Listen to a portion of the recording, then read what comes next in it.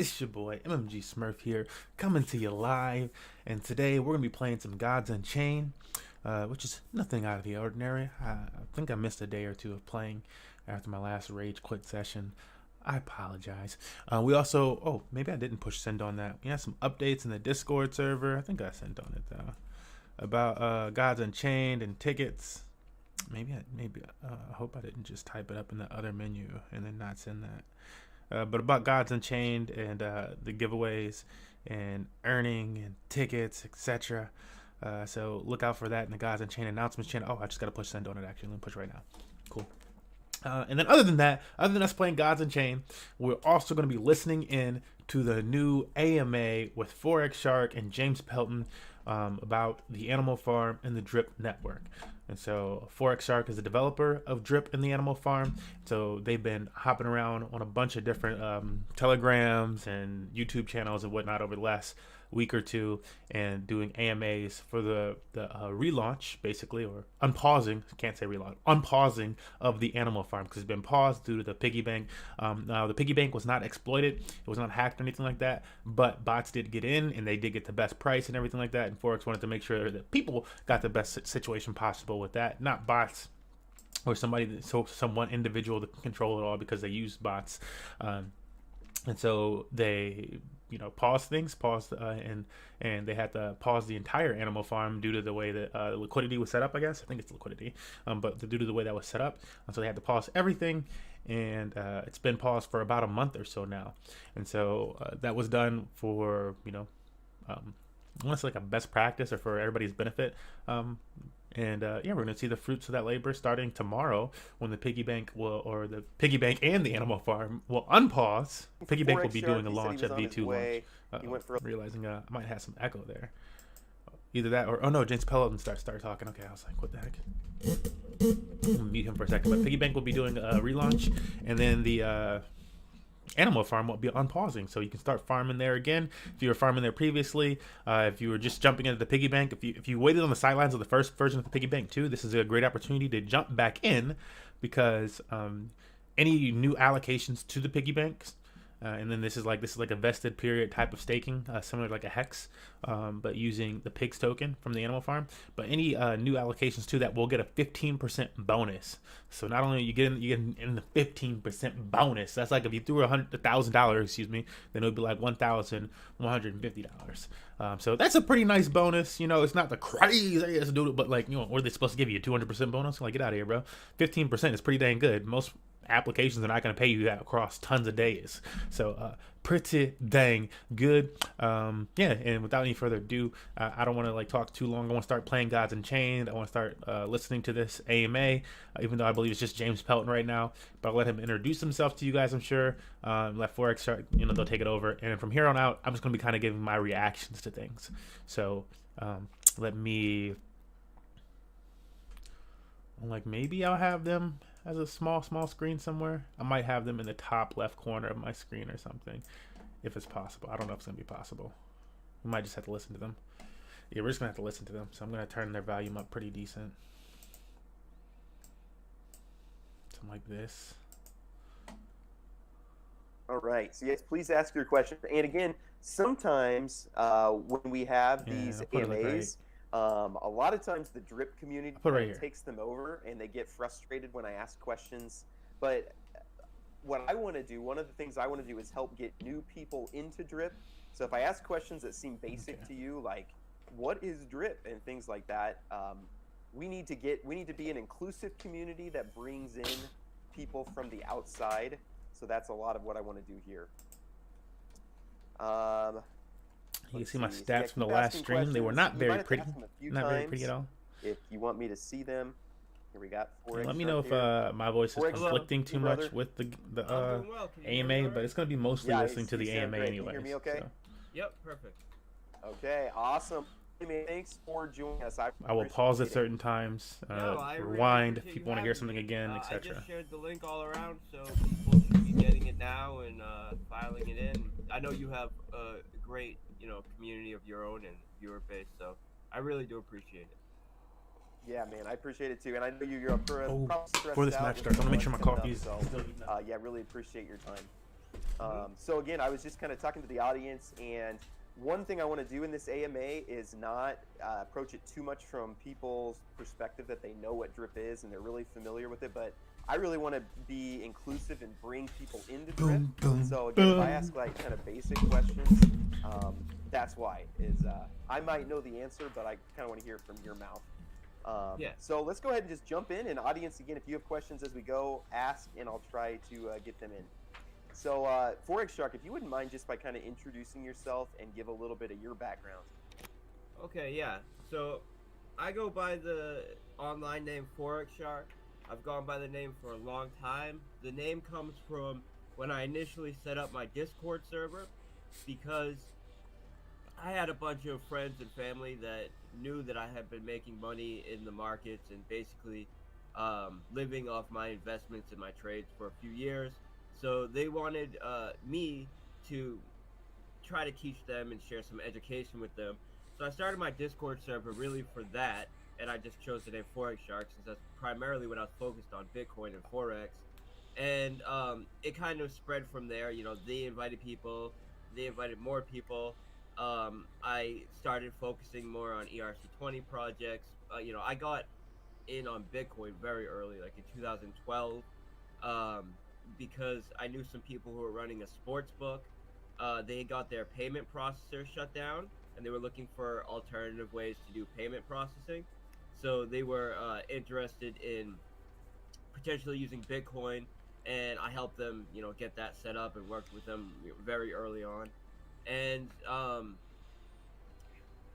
would say around early 2018 is where I really started to focus on smart contracts and smart contract networks.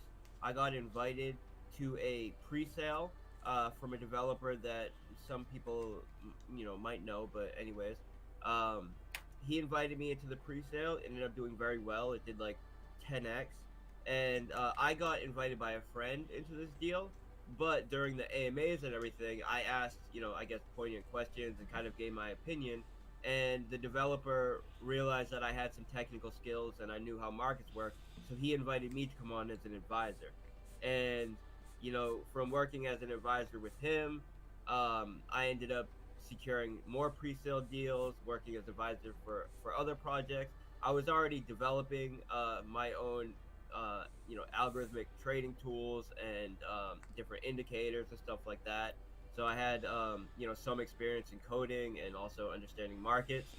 And from about 2019 to, I would say, early 2021, we hosted a lot of pre-sale deals. You know, I handled the private raise for Trust Swap, MahaDAO, Rio, Legacy, Black Dragon, DAO Group. I handled their whole private DAO. A lot, dozens and dozens of various projects that I raised, you know, tens, well, probably hundreds of millions of dollars for. All of this is documented on my Discord server, and I ensured that whenever we did any kind of raise, when someone contributed to it, they would post the amount that they contributed plus the transaction hash. So there's a public record of every contribution to any of my raises, so people can then verify those transactions with the on-chain data, and that record is there to show that every raise I've done, everybody got what they were supposed to get, the developers got what they were supposed to get. And you know, they worked out, the vast majority of them worked out very well, especially due to the timing, because, you know, in 2020, 2019, this is when a lot of the projects that we know now as, you know, top 100 projects were just getting launched and just having their pre-sales, and we were a part of a lot of that. So a lot of successful deals. In 2020, late 2020, RFI had launched, and RFI was the first project to do reflective rewards. So, well, I should say there were a couple other projects to do reflective rewards before that, but they implemented it incorrectly.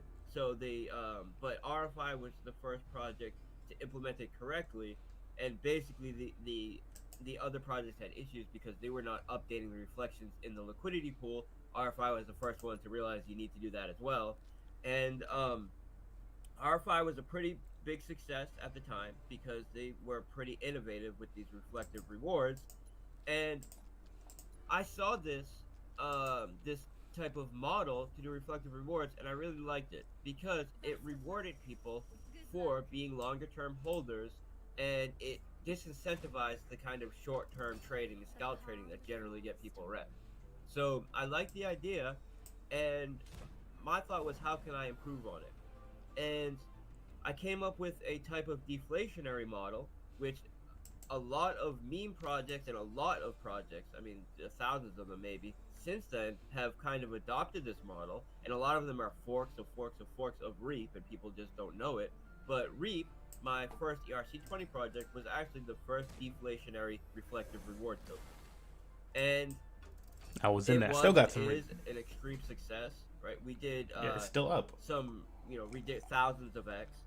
I ran this project for about 8 months or a year until the prices and the congestion on the ERC20 network became so high that people were paying hundreds of dollars just to do a simple token exchange, right?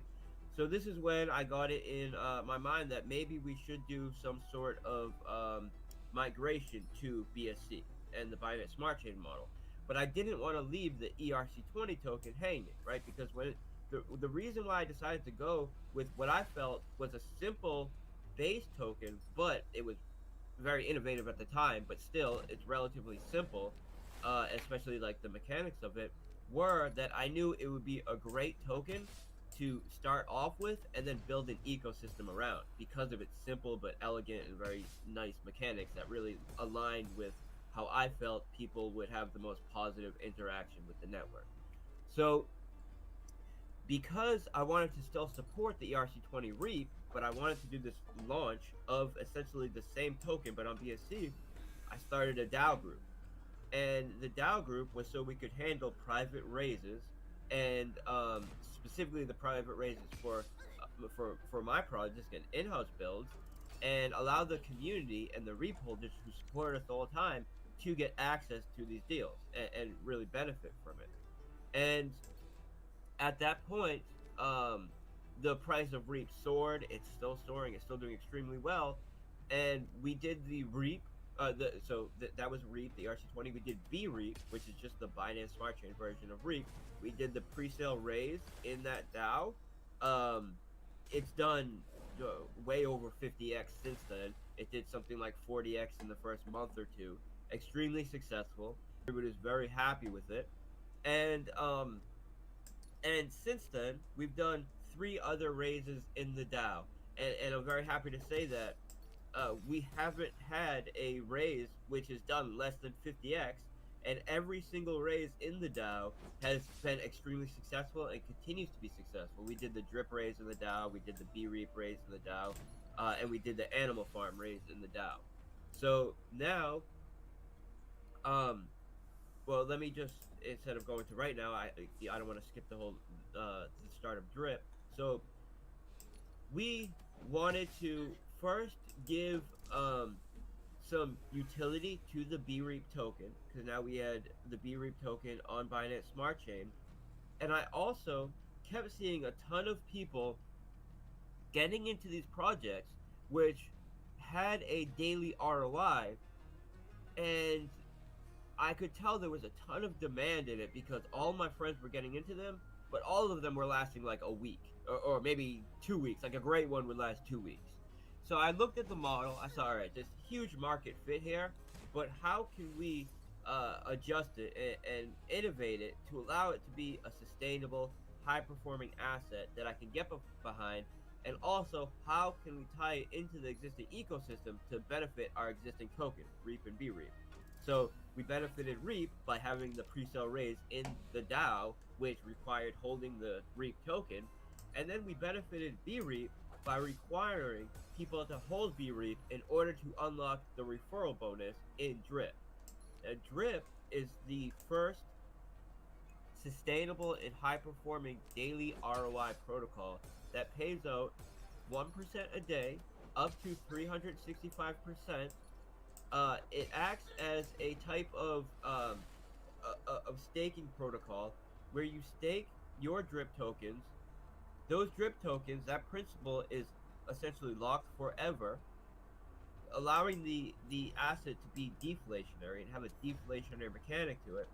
And then the ROI is coming from a tax on transactions. So a 10% tax on transactions. And then also when people do the deposit, that drip that they're depositing is removed from circulation, also goes into the vault. And because of this, we have something like 80% of our supply in the vault, ready and available to pay out dividends. And it's due to the team mechanic, which allows for exponential and compound growth, because there's really no limit to the power of exponential growth given the mechanics of the team aspect, the team referral system. But due to the limitations we put on compound growth in the protocol itself, meaning your ability to compound your ROI and compound the referral bonuses that you get, it creates a type of game theory where the growth of new user base is exponentially growing and compounding, but there's limitations in the ability for stakers to compound, which really allows it to be extremely sustainable. And we've seen that when you factor in the 1% daily ROI that stakers are earning, we've outperformed BNB and just about everything in the market month after month for going on a year. In 2 days, it will be our 1 year anniversary for Drip. Yeah, that's awesome. Hey, and I said a brief introduction, Forex. What are you doing here? You know I can talk, man, but that's it, right? So yeah, we've done more since then, but I mean, you now you know where to look on the Discord if you want to learn more about me and really dig into it. But that's like as quick as I can be if you now almost. Yes. No, that was very helpful. And there's a 50-50 debate in the chat whether or not I should interrupt you or if I should let you finish. No. But, yeah, please interrupt me, and I'll try to be brief as well. No, you're good. You're good. If you got good things to say, we'll listen to you. So let me just I kind of want to start with like the building, the foundation, drip, and then work up to drip garden and animal farm and get to those later. But I think like people's biggest concern over drip, for the last few months has been just the price going down, although it's kind of stabilized for the last couple weeks. Could I just hear you talk about like what you think has happened with the price and where you think it's going, and just kind of a little bit of your thoughts on that? Yeah, sure. So as people that are paying attention to the market as a whole know that the market as a whole has taken a pretty big correction, right? Including BNB. We share a liquidity pool on our native DEX with BNB, so we're paired with BNB. So when the price of BNB goes down, it also brings down the USD price of drip. But I believe in the long-term potential and the long-term value of BNB. So as long as we're maintaining that value against BNB, I still see us growing against the rest of traditional markets and USD over time, as far as just our pairing with BNB. So there's that, right? There's the market correcting. There's also the fact that drip has performed extremely well, and we had a lot of people who got in at launch and got in at the pre-sale that were just in a ton of profits, right? And people are going to take profit when they're that far up. The beautiful thing about drip is this 365% max payout, which ensures that since there's a 1% daily payout, that when we hit the 1 year mark, anybody who got in at launch and in pre-sale, if they have not been compounding, doing additional deposits to support the system, or at least doing referrals, because referral bonus count as a deposit as well, they will be capped out, meaning they will no longer be allowed to drain the system. So a lot of these sustainability mechanisms built into drip don't even come into play until we hit the 1 year mark, where people start hitting their 365 cap on what they're able to earn. So a lot of these early people have taken some profit, and on top of that we have the correction of the whole market. But as I said, if you account for the 1% daily compound interest, and you factor that into the price, and you adjust for that, we are way outperforming BNB every day, every month, and we have since launch. So you have to account for that as well if you're going to actually try to get an assessment of value for the product. There's also the fact that we had just launched Animal Farm, and we just launched Piggy Bank, and these other protocols, which brought a lot of extreme exuberance, right? So kind of irrational buying that you see, where people love to buy tops, and that drives the top up higher, and this creates a market dynamic where the initial buyers and the people who got in initially are able to take profit. So these are just natural market cycles that you expect to play out. Um, Overall, Drip is performing very well, and due to the fact that we have the majority of our sustainability mechanics not even coming into play until a couple days, right? In 2 days, the first initial people who bought in pre-sale and launch that have not done any kind of compounding or deposits will be tapped out. And every day after that, from that point on, more and more early whales and early investors will be tapping out their max payout if they do not continue to support the protocol by compounding. So it has a mechanic that allows for a value transfer of people who are just trying to drain the system to people that have a long-term perspective on it. All right.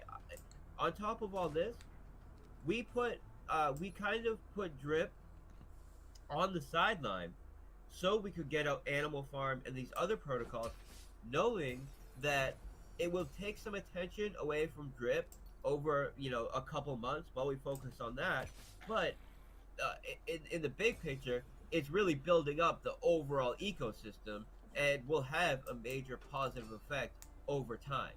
So we have so much that is on the roadmap for Drip, and so much that was on the table that I put on the sideline to hyper focus on Piggy Bank and its migration, which are going right back on the table after Thursday. So I've never been more bullish and more confident about Drip. And really, price is, it's not something that I spend a lot of time worried about, because I know that, for one, when you account for all the mechanics, we're outperforming everything. And for two, if I keep improving, evolving, building, the mechanics and the system works perfectly, I know the price will take care of itself.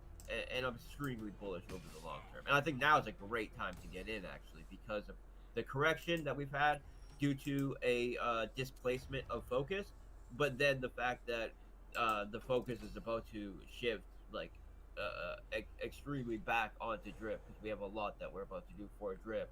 And then we're coming up on that 1 year mark where the early whales are going to start getting tapped out on it. So my buddy who's in Nigeria just happened to, someone knew that he was into crypto, and someone shilled him in Drip in Nigeria. It's just some random person that he got into a conversation with. So Drip is really starting to hit markets that should be very, very positive.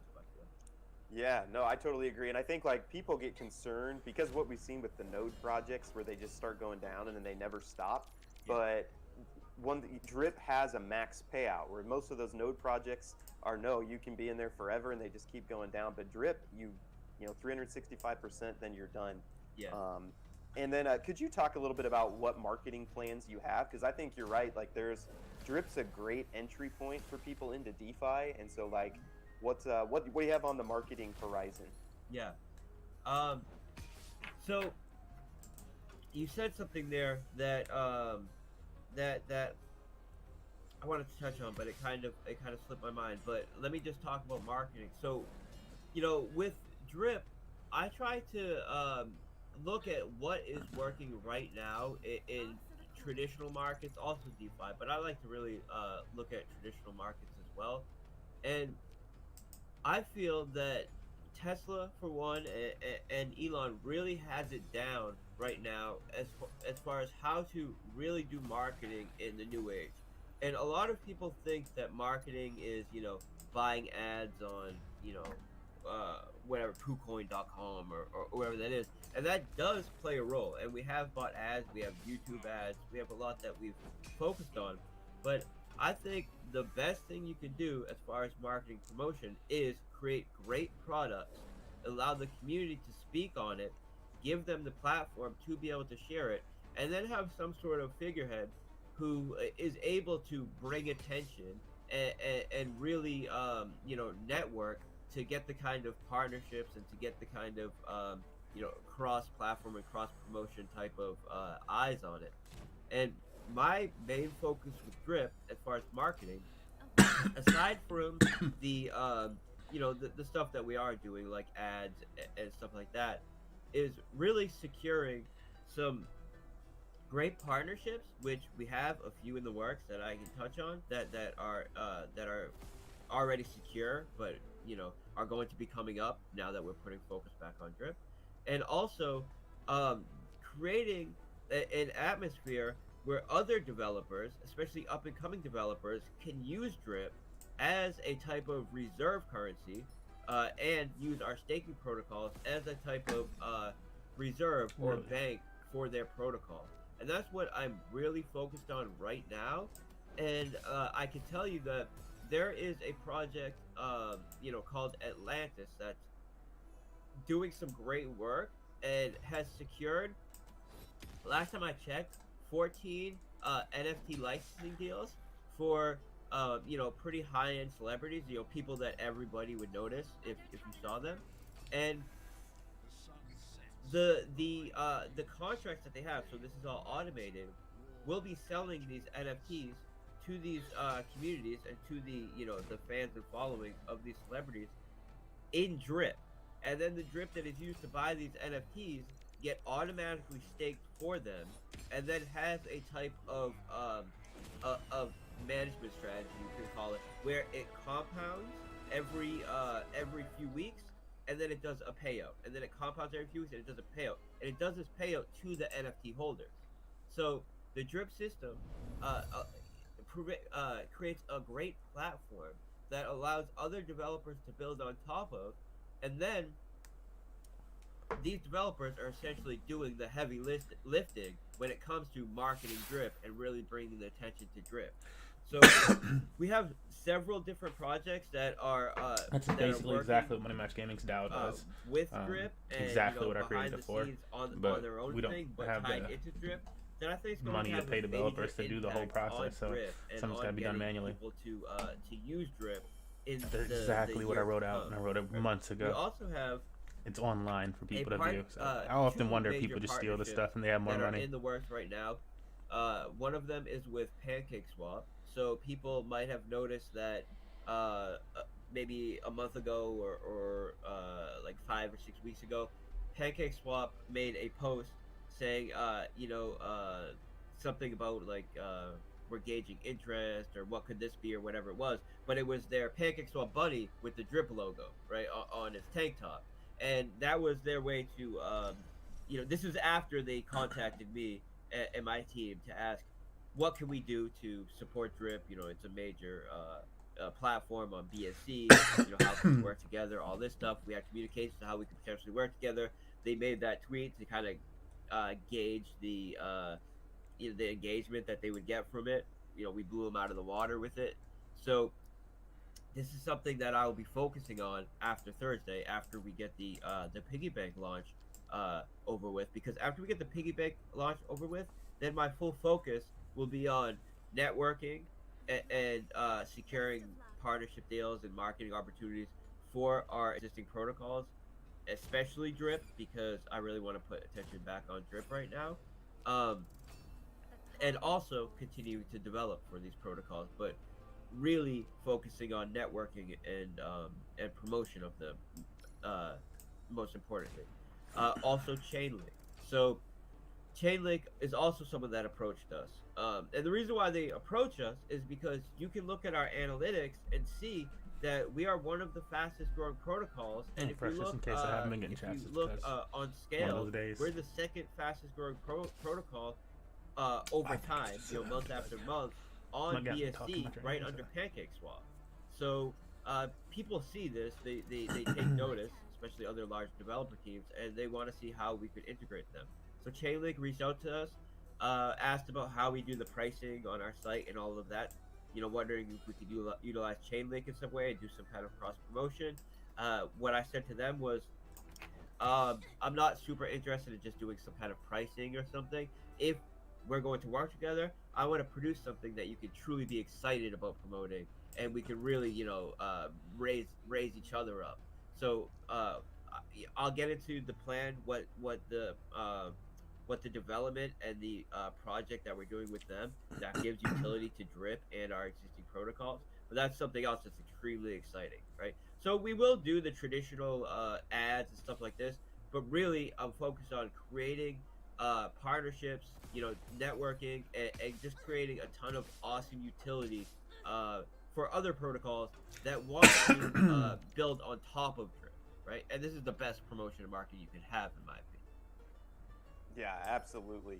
And I think DeFi really needs Drip, just because DeFi is in a rough spot with just new projects, falling apart, and rug pulls left and right, and Drip, is just something kind of solid, like kind of a base, I think, for DeFi, and I think really needed. And I'm getting a lot of comments about it's 4:20 and people think I'm on marijuana. It's just the lighting, okay? My eyes are fine. I'm not tired. I'm totally fine. Oh, yeah. It's just the lighting. Do you want to talk about, people get really excited about the partnerships. Is there any other partnership information that you want to leave? People are telling me to ask about EMP potential partnerships or anything like that. I think brings a lot of excitement. Yeah, well, EMP has been reaching out to do something. There's people, like, this is the thing with Animal Farm. We have a vault protocol with Animal Farm that we can allow holders and stakers of the pig tokens in the pig pen to vote on protocols that meet the filtering process that we do in-house to vote on. Oh my God, Warrior Paradise. Where the hell did he come from? With them. Oh, this is the new Mortal Judgment. The community does vote through the governance protocol now that they we want have Blitz. to partner with them. Holy fuck. We have the perfect platform with that. That's like what I need. In the Animal Farm, because the vaults allow us to use a percentage of whatever project that wants to partner with us, use a percentage of their total supply to be used as rewards when people pair our native tokens, which is dogs, pigs, or Drip, right? Drip is included in this, with their asset, stake those LP tokens in our vaults, and then people will earn rewards in the partner's token. And this is a way that we create value and create additional use cases and reasons to stake and remove tokens from circulation without needing to cause inflation to pay out rewards, because we're paid it through the partners. So as far as Drip or any kind of like serious I should have done this. That would have killed one of them. Oh my God, I barely fucked that level up. Partnership that now I can take it down. Really doing something, some new product or something like that. I'm extremely careful about who we lend our credibility to and who we expose our investor base to. But there is a kind of lower threshold level for partnerships, and I would say that's what the vault is perfect for, because we're taking very little risk in the partnership vaults. The project has to make sense. It has to have, the devs have to have some track record. They have to have locked liquidity. These basic things. But as long as they have that, it's a very low threshold to allowing them to be part of the platform. So I'm open to a lot of partnerships, especially through the Animal Farm platform, and this will benefit Drip and our other assets. And yeah, there are a lot of projects that have been reaching out to us for partnerships with Drip.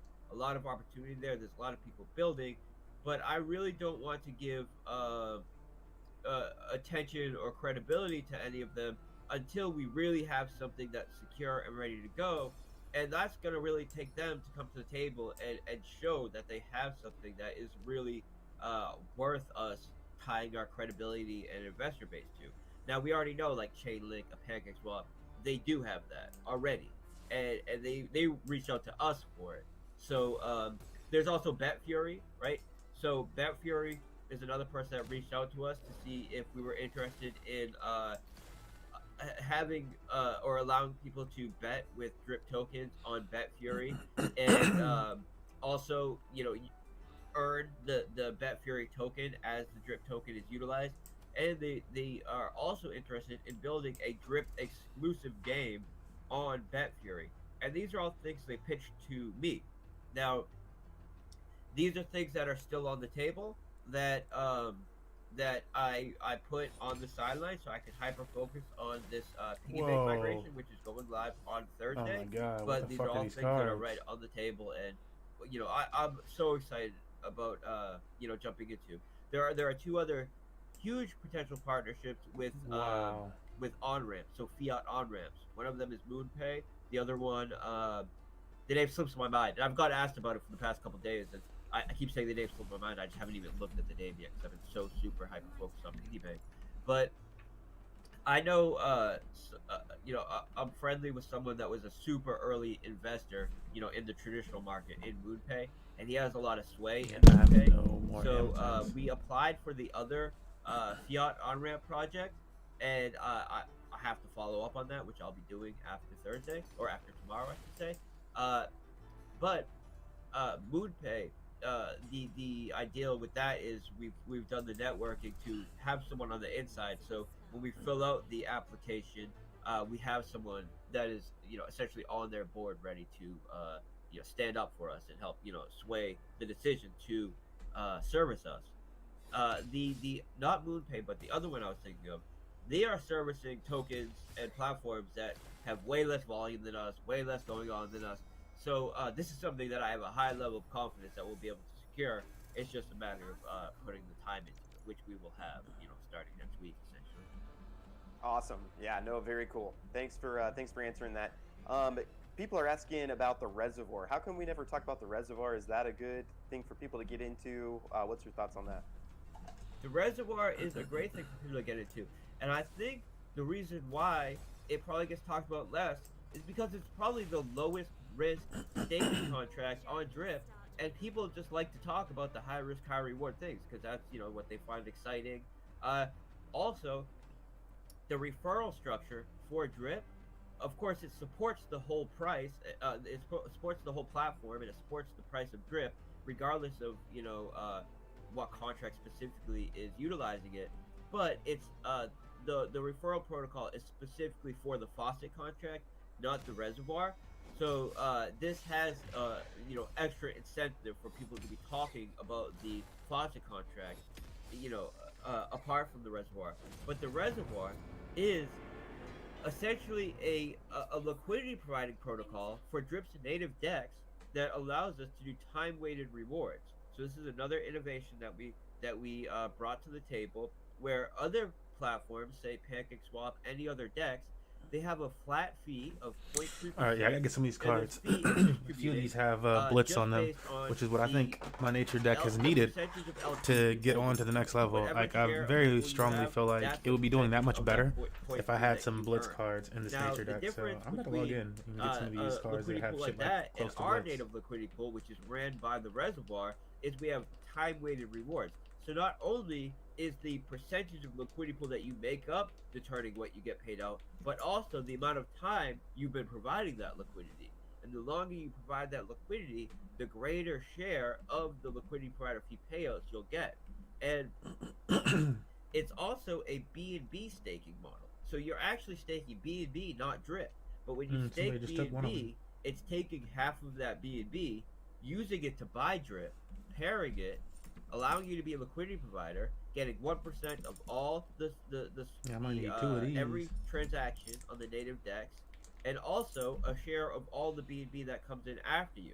And this is paid out using a time-weighted mechanism, which is increasing your payouts the longer you're in there. And it allows you to earn BNB. When you cash out of Reservoir, you're getting paid out in BNB. So that makes it a bit lower risk. And also, it's not a guaranteed ROI. It's strictly based on dynamic values, such as the amount of swapping that's taking place and the capital that came after you.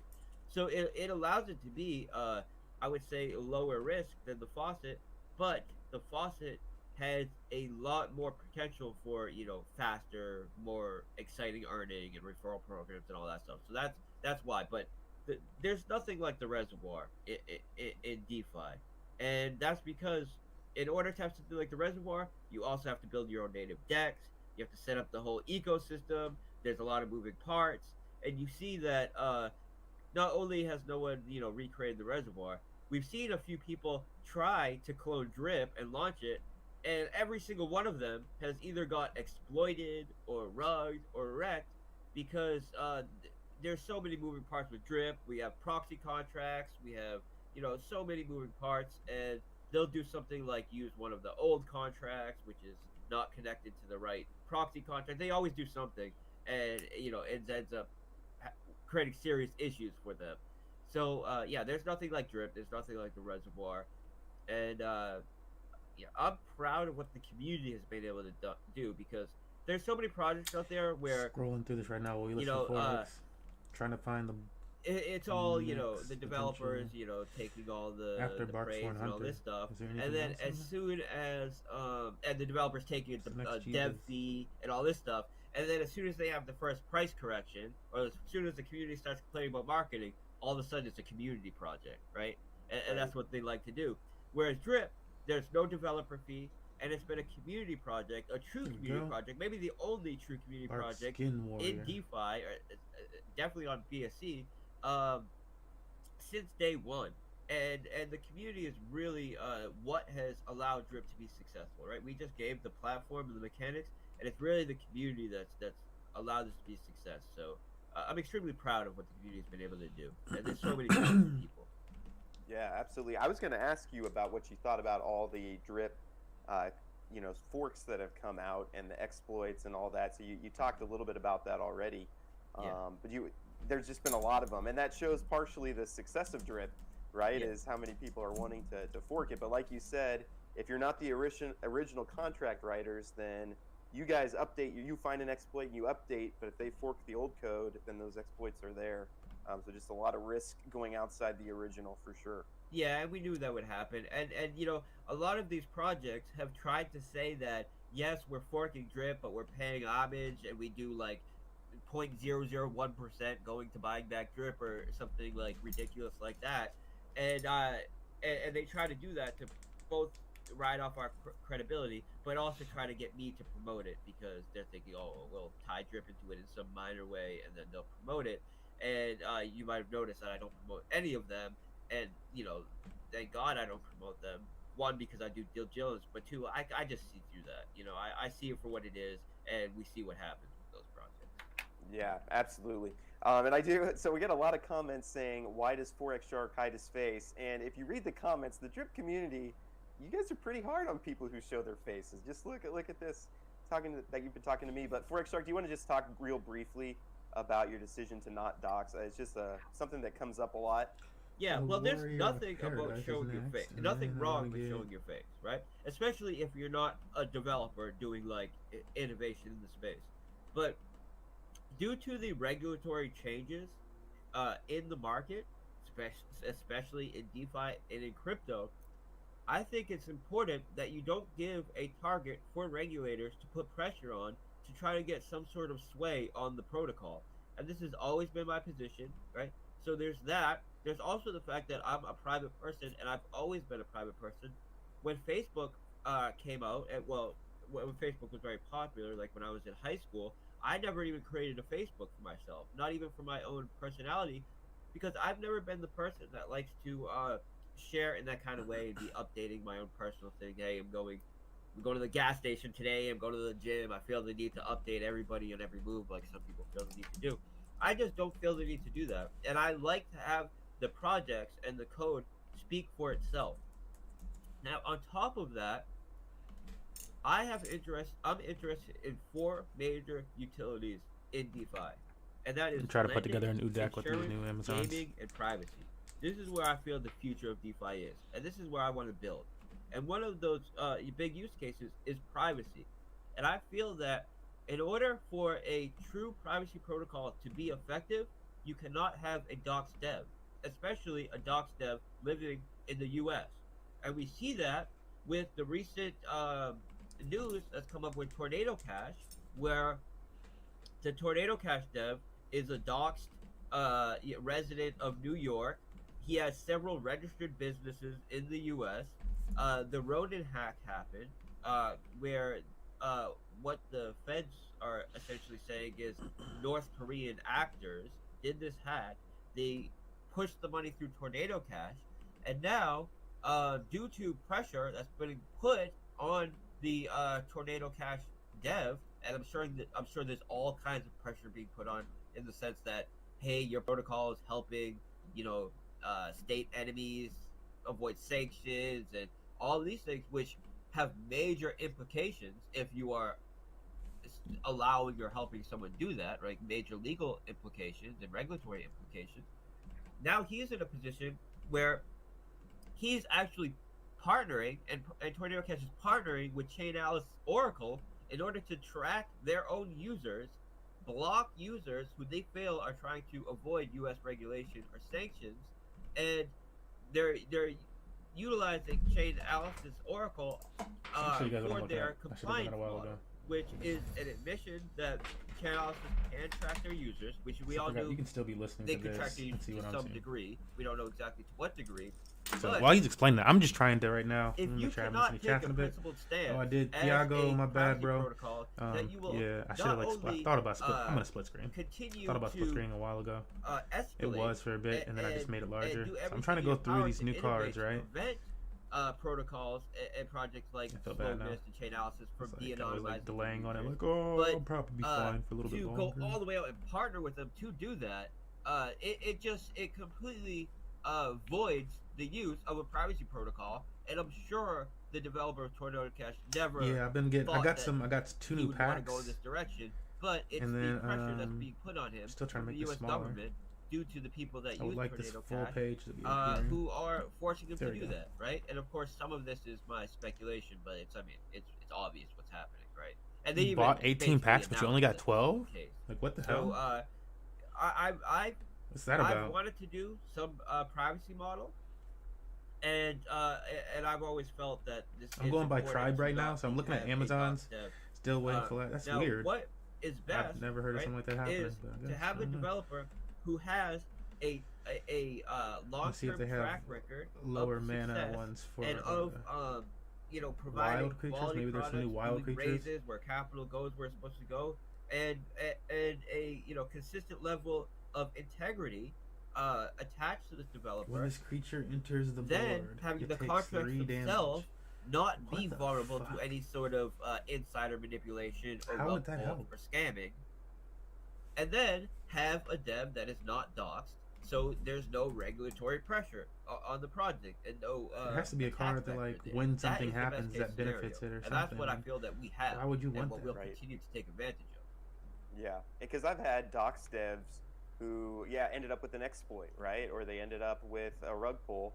I'd rather have a year history of, hey, Drip's been going for a year, and I'd rather have that history than a docs dev personally. And I think you're totally right on the regulation stuff. Right, once regulation starts coming in, they're going to be looking for,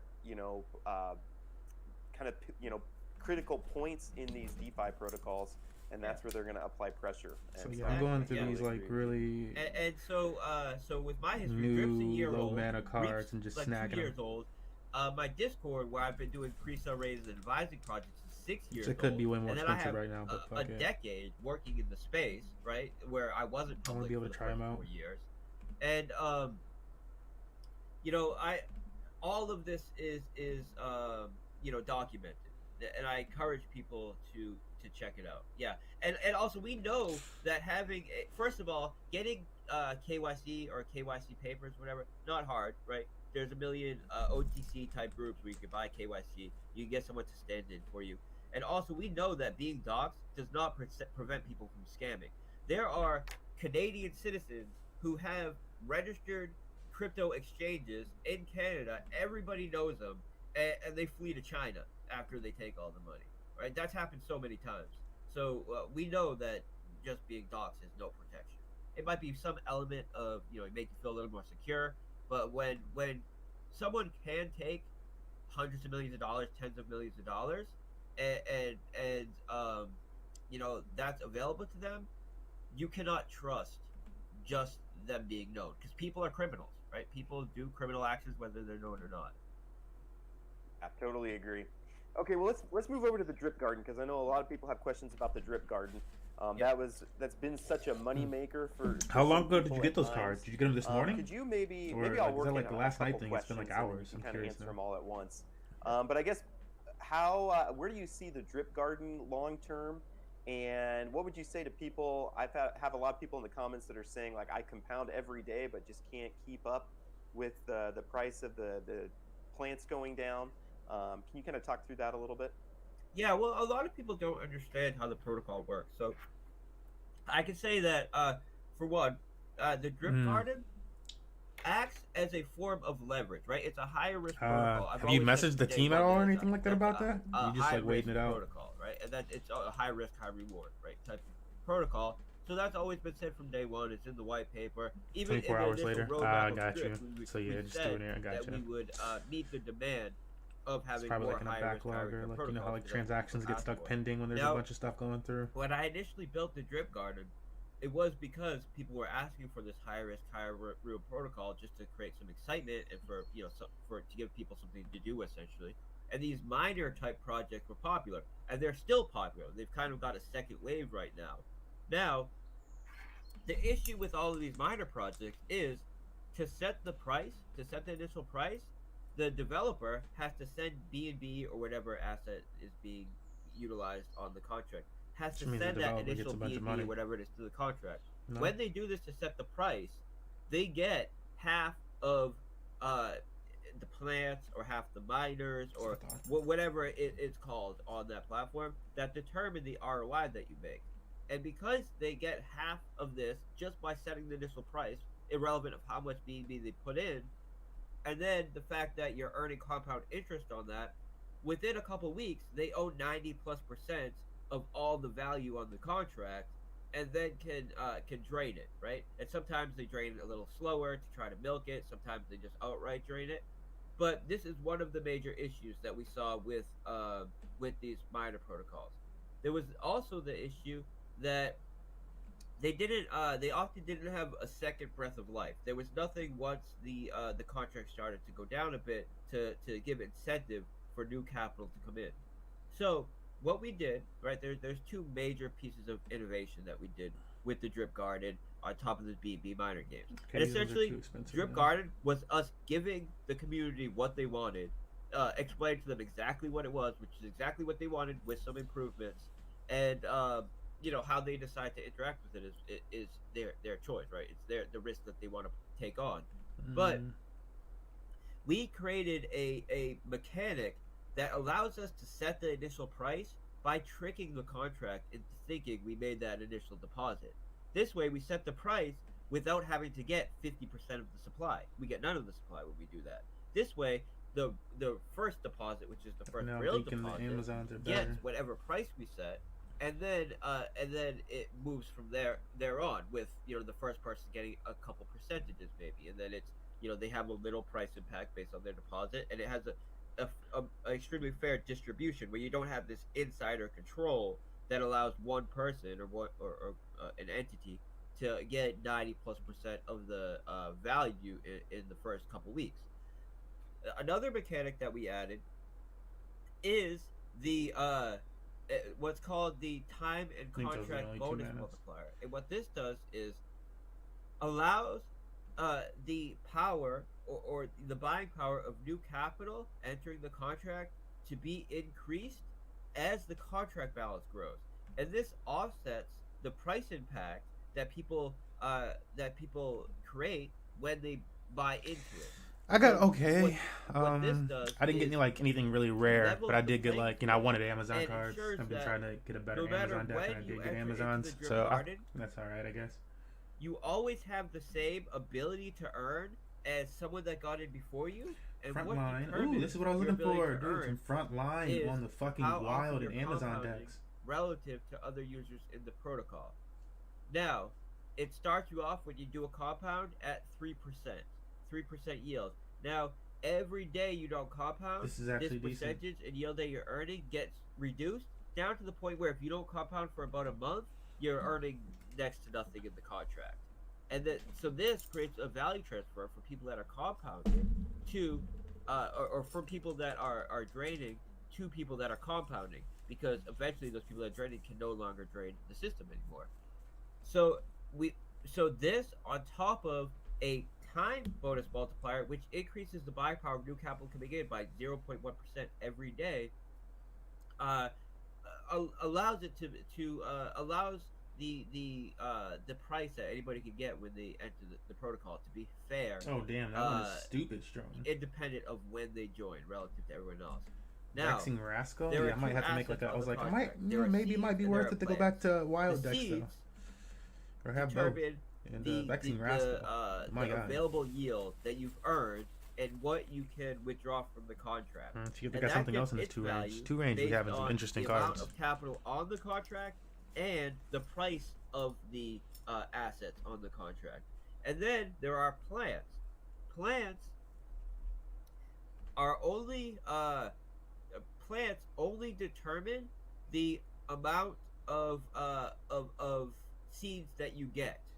So the way that it does that is it looks at the amount of plants you have, it looks at the amount of time that's passed since the last time you've compounded, and it multiplies the two.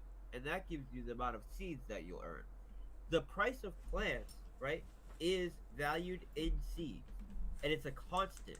So the price of plants is a constant. It's never going down. What people see is that the number of plants is increasing, and this increasing number of plants is how we have the value transfer, where if you're not compounding, the amount of yield you're earning compared to everybody else is reducing every day.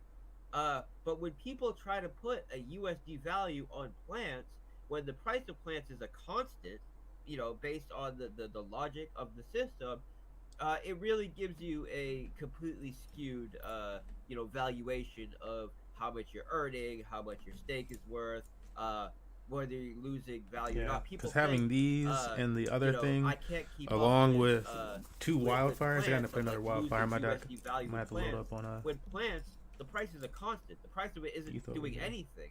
So it's really just a poor understanding of how the contract works, and also the price of drip. So it acts as a type of leverage on drip.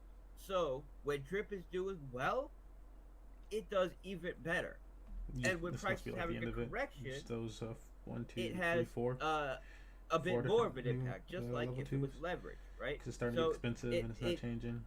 So it's more of a risk, right? But this is the shit. If you think that the price of drip I wouldn't pay for it, is going to perform well over the next month or 2 months, it allows you to get more exposure to drip than you would have through just holding the token itself, right? And it's a bit higher risk, higher reward than the faucet. So as I've told people, you want to treat it like you would treat any other kind of leverage contract, or like a leverage futures contract. You never want to put, I would say 10%, maybe 50% if you want to push it into a leverage trade, right? Even that's very high. When I say 10%, I'm talking like 10% of your drip holdings, not your net worth or anything, obviously, right? Thanks for clarifying that. Yeah. So we've seen that the drip garden has been the only, is that like 2 attacks? You can call it minor type of contract, but really it's a major innovation on the miner project. There's several major innovations that we made to allow it to be way more sustainable, not have the centralized nature, not allow it to be drained by one person, etc. But still, it is exposed to the overall dynamics of the market as a whole and drip. But it's the only type of mining type protocol that has hit a contract balance high, had a major correction in contract balance, and then recover due to the mechanics to break new contract highs. And it's done this over the course of months, many times, many times. So it's proven that it's not like these other protocols where it does one, big pump and then it drains because the dev drains it, or early insiders drain it. So really, it's a higher risk way to get more exposure for drip. It's the only way that you could get this kind of exposure in drip. So I would say it still has like great value. There's still major opportunities to get into it and take advantage of it, but know what it is. Know it's a higher risk protocol, and it's essentially putting leverage on your drip. And drip is, of course, a DeFi protocol, which is volatile. So you just have to know what it is and know what you're getting into. Understand how it works. Right? Yeah. So, No, I think there's a lot of misunderstanding about, like you said, how it works. And I think, the price of drip being down for sure, like, has cut the dollar value of what you're taking out of Drip Garden. But then also with that being down, I think more people are compounding. Oh, dude, what the fuck? And so then that's going to make it, if more people are compounding, then that's going to make it harder for your numbers to go up, because that's what you want people to be doing. So it's, again, I like what you said, where it's a bet on the future of drip price. Well, can I even? They're kind of expensive. And it's a high risk, high reward version of drip. So thanks for clarifying that. These got to be the most expensive ones, I think. All right, so let's go over to the animal farm. And I think this is why a lot of people are here, is to talk about the animal farm, but I didn't want to neglect those other things. But for people who don't know, what's kind of the idea behind Animal Farm? How does it fit into that ecosystem with drip? Okay, so with drip, we wanted to incentivize people adding liquidity, specifically stablecoin liquidity to drip. This way, we could try to remove ourselves from the overall volatility of the whole market, which it has had some effect, right, to help us do that, but also to create a deeper liquidity pool, so when profits are taken, it's not having a major negative impact on the price. So the idea for the Animal Farm was that we launch a farm protocol where 100% of the platform fees go back to the community and are paid out in the form of BUSD rewards to the stakers of the governance token, which is pigs. There's two tokens. There's the dog token, which acts as the farm reward token and a vehicle to earn more pigs in the system. And then there's pigs, which is a type of governance asset that represents your share ownership of the protocol as a whole. And when you stake those pigs into the pig pen, now you get your share of all the BUSD that's generated for both tax on the dog token and also deposit fees that are being earned on the dog token. Also, it's the only yield farm that allows you to both earn yield and accumulate yield from yield farming like a traditional yield farm, but also earn yield through lending. So all of the collateral that is in the form of LP tokens, instead of just leaving it on our contracts like all the other yield farms do, we are lending it out to PancakeSwap to earn an additional 30 to 40% APY. And when we're talking about 30 to 40% APY on hundreds, if not billions of dollars, this creates a ton of value that otherwise would be left untapped. And this value is in the form of cake, since we're getting paid in cake for lending to PancakeSwap. This cake is then turned into BUSD and used both for buybacks of the dog and pig token, but also to inject BUSD into the pig pen to further incentivize people staking the pig token.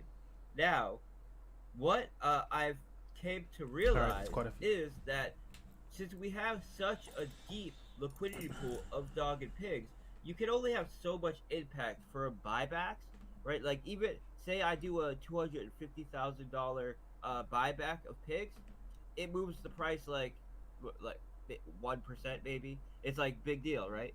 But if I take that same $250,000, put it in the pig pen, and now that is used as BUSD rewards that are paid out over time using a type of time-weighted model that we know works, that more heavily incentivizes people to take their pigs and put it in the pig pen, preventing them from selling it on the market, which has the same positive effect that a buyback would have, while getting more bang for our buck because it supports our other contract, which is the pig pen as well.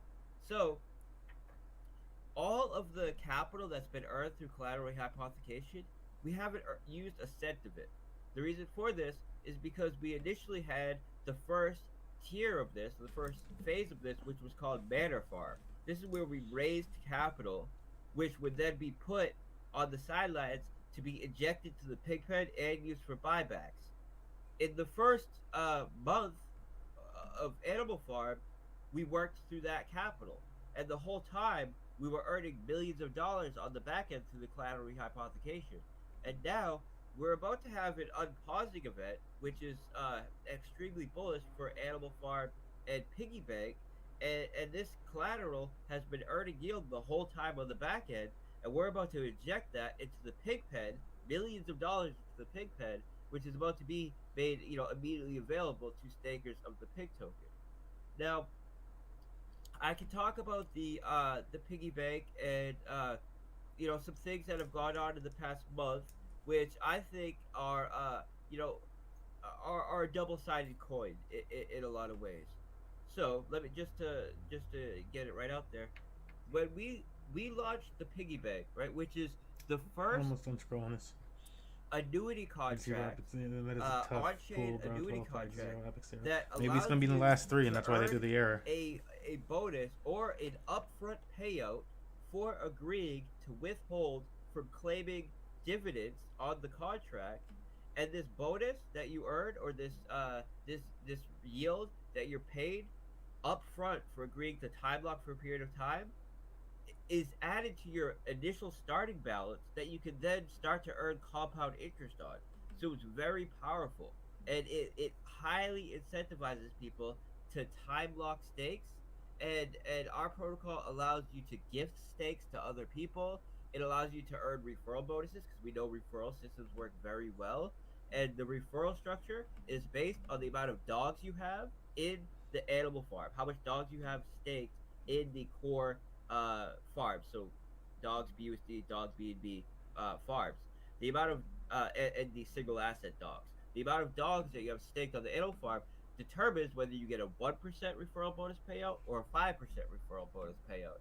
So it's an extremely bullish new type of product that allows. All right, I'm gonna jump into this next game, I think, or actually let me go back to Dex. Future yield. And no one's ever provided anything like this. And there's I'm making extreme A5 demand for it and extreme market fit. Now, when we did the initial launch of it, we had I just did that stuff with a wild.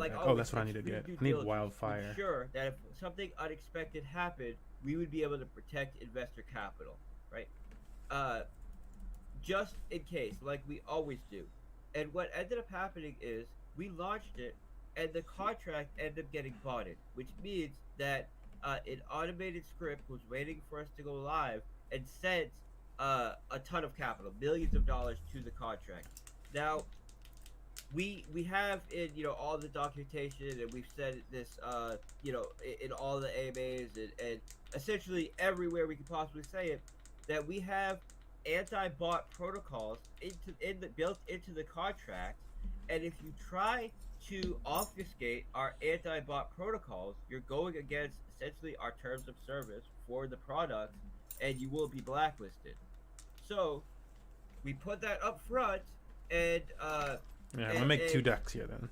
I'll try to make a wild deck, we have thought that would be enough to and an A5. to dissuade people from wanting to bot it, knowing that if they bought it, it would be a forfeiture of that capital.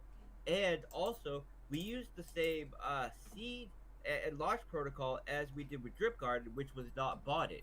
So when we launched, this was botted, which meant that one user got an unfair share of the contract. So what happened was, this triggered our safety protocol on the contracts and paused the pig token to prevent this person from then taking this this yield that he just bought it and dumping it into the liquidity pool. And now we're doing a migration process which goes live on Thursday, where essentially this capital that the bot tried to use to drain capital from our system will now be distributed to all of the other users in the protocol that did not try to obfuscate our anti-bot protocols and go around essentially our terms of service. Now, you know, it is a little bit of a bump in the road, of course. Like, we never want to have to pause a protocol, but I think that the community overall has had has walked away from this with a positive perspective on it, because they know in DeFi, occasionally unexpected things do happen. It's extremely hard to prevent botters without preventing legitimate buyers from buying into the protocol. It's essentially impossible. So so really, the best you can do uh, is, trying to blacklist them and distributing their capital.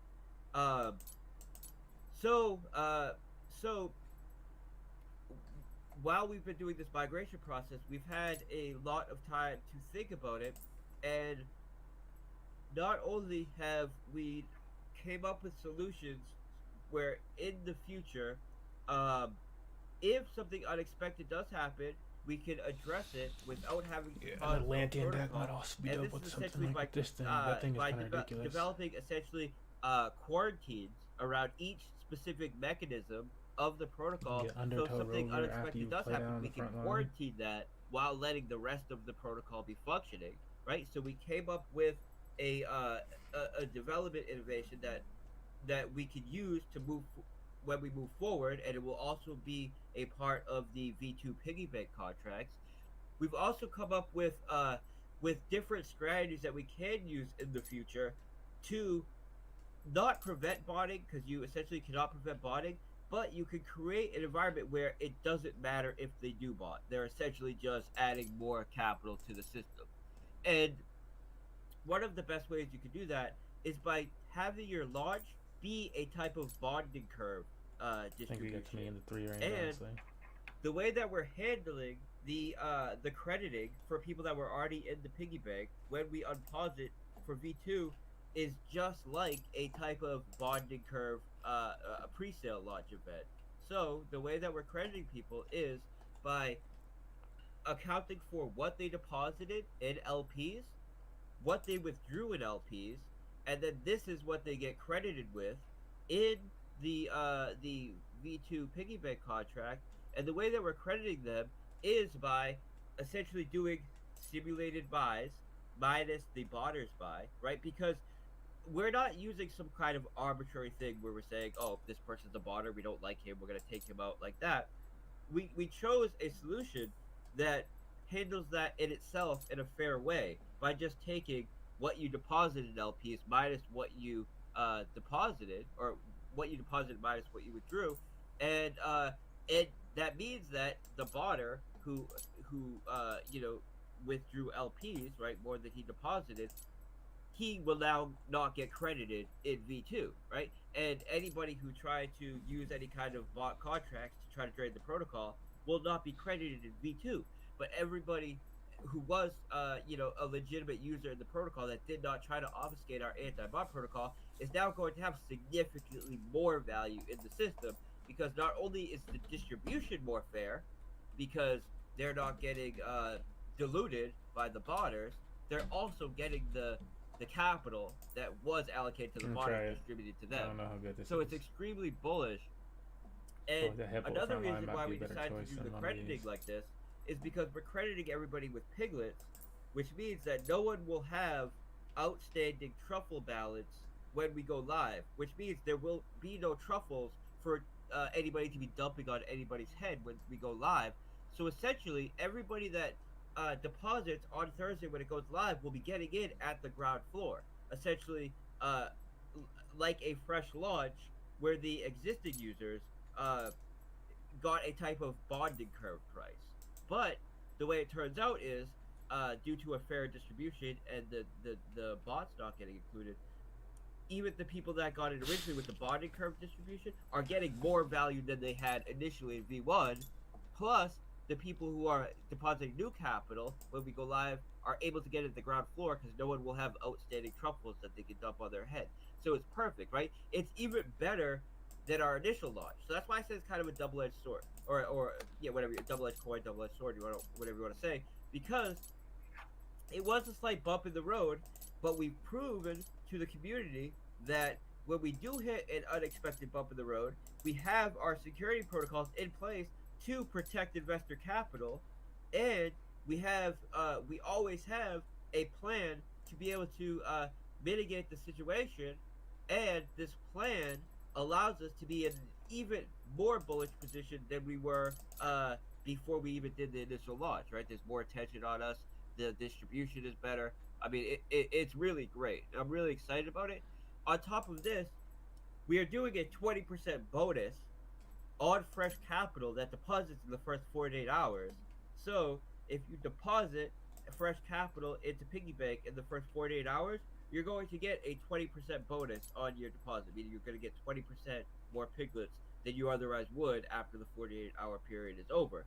So, I expect this to just kick off with a bang, right?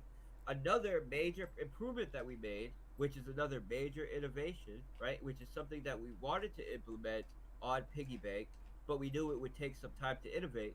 So we wanted to give them the, a type of like V1 base product and then add this into the future. But this gave us the opportunity to just do it into, the what we're doing live on Thursday, just do it right from the start, essentially. And this is the ability to buy partial piglets. So when you have a contract, such as any of the miner forks or anything like that, so with BNB miner, right, you have the miners, and then you have the gold or whatever they called it, right? You mine gold, and then you can only compound if you have enough to buy a whole miner. And if you try to compound, or if you try to buy in or deposit in, and you don't have enough to buy a full miner, you lose that capital. It goes nowhere. So, and the reason for this is because there's two assets on the contract, and if you try to pad both of them, the padding essentially cancels each other out, and you cannot have decimals in solidity. So, if you have a fraction of a value that turns out to be a decimal in solidity, it will round it to 0, and this is why you get credited nothing. And if you try to pad both assets in the contract, the padding cancels each other out, and you still have the same issue, right? So all of these mining projects, all these clones and forks have the same issue, which we were able to come up with some, pretty advanced math that allows for the buying of partial piglets, which means the smallest user can benefit from the platform, and also the bonus that you earn for time locking, that bonus that you get paid upfront, is paid to you over the course of your stake, right? It's made available every day. And if you don't compound on that day, you don't claim the bonus for that day. So say you got a 10% bonus over 10 days, it's going to give you 1% of that bonus added to your principal every day, allowing you to earn compound interest as you on that bonus as it's added to your principal over time. If you were not able to compound on any given day because you're a small user and you need enough to buy at least one piglet to be able to compound, you would not be able to collect your bonus on that day. So this is a major innovation that not only like revolutionizes these mining projects, it also makes the piggy bank so much more effective for all users, and gets rid of that situation where the larger users have an advantage because they collect the bonus every day, where smaller users have to wait until they have enough to buy a whole piglet to collect their bonuses. So, I'm more bullish than ever on it. Another thing, just to address one thing real quick, and then I'll, be quiet about it. No, you're good. You're good, stop man. talking.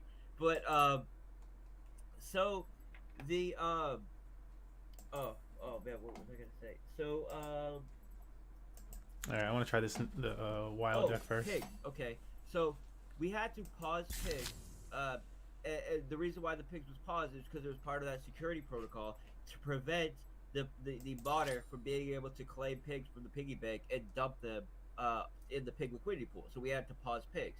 This is what I was speaking on when I said we've. So the past month, the reason why it took a month to get this out is because not only did we have to do the development, I also wanted to make internal changes in the way that we develop and in our team to ensure that that we can continue to learn from this and improve, and also because I wanted to create these solutions in the future, so such as being able to quarantine individual mechanics. So if something unexpected did happen, we don't have to freeze up the whole ecosystem. Now, pigs has been paused, so we can prevent them from dumping pigs liquidity. The wild and this deck. is how we protected investor capital. Now, I've seen some people worry and say, what happens when we credit people with the new pig token and on pause? Is this going to create a scenario where now people have a bunch of pigs and they're going to dump them on the market? And the answer to this is no. And the reason why it is no is because we're not crediting people with pigs in their wallet. So if you had pigs in the piggy bank when it was paused, you're getting credited with pigs in the piggy bank when we unpause. If you have pigs in the pig pen when we pause, you're getting credited with pigs in the pig pen when we unpause. And what this means is 82% of the full pig supply is locked up in the piggy bank, which means it can't be dumped on the market. Another about 15% is in the pig pen. And the reason why it's 15% in the pig pen is because this is the true believers. These are the people that want to have a share ownership of the platform as a whole, and they really have a long-term perspective on the protocol. On top of this, there is a time lock mechanic even in the pig pen as well. So even those tokens can't be dumped immediately when we go live. And also, these are the true believers that believe in the project and long-term success of the project. On top of that, we have millions of additional dollars that will be added to the pig pen when we go live to further incentivize people to take those pigs, which will be in circulation, and both put them in the pig pen because the additional capital there and the just the major opportunity to get into such a great protocol as an owner, and then the piggy bank because you're going to get an additional 20% bonus in the first 48 hours for putting those pigs in there. And when you account for the pigs that are locked up in the pig pen and the piggy bank, it only leaves something like 3% of pigs actually in circulation when we go live. That could affect the market. And I feel like we're more bullish than ever, right? Because we have a way better distribution. Piggy bank launching way better. Animal farm is going to be better than ever. We have millions of additional capital. We've proven ourselves to be a development team that when we do hit some unexpected bump in the road or whatever you want to call it, we are able to always protect investor capital, address it, and come out better on the other side in a timely manner. And that's what we've done here. And you can compare us to all these other projects where I never set my standard based on what these other projects are doing. And what up, Lays? Just to get some perspective here, right? These other projects, they have something unexpected happen, and they just lose all their money. And that's what happens. And then the developer either disappears, or he comes back a month later with some brand new idea, and the same thing happens again in a month. And we've proven in the fact that we've had projects that I've been either a part of developing or developed myself over the past 6 years, which have been extremely reliable, and we've done extreme due diligence, and we've never had a major security flaw ever or major vulnerability ever. And the first time we had something unexpected happen, it wasn't how you doing? Vulnerability. It what wasn't you doing? It was someone simply botting the contract, Listening which to is some something drip that's AMA. essentially impossible to avoid. You can only address it when it happens, or set up a type of ecosystem where when it does happen, it doesn't have a major effect on the protocol. Getting trolled by MoonPay. Oh man. We addressed it by can't buy ETH. By I've never used MoonPay, but I know it's a good, like a big application. Removing them from could be for the supply and then doing That's a type weird. of redistribution. But in the future, over the past month, we have developed a way to ensure that even if we are botted in the future, it will not have a major negative impact or any negative impact at all. And if something unexpected happens, aside from that, we'll be able to quarantine that specific mechanic that's having the issue without pausing up the whole ecosystem. Now, as far as the changes, this works the way that I think it works. On this very next turn, right? He's about to hurt this creature. We hired regardless. a developer, right, strictly to do quality control, and that's his only job, is to be watching over our store. Bro, this card is dope. We come to a fork in the road. Vexing Rascals too much, bro. That's what the fuck. Us as developers, try to come up with his own solution for it. We create our own solution, and then we meet back together. Wow, dude said fuck this, bro. And just essentially always be looking over our shoulder. Always be honest. I actually just bought these.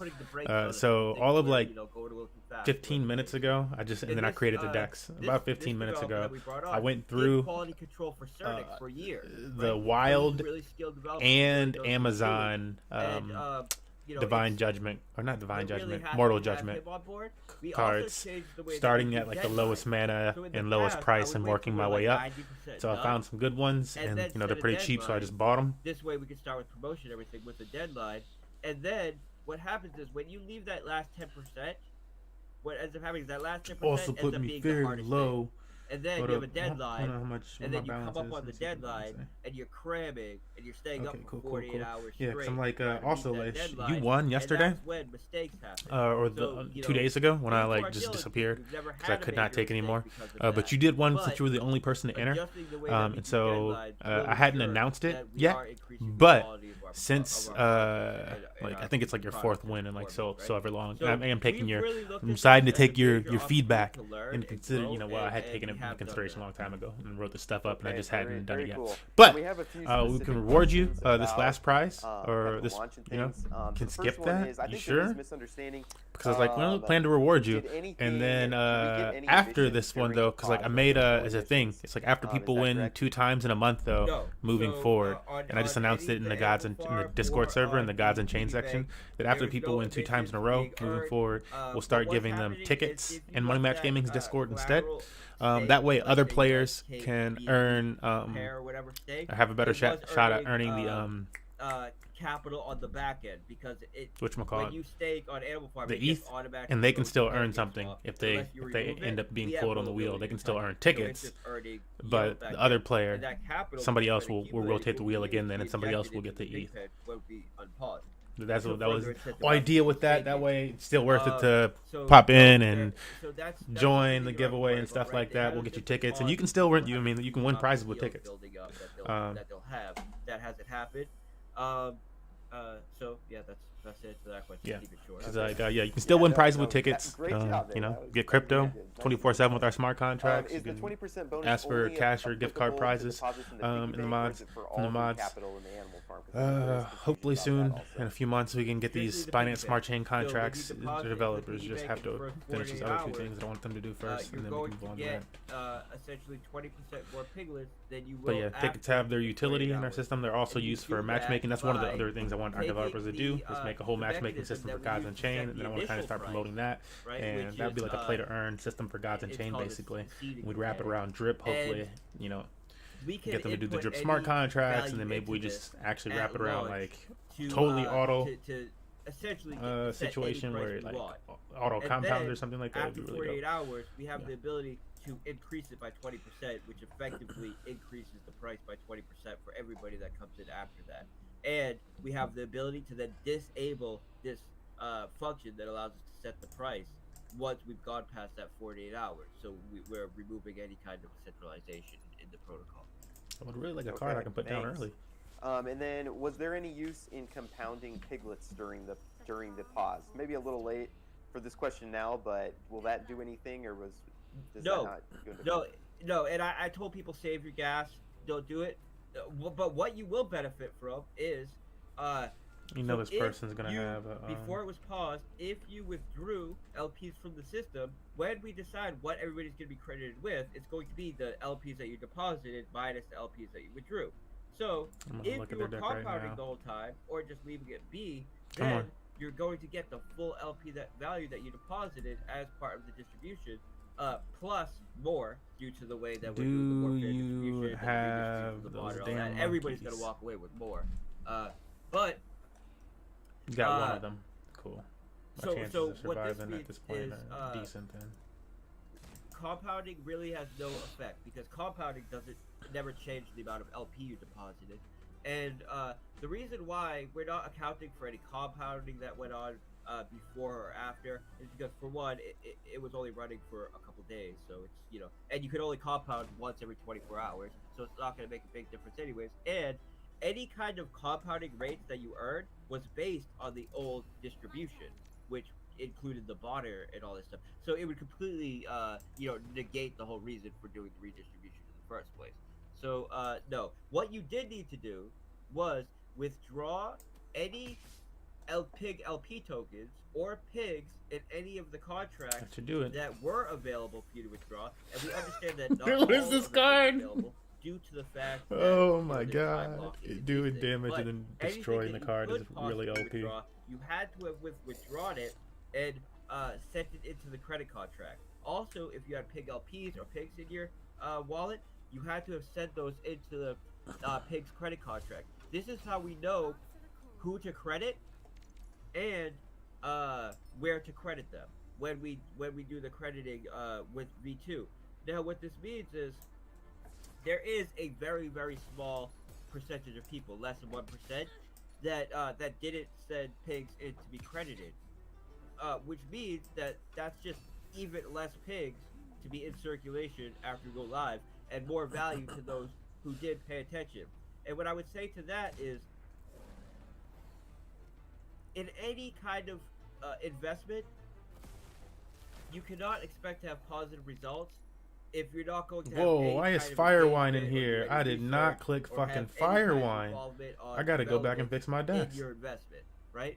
So those people who did even the most minor thing of looking at one of the 100 pinned comments or one of the announcements or one of the YouTube videos, they knew to send these tokens in to be credited, and 99+% of people did. There's a very small percentage that didn't. But what I would say to those people who did it is, out of all markets, to not be paying attention and think that you're going to have a positive result, DeFi is not the one, right? You need to be on your toes with DeFi, and everybody really knows that. And that's why 99% plus people did send it in. And since we knew that not everybody would be able to send in everything they had to the credit contract due to the time locking, and at some point there could be, like, say you send they messed that up. but then you but I guess they wanted more strength. I don't know about that, bro. Send that in. You don't have to worry about that little in. Essentially, if you sent in essentially anything at all, you're going to be credited with the full amount that you're supposed to be credited. So basically, if you just made the most minimal attempt to credit yourself in the system, you will get a full crediting in the contracts where you had your tokens when it was paused, or in your wallets if that's where they were, which is only like less than 3% of people. Okay, I think that answers a ton of the questions that people have. Just about, did they do it right? Did they credit the right amount of pigs or anything? So thanks for answering that. I think that answers like probably 30 of the questions that are in here. So the main reason why we did the crediting is because our protocols are decentralized. Wait, it does the damage right after attack? We have no ability to just remove the liquidity or create a bunch of tokens to then dump on the market to get that BNB or my god in the contract or in the liquidity. Whoa! So, in order for us to do this kind of migration, you can do it between rounds. Full participation of the community, right? Because this is a DeFi project. The front door, bro. Allow us to remove that shit did it between the rounds to migrate it over to the V2 pigs. So that should also give people a high level of confidence in the fact that when it did come time to do this kind of migration, we needed to rely on the whole community to do it. We had no ability to access that capital, and of course, we could have programmed in an ability to do that, but we did it because we wanted to be a true decentralized protocol and have the true owners of the protocol be the stakers of the pig token in the pig pen, and that's the way it goes. So that's another thing that I'm proud of. Yeah. Yeah, no, and then you answered this already before, but maybe just a TLDR quick version of people want to know, how do we know it will not be botted again? Okay, so if someone does bot, please do, because we have millions and millions of dollars worth of liquidity now. So on top of all the liquidity that people added to the contract in the first few days that it was operational, plus this seed amount that we kind of tricked the contract into thinking that the contract has as far as LP to determine the price impact. I got two of is these. greatly increased on V2 in order to have a more fair distribution. So essentially, if someone tries to bot, they're essentially just making a very large deposit into a very deep liquidity pool, which is what everybody wants. So it is, and this is what I was saying before, where there's no way to prevent botting. All you could do is set up a type of game theory or ecosystem where if someone does 2X bot, wars, the impact that they'll have is small enough where it doesn't have a negative impact on the project, and essentially it's just another large deposit I'm so confused. that benefits everybody. And the best way to do that, I feel, without giving away too much, IP, is by having a type of bonding curve launch where you're allowing people to send in essentially anything they want at a type of fixed price, which is gradually increasing. And this is the way that people are credited. This is the way we're accrediting the people that were part of V1. So because of the way we're doing that, everybody will walk away with more value. But it's also an extremely fair and sustainable distribution. And the capital pool is very, very deep now. So if someone wants to try to do it, it's just another large deposit into a deep liquidity pool that benefits everybody.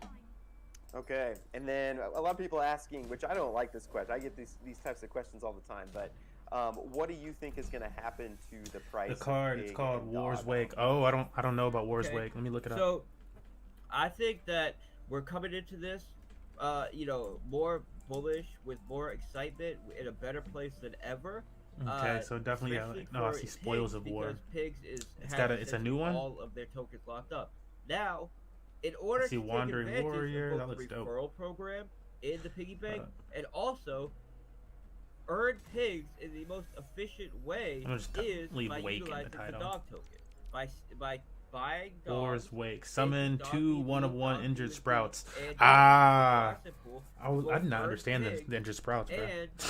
Like, why would you want these things to just hurt themselves? What's the point of those? They have to work well with something where, like, if they die, it benefits you somehow. Pigs is going to do very well, which a lot of people do, and you think there's that strong demand for pigs, then, due to simple logic, you realize there's also extreme demand and extreme value for the dog token. So I'm very positive. As far as me making a price prediction or anything like that, I never do that. But we've done everything in our power to make this the most positive, launch event ever, and I'm very positive about it. And I think the community should be as well. And you have to understand, this is a long-term project, so I believe that it's going to have a very positive launch event. But regardless of I got 2 of these. It's sad. He's about to die. Though. She's totally gonna target it. Or whatever. This is less my concern than the overall success and just logic of the project being just as perfect as can be, which I believe it is. Yeah. How do you make War's Wake work for you? Other than, nice that you get 2 sprouts, but the sprouts get summoned and they immediately hurt themselves or whatever. I know how important that is. Right, so I know that it's important to set us up to have the most bullish, unpausing event possible. But in the big picture, this is a long-term project, and price is important, but I know what's more important is bringing value, having solid, secure projects, continue to innovate, continue to evolve, continue to be trustless, and just work with the community. And I know if we do that, we're going to continue they have regen perform, right? And it's just I did not see that they have regen. Being better than our competition, which I believe we are. Did they? Okay, and then Alfred wants to know, is the botter the only I did not pay attention to that. anything in V2, or have you spotted some more people that I were believe you. withdrawn? I just want to look at him now. I'm like, what? I did not. Okay, so the Region 1. Is the when the creature enters the board, it takes 3. Okay. Wow. So it comes down on the board as a 1/1, and you have to keep it alive. Interesting. That had type of contracts that essentially were only claiming and selling. That was like their whole thing. Interesting. They made initial deposit, and just all their contract was doing was trying to trade. So that one card is a 1. Oh no, it's a 2 mana. But it's you summon it's like literally 3. 2 of them. So it's like instead of having 2 of them in your deck, you can just have that 2 mana card, and that pretty much covers the 2 of them. I think like it's not bad. Accounts, something like somewhere between 4 or 7 accounts that were blacklisted from the initial pig launch. So altogether, there's like 7 addresses that will not be getting. This card is disgusting though. In the V2 pigs distribution, and like. I'm about to hit that thing with 2. Only one of them 2, 4, is 6, 8, in 10 regards to the piggy damage bag, right on there. And I should try this thing out nothing, too. And then there's another 2 I'm gonna try which this will out. be getting It's gonna less. jump right at them. But let's see how it works. Even due to the fact of having a more fair distribution, that first botter being taken out and that botter being transferred, essentially every single user in the system is walking away. Dagan. What's Dagan? Is that another card, or are you talking about region? Before it was paused. And then is it going to start on deflationary, the emission rates? Because that's based on where the price is between all-time high and all-time low. Got that one down. Now I want to try out this wasp. This is like the the new board. The asset based on price, which I believe is the best way to demand. Ooh, and then hidden until the start of your next turn. On it has temp fate. I didn't even see that it has temp fate. And right now, Ward, risk both buffs with the chance to get both or none. Okay, very cool. Well, hey, I want to wrap this up here pretty quickly, and just for people who want to get involved. So here's kind of the way I look at it. Drip is like the simplest way to get involved. Okay, it's hard to not understand what's going on in Drip. So if you're the type of person that wants to completely understand what's going on before you get involved, then maybe just hop into Drip. What the fuck? I thought this thing was supposed to attack right away. If you want to get in deeper than that, you're welcome to get into Drip, but you can also then go over to the Drip Garden. You can go over to Animal Farm. Bye, buddy. But they got rid of it. Thank you. Drip is very simple. So if you're like confused and you're like, I don't understand what's going on, just get into Drip, and you don't have to take advantage of everything. This is a big ecosystem. Most people probably don't have enough funds to get into every single thing that's going on. So I guess maybe like last question I might want to ask is like, what is your portfolio allocation? That's an expensive ass card, bro. Different projects. Okay, Blitz, region, Nature needed more blitz though. That's exact. I went into this shit looking for blitzes. I was like, nah, bro. Where the blitz cards I wanted to fill this market demand that I saw for these type of products and really do it right. But also, I looked at the type of team referral structure as a vehicle that I could use to build up our investor base and really build our community. And this was my main motivation when I launched it, was I'm going to use Drip to just blow up our community and really use it as a vehicle, as a marketing vehicle, more than anything really, and really grow our community. And then this game though, this deck is kind of strongy. Products that I feel have true creature heals gets innovation. +1/+1. And when I say this, I don't mean launching other tokens. I mean providing other oh my god, yeah, so Dagan plus these little monkey things. Oh my, plus anything with regen. Jeebus. Drip and into Animal Farm and into our existing protocols. And these 4 use cases, like I said earlier, is insurance, whatever. Which I want to offer insurance on Drip stakes, and then start moving on to insuring other major DeFi protocols that I feel have the risk profile to being able to insure them, such as like Pancake Swap and these other high profile 2-0 with this new deck. Lending, which I already know how to work in the logic to have a type of lending protocol in Drip, which would just be awesome. Which isn't a type of lending protocol that exists in DeFi.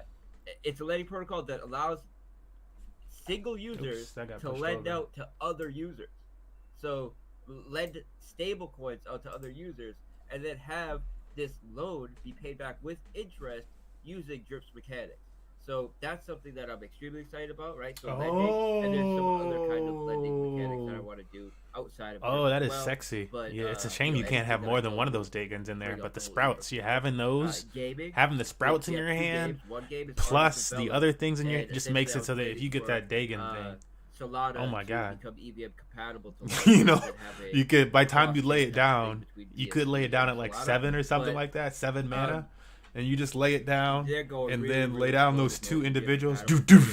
That's so I'm kind that's of 4 cards plus Dagan 5, and then you lay down one of the other ones, 6. And there's so you go up plus 6 plus 6. Side chains that have reached out to us that have offered. It becomes a 9 health, 8 strength. If we launch the game, which means even like when they do that weird card that like does a, I think it's from like Deception, where it's like do this amount of damage to the creature equal to its strength and stuff like that. Those won't even kill it. It's got the blitz and it's got a regen. Oh my god! Just like Reap. Every character? Oh my hold! I didn't even read every creature. When a creature is healed, give +1. Is the +1/+1 to it. Vehicle that I wanted to use to grow our investor base. Wow! And then start providing the hardcore utility and fundamental value that we all need. Wow! Okay. Yeah, Jesus. Drip. I just keep like you like no. Especially no. 2 days, we'll hit our 1 year mark, which means that that's crazy. Everybody that bought in pre-sale, everybody that bought in launch that hasn't been like, okay, let me look at they're this. tapped out. They can no longer. So you want to see it used? And every single day, starting in 2 days, we'll have more and more early whales getting tapped out of the system, which means more capital for new buyers. I get it? And it's just it's extremely important. Now, as far as and then all do you have one? It's kind of expensive. I would have to use IMX to get it. And I'm like, damn, bro. Oh, and then it's just marketing, promotion, and networking, right? So, and I'm gonna put a might be able to get it with GOG or something, or God's tokens. And as far as what my holdings are, I learned a long time ago, not to buy my own assets. Yeah, I have to use IMX. And this is because when I launched Reap, I was so excited about it that I bought every single sweep dip. the floor though. And I ended up I could sweep the IMX floor and put it at a higher price. Hundreds of thousands of dollars worth of drip. Worth of Reap, and then I realized that let me see how much that costs. I'm never gonna sell it. So like I just basically donated a bunch of capital to the liquidity pool that I'm never gonna do anything with. So what I ended up doing is selling it OTC to a large venture capitalist 29 and versus then I used the BNB, or actually no, it was ETH. Sorry, it was ETH at the time. I used the ETH that I sold those Reap for OTC to reward the top, I believe, 50 Reap liquidity providers in a major ETH airdrop. So they got rewarded in ETH, and we were the first protocol ever $39 to do an ETH airdrop to liquidity. $39.71 versus. So and I knew the owner of the venture capital group because he was a partner. Like I worked with him. We worked together in the same firm, right? $56. Woo! It's way more expensive with IMX. And that 29 IMX could be like 29 times 10. This is the thing with IMX and selling any IMX. I believe IMX should be a $10 token. 29 times 10. So there's that. It's $290. Because of that, what I believe the real price of IMX probably is once the market returns. That's a hard buy. Always, well, first of all, maybe when I move some more Ethereum over. In Drip, I didn't put any dev fee into the protocol, and it wasn't really until one of my partners that I brought on. I want it. I do want it. Like, kind of like a little aggravated at me. Like, look, everybody's making millions of dollars off of our work, and we made like what $30,000 that we took it from the pre-sale raise or whatever. Like he's like, can you promise? I would have to take some money, and move it around, we'll at least try to monetize to get that right now. So I was like, okay, but and I'm more concerned with like this project this dude's talking about launching tomorrow. Those tokens to create sell pressure in order to realize that profit and utilize those funds. So I don't hold any of these assets. I do have incentive for their success, of course, because I do get paid from these protocols through other different mechanics, such as I get paid 10% of all the yield that we're earning through the collateral rehypothecation, right? So that's how I earn for the animal farm. and various things like that. With Drip Garden, for example, we needed to put a developer fee on it because we needed some kind of fee that that made it so it was not profitable to self-refer. So the bonus you make from self-referring is less than the fee you have to pay to deposit and withdraw. But and it's not confused, which is the other OP thing. How is this creature so damn strong? Vexing Raxkull, and it's not confused either. Like, ooh, they buffing wild. Being used to help the whole project. I'm not cashing in on that, and then I use the B&B side of it to pay my developers. Like Wild got a dumb buff. I like to monetize things, and I never monetize myself. +1 strength I'm about to throw on it. Yes, sir. And also, another reason why I do that is because even if you have the most, upfront and stand-up, actually, I should probably do true or more. I gotta put them both down. You want to pay for marketing, whatever the case is. You have everybody watching that dev wallet, and the minute they see you sell a single token, it looks like a lapse of confidence in the protocol, and then you have everybody else not. Oh, so it's my just God. technically a bad way to do it, anyways. So Whack-ass. no, I monetize my different protocols in very transparent and upfront ways that never involve taking any of the tokens or selling any of the tokens. Okay. No, that's good, and that's good to know, I think. That's why it's about to be this, so if and then you were going to advise someone else who is trying to, figure out their allocation of, like, how much should I put in drip, how much should I put in the drip garden, how much just... Yeah, I've never used Moonpay. Want to think through when they're what the trying fuck to make did that do? Yeah. So, obviously, I can't give financial advice to anybody. Destroy your creature that costs 4 or less and take its health and damage. What I see people doing that I think, looks cool, something that I would do is kind of use drip and the drip faucet as a type of banking protocol where you're earning drip and even the reservoir and start earning B&B, and then take this drip and this B&B you're earning and start staking it in protocols like Drip Garden in Animal Farm, right?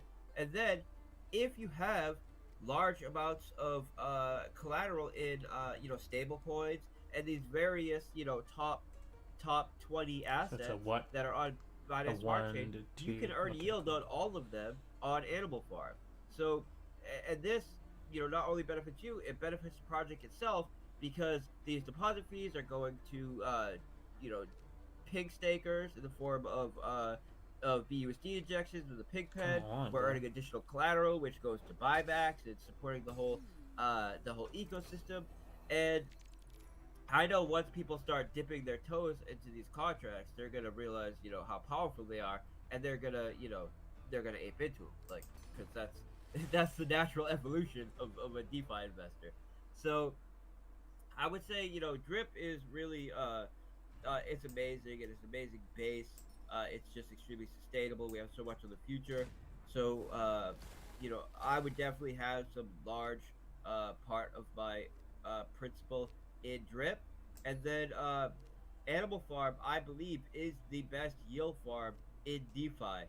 And because of that, we have room to grow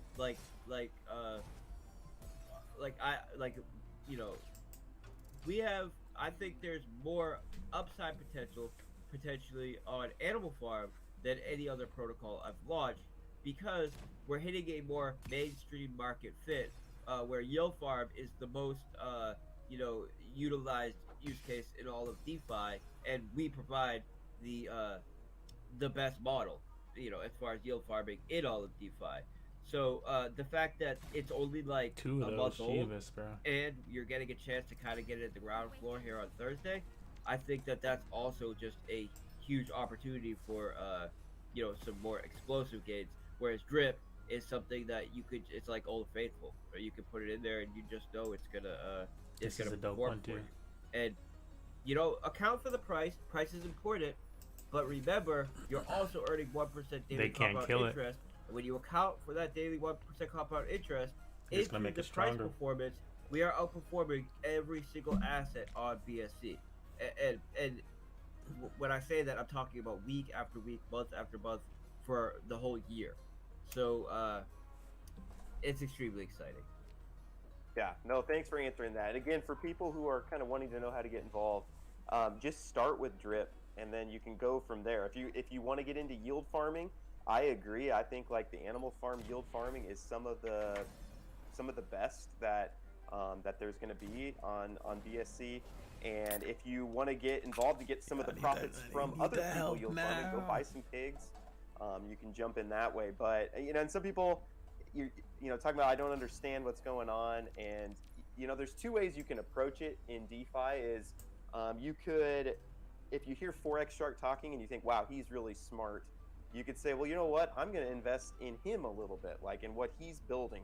That's partially what we're doing with these new protocols. Like, we don't have the history, on the piggy bank that we do on Drip. So we're partially investing in Forex Shark and his team and what they put together and the history of what they built with Drip. So again, nobody's forcing you to get into anything.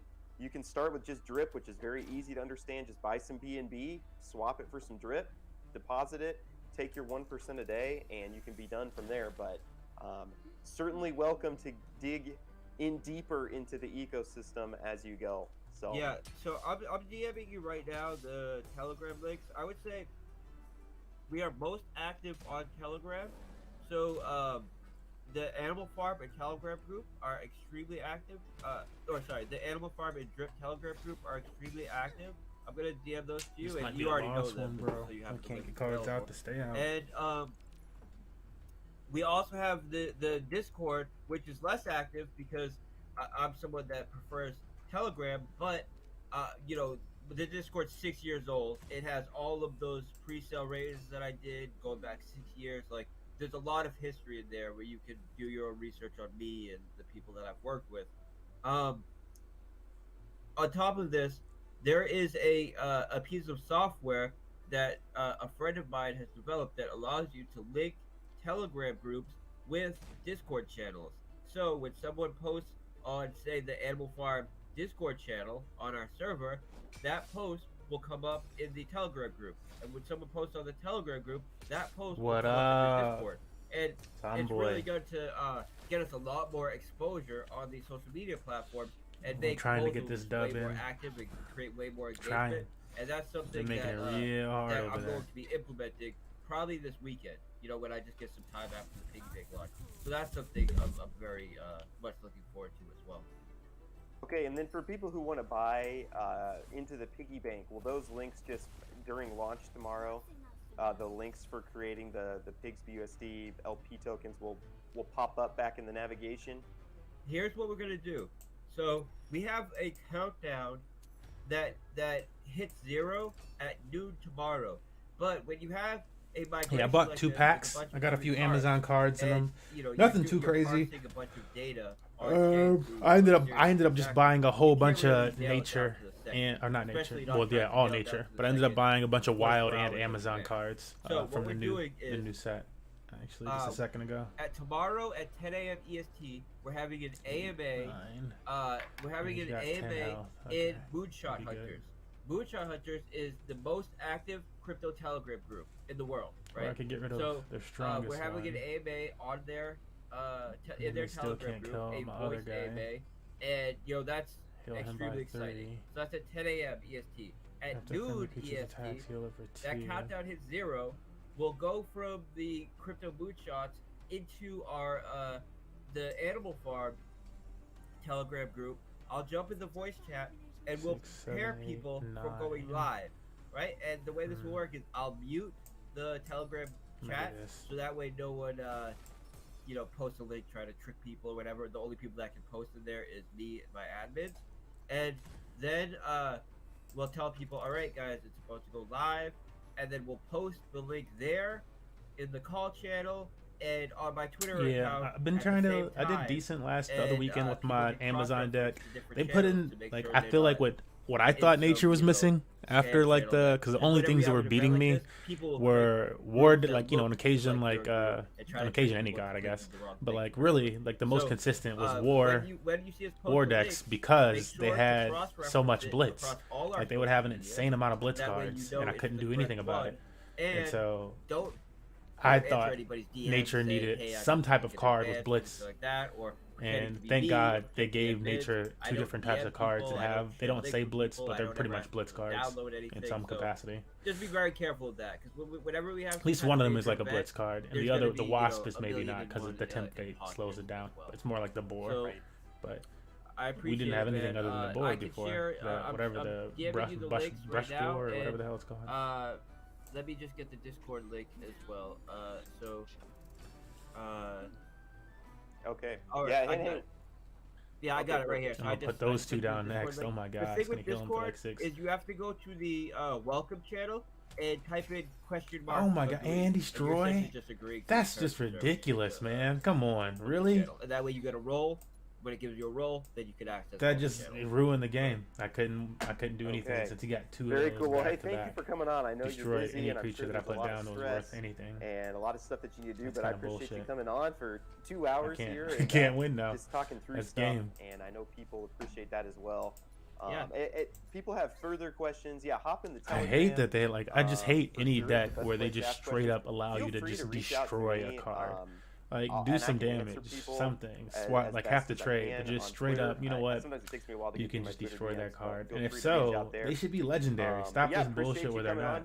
Like, people getting multiple cards back to back that just straight up, it's not even a matter of damage. Supporting us even when I'm not on or not around, and I appreciate that. Maybe it's because it's used against me so often. As I said, drip is the but I don't even like the idea of using that type. I feel like it's like a weird type of cheat that you have to use. Like, okay, I guess everybody else is doing it, so I too would just destroy anybody's card just because I got the 5 mana. Thank you so much, man. Hey, yeah, thank you, man, and thank you, audience, for coming. I appreciate all of you. Again, we couldn't do AMAs unless people showed up to watch.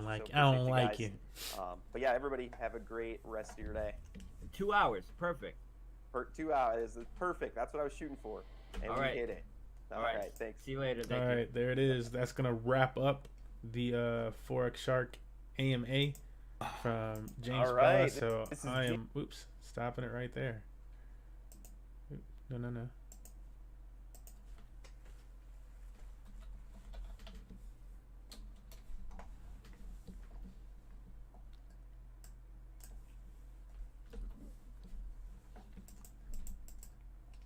So I would like to see him actually have to attack my cards, come up with more strategy than you pulled the right card. This card lets you just straight up destroy his card 2 turns in a row, which at this turn of the game will entirely decide the fate of the game. Congratulations. That sucked. It's alright though. It's alright though. We'll come back with a vengeance. It did suck though. Maybe I need this one. I think I might need this one.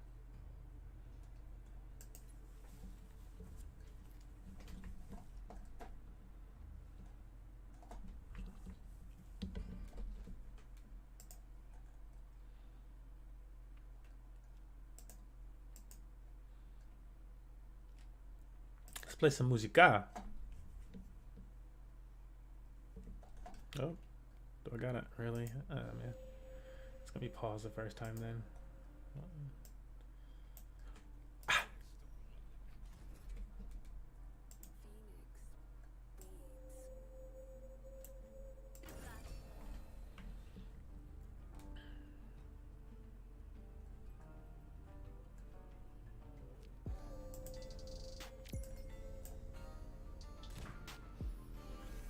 Also, Light has the ability to just snatch my card up.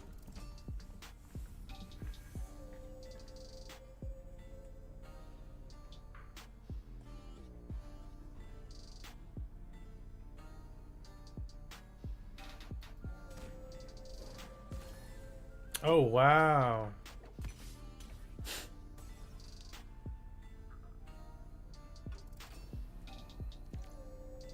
That was annoying.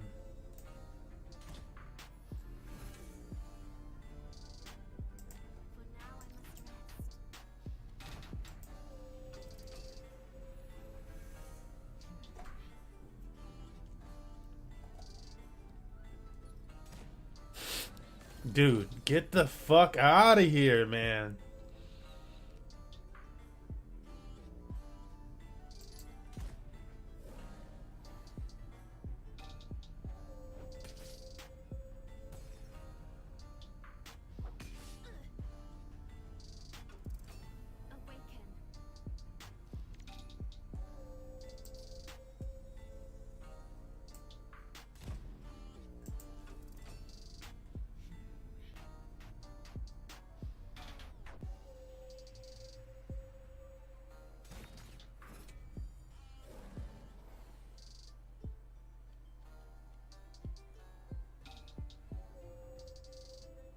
Isn't that wonderful? Frontline with armor.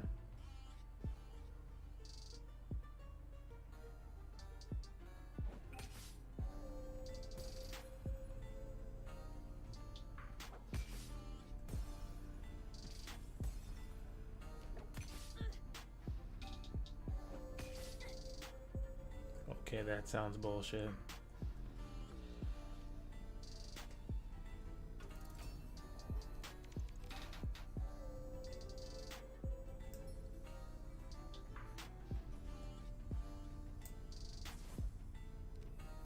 And like, I'd imagine that's the strongest card, but who knows what they're like. Actually.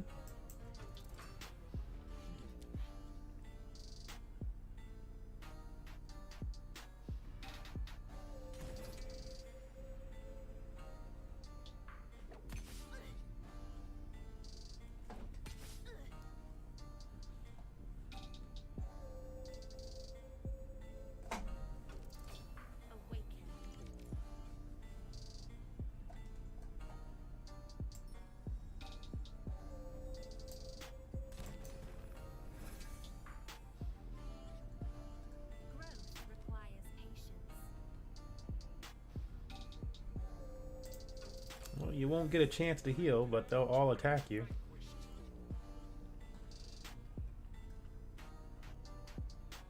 Unless they just straight up take the card and turn it into an octile.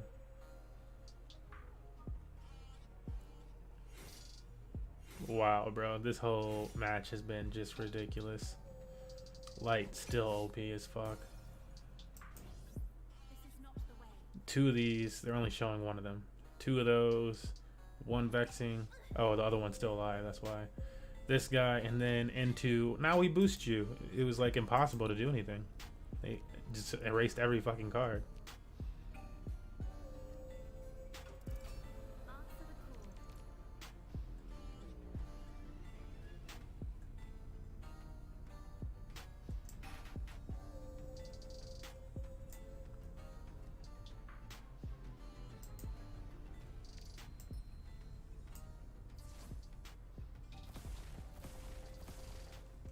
Nobody died. Hold up, I'll be right back. I'm about to put this food in. At least start warming it up. That's extremely frustrating. I'm gonna give one more go to this wild nature deck.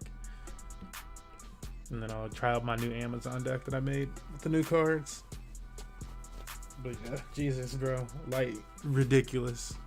He just lined up for him perfectly every single mana. Didn't have to play down extra cards or anything. I don't think he used a mana block. A small bag of tricks.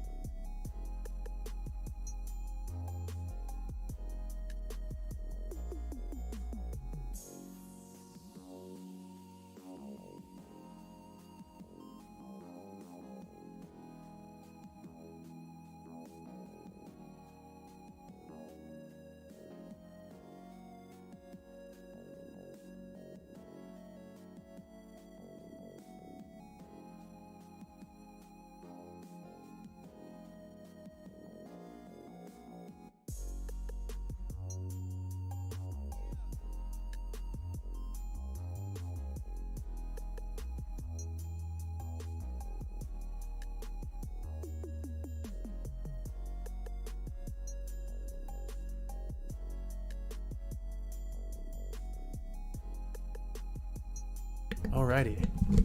So I'm about to delay. The dogs decided to take their sweet time. They were like, actually, could you take us out? And also, suck my dick. No, they were just really bratty though. Like, moseying about.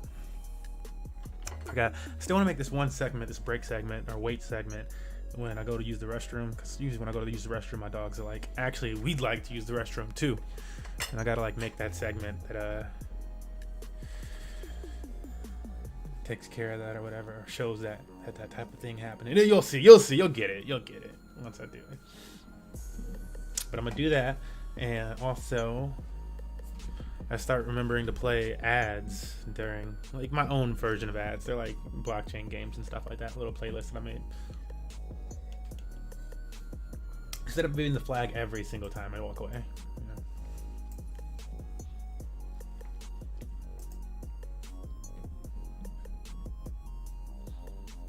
I mean, this might be fine.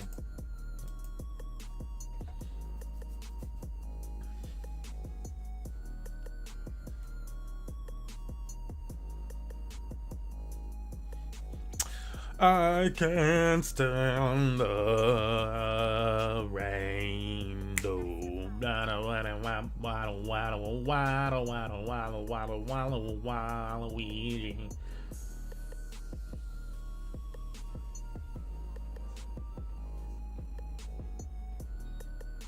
So you get healed after your turn, though. Let's just put this out because I'm gonna slowly go up if I don't have to use my small bag of tricks. I'm sure they're gonna have a Canopy Barrage in that deck somewhere.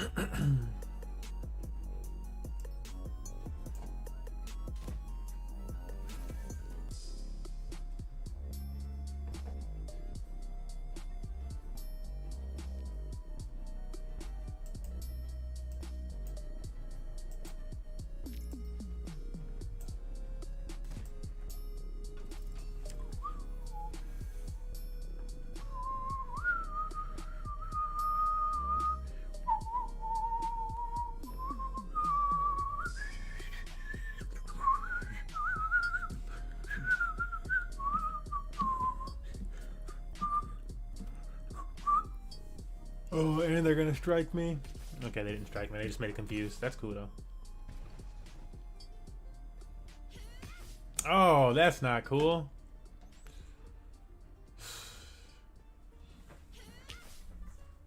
Bish.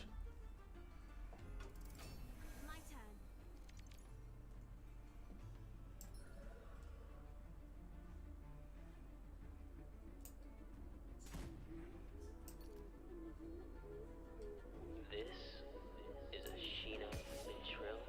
Not what I wanted.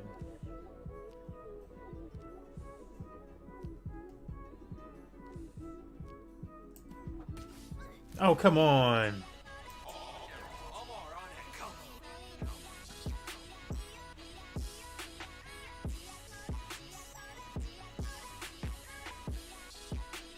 These might end up working better in the nature that I'm a Amazon deck, you know, breaking my rules a little bit, just doing that anyways.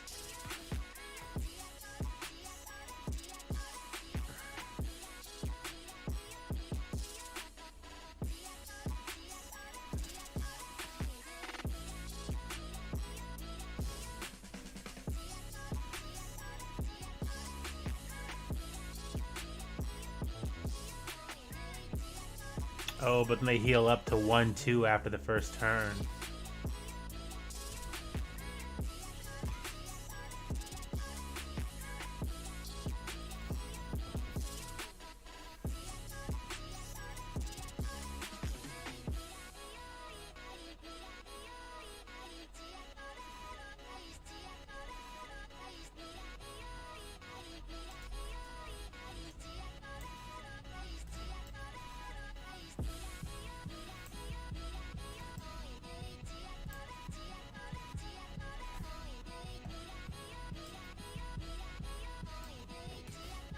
course not.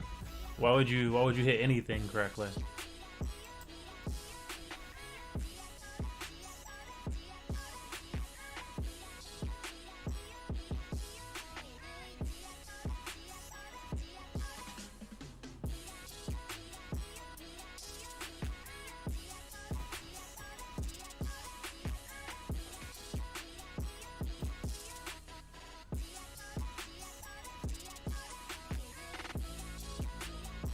They're gonna use the small bag of tricks.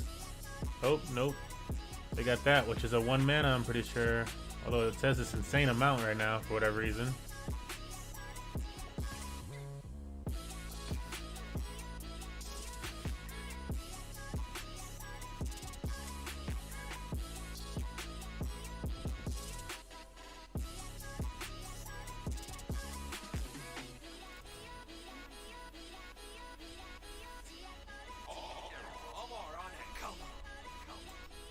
So this is a 2 mana card that summons a creature that becomes 2 creatures that become 1/2.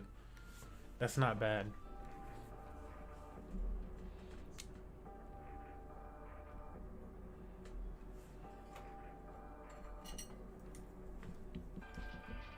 Seeing it work a little bit. Dagon's expensive as fuck though. I don't know about getting a Dagon.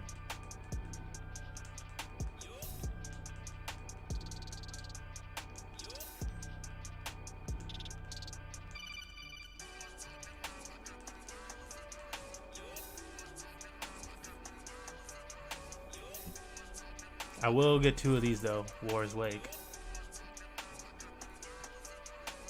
You said change network. My bad.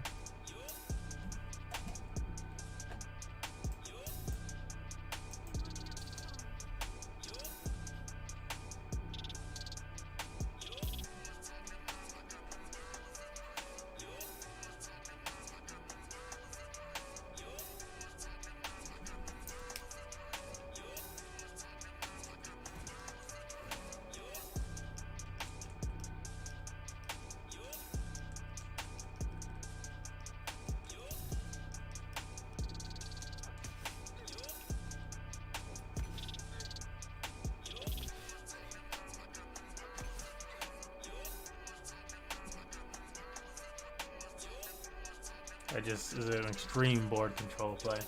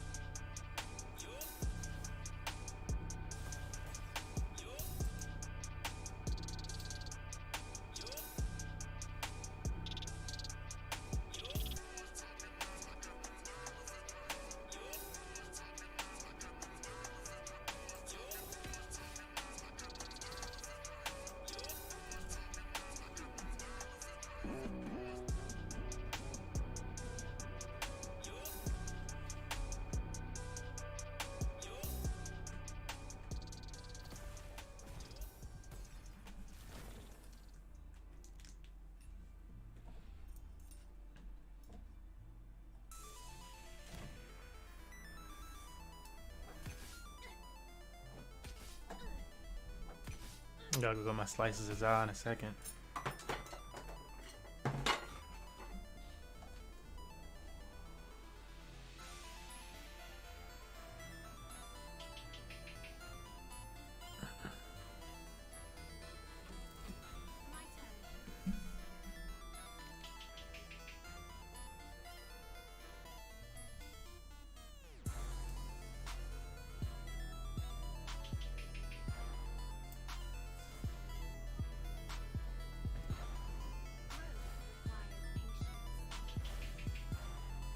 During my opponent's turn, I'm gonna go pick up my pizza from the kitchen.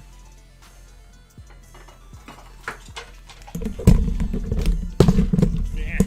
Okay. I just don't even go on that.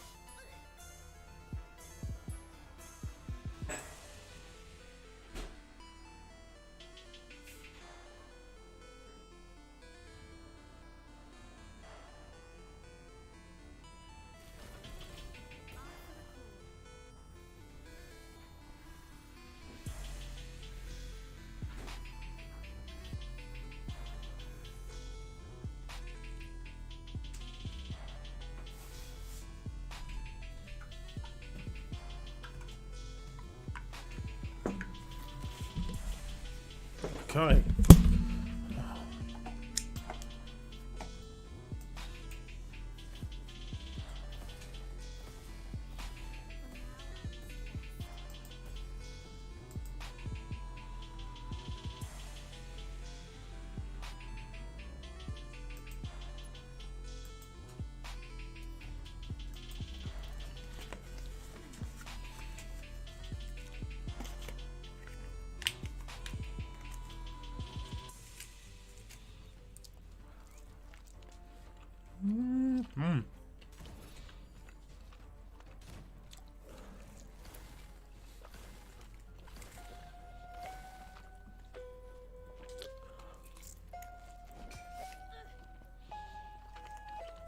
Damn, they had two of those things to boost their shit up.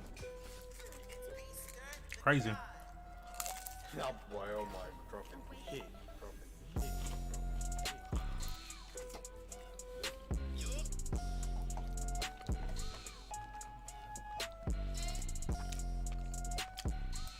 Yeah, it's a game regardless.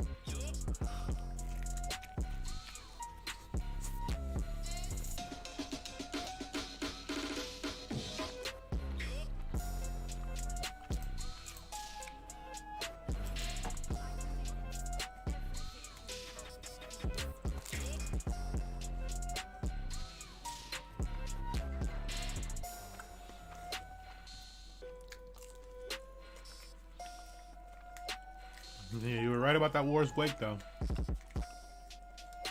Like, oh, now I get it. Sometimes you gotta see a card against you before you truly understand it, you know?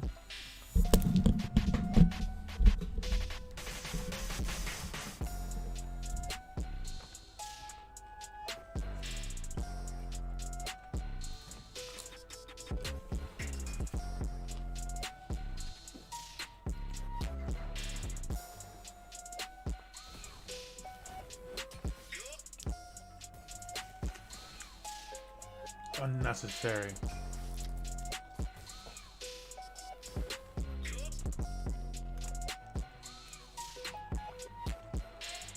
All they gotta do is not attack with the bullet last, like just the game.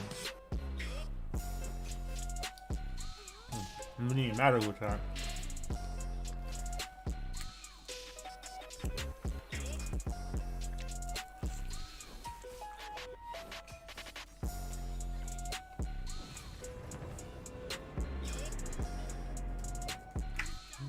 Sadness.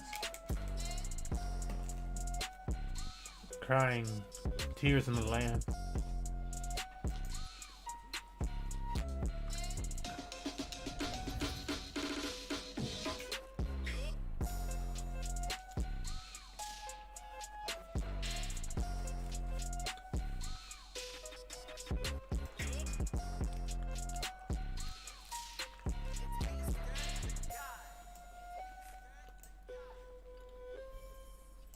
Alright. Oh boy, oh my, dropping shit, dropping shit. Instead of making an adjustment to it, I'm just gonna try out the Amazon deck.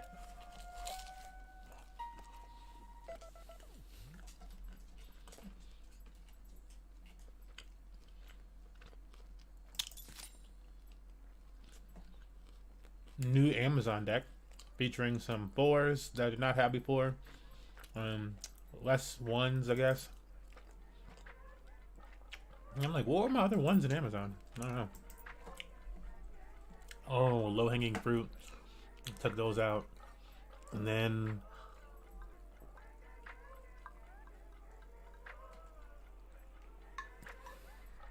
I guess we're just low-hanging fruit.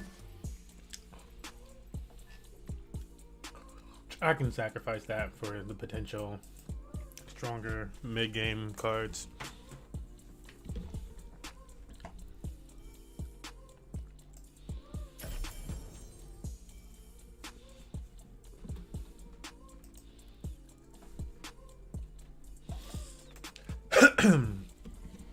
Man, Animal Farm opening tomorrow.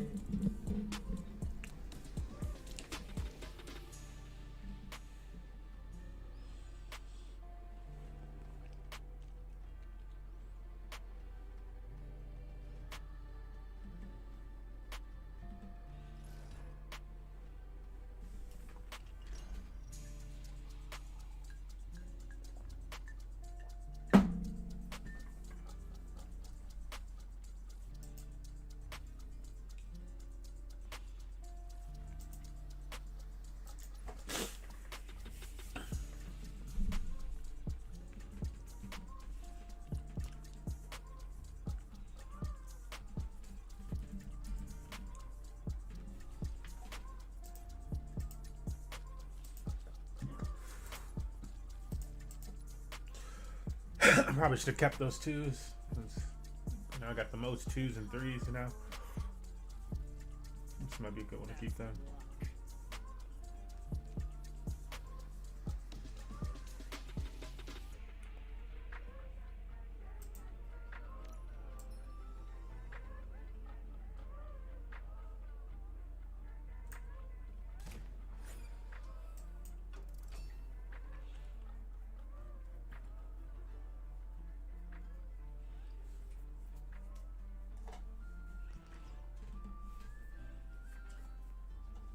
Also, even though they're not Amazon, like maybe the entire deck, you know, you might just have to, I might have to spread this shit out a little bit. Canopy Sniper is so beneficial when you have Amazons, though. But a nice split between Amazon and Wild really is probably the answer right now. Some of those Wild cards are ridiculous. Some of the Amazon cards are ridiculous. It's taking the best ones. Probably the wards from Amazon, the front lines from Wild. Oh, mix up my drinks, it'll be nasty.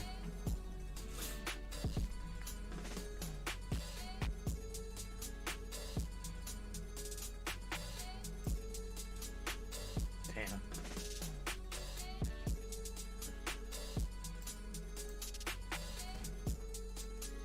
Oh boy, oh my, dropping shit.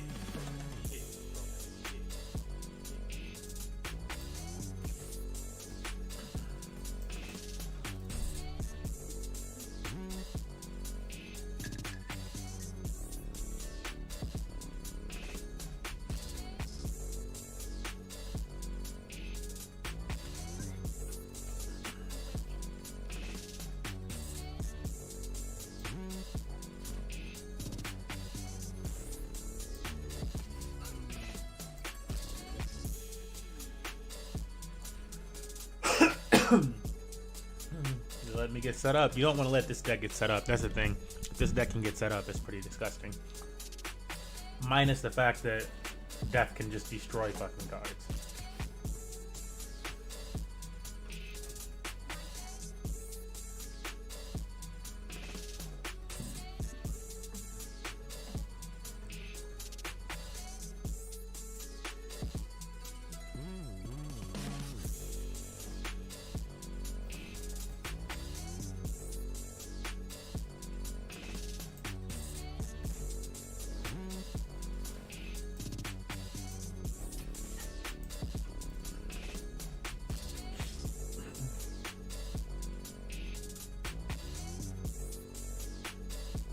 Is that a relic?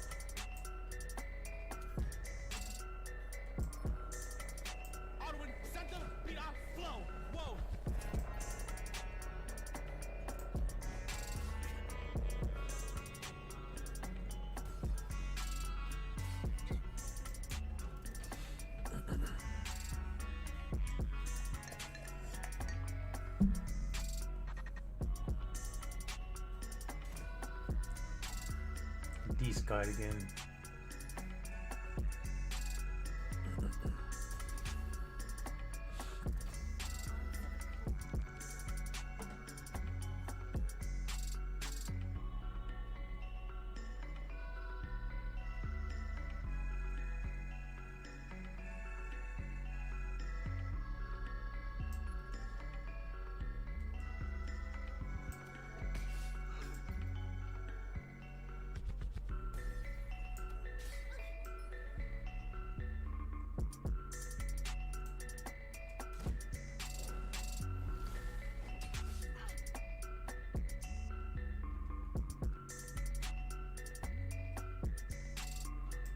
this really about to do that?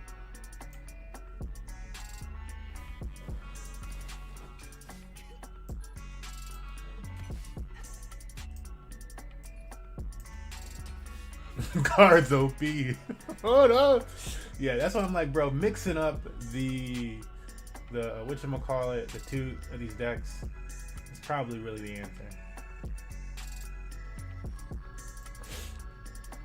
Mixing up a little bit of Amazon with Wild. Oh my goodness. Probably makes such a strong deck.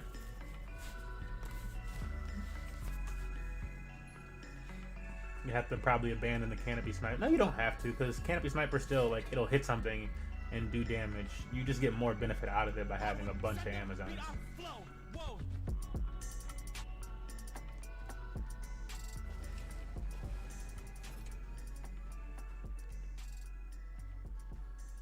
Yeah, but that's like, you ain't got no more mana. You know it's game over. That thing got blitzed, though.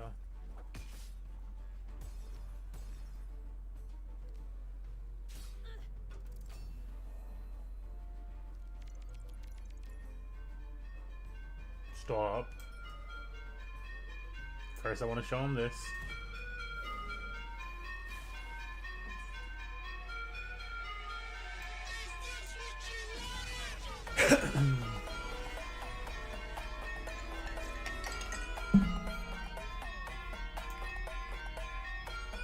Hi, Aja. What are you doing? Hey, what are you doing? No. No. The dog be like, what do you mean no?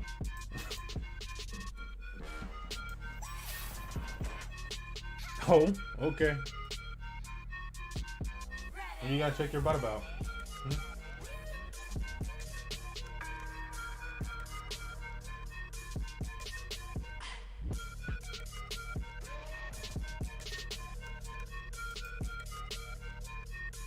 Bro, hey. I said no. Stop licking my pants.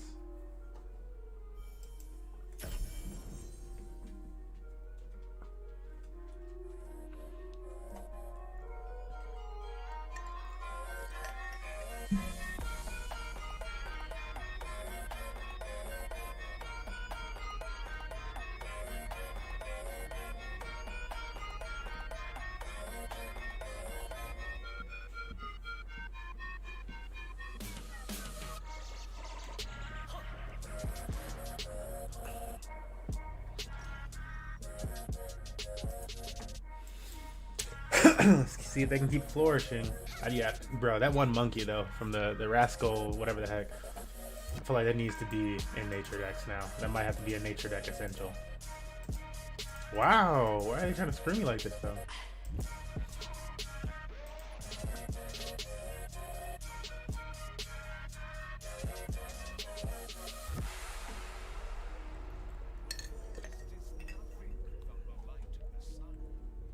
Nice, so I can get to this quicker.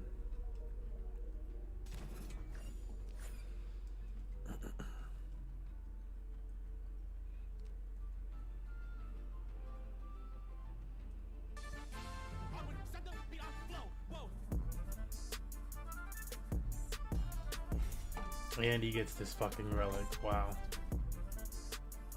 Like, just what the hell are the odds?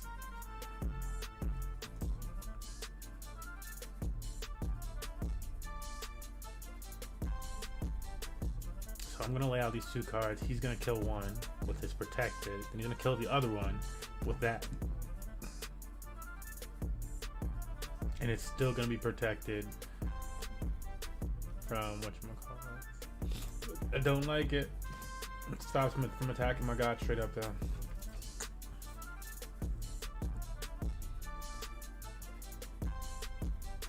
He could just go right at my god.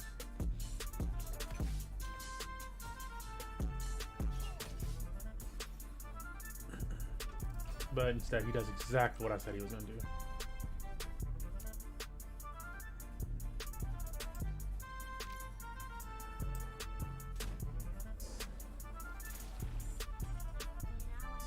Whoa, and it's got an echo, okay.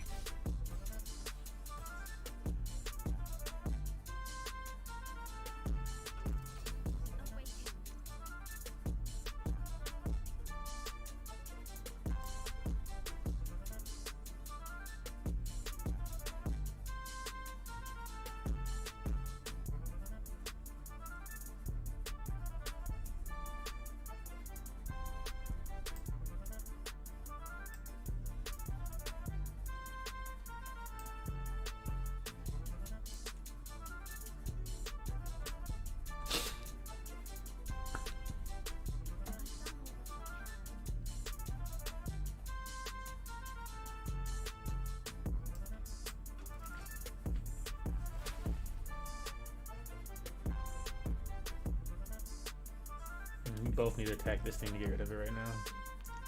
It might have a card that just takes care of it. And we might be able to turn this into an octile. Let's see.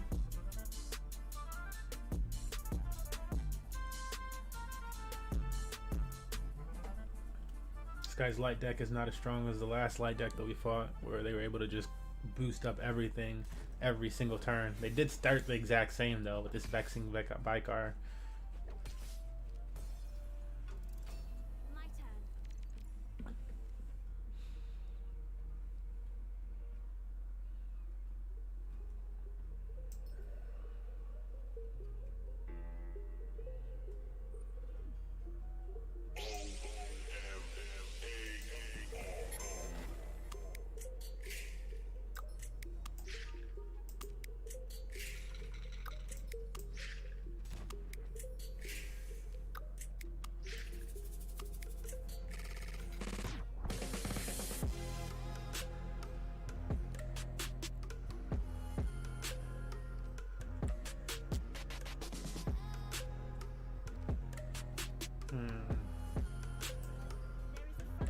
Oh, is one of them front line now?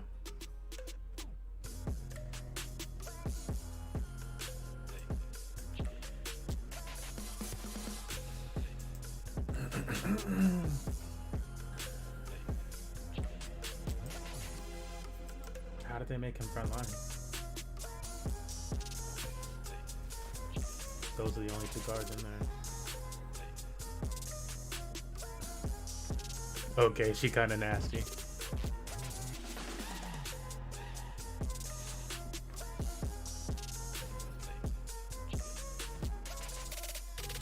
Wow, they just got an insane amount of cards.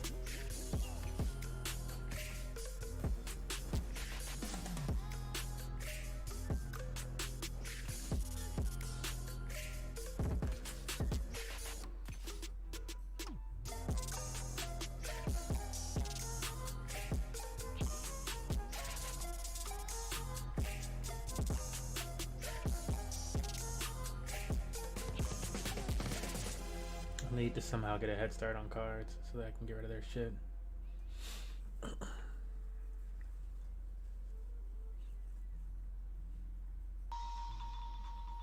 She won't take any damage from that though. She'll just get 2 strength. She can take hits from 2 of them. And then I'll have the Soulless out. One of them might attack it. that'll be enough for me to lay down this card maybe the next turn and be able to survive all this shit. We'll see.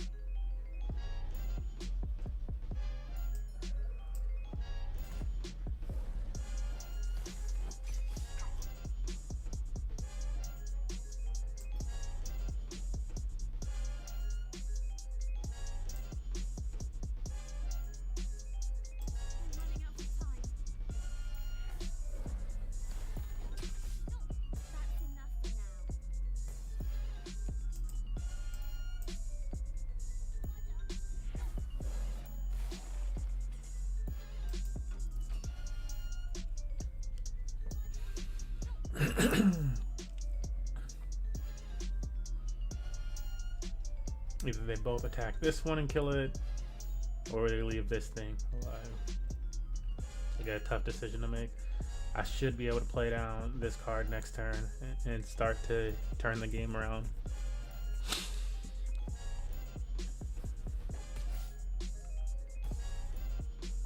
Don't understand that choice.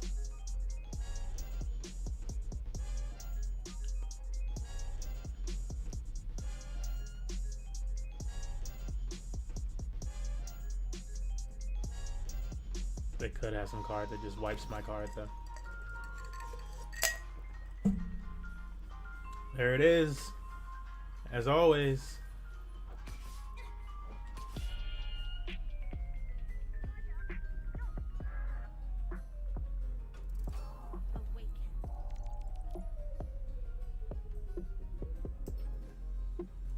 We don't have enough strength to get rid of this right now though. Unless they all boost up. That'd be 4, 8. Oh my god, it's not the strongest. Oh my god. Wow. Why? Why do my enemies keep getting 2 of the fucking destroy cards in a row? What is this shit? How are you supposed to win like this?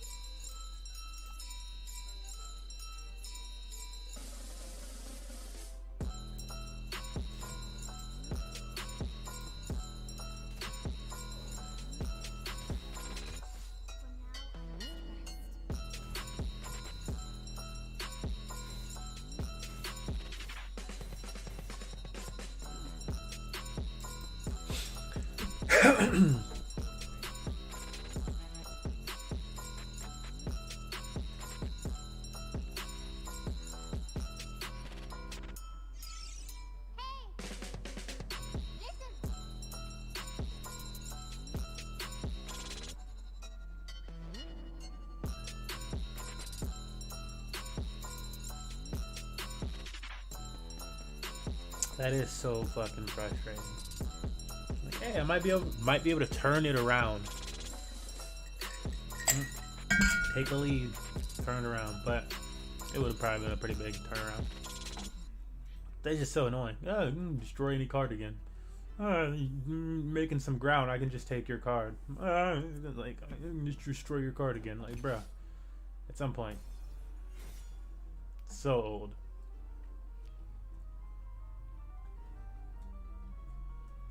2, 3, 4, 5, 6 mana from those. So even if they do something with that. And now he's gonna attack her. Oh no, that thing can attack.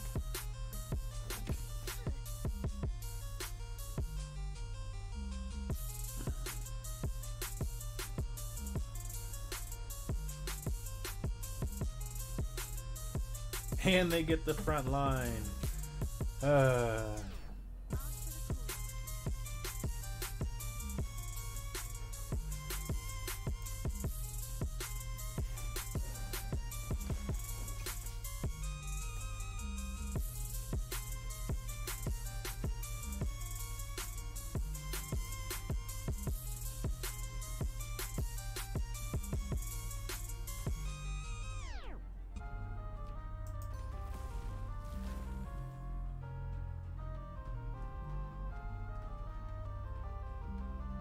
Doesn't really matter which order you play these two in. But might as well go for the more strength. I don't know why, but sure.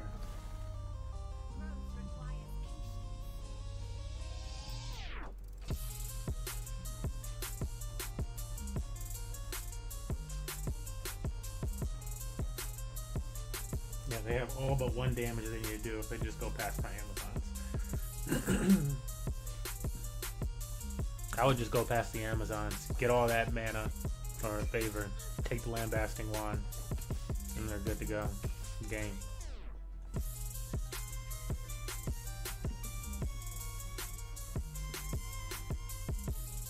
Oh, he's got that. You can just do direct damage. It doesn't even matter. Oh, light decks. Still ridiculously OP.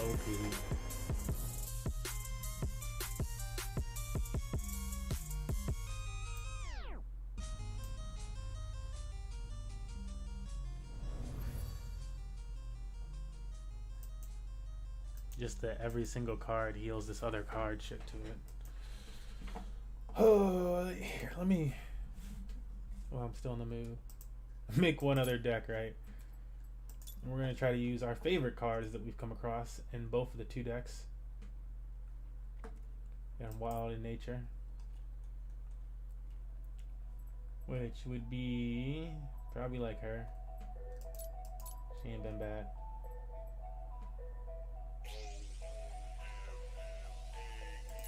That might be good to boost up the wilds.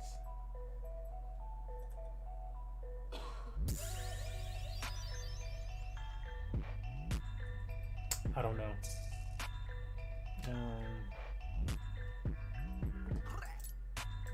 Those two.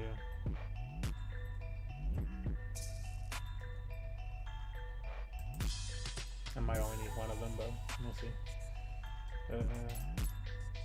Definitely that one. Those two, these two, these two, this. So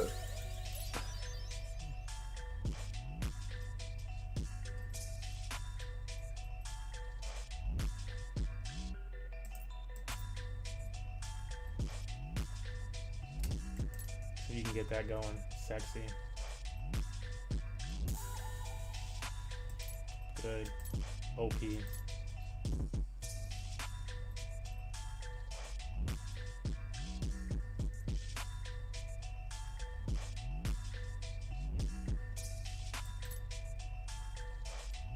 I want two of those.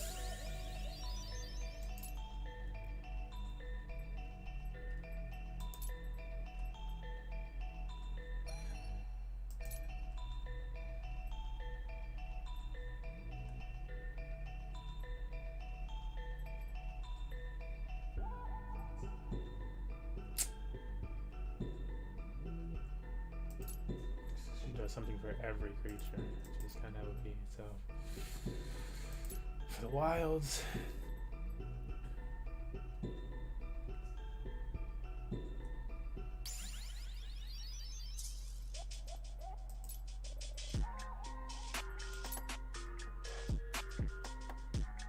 where's the other card? The 2 mana I was supposed to see.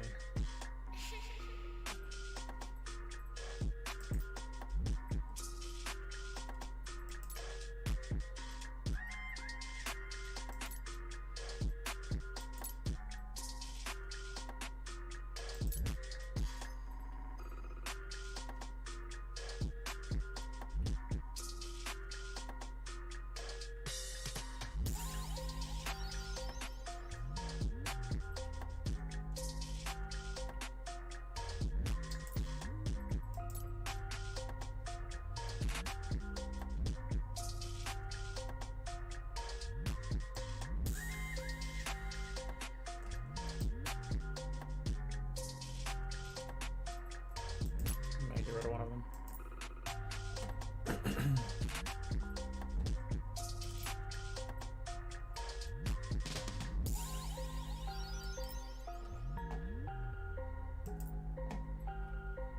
Is there anything else in the 1 mana range? Guess not.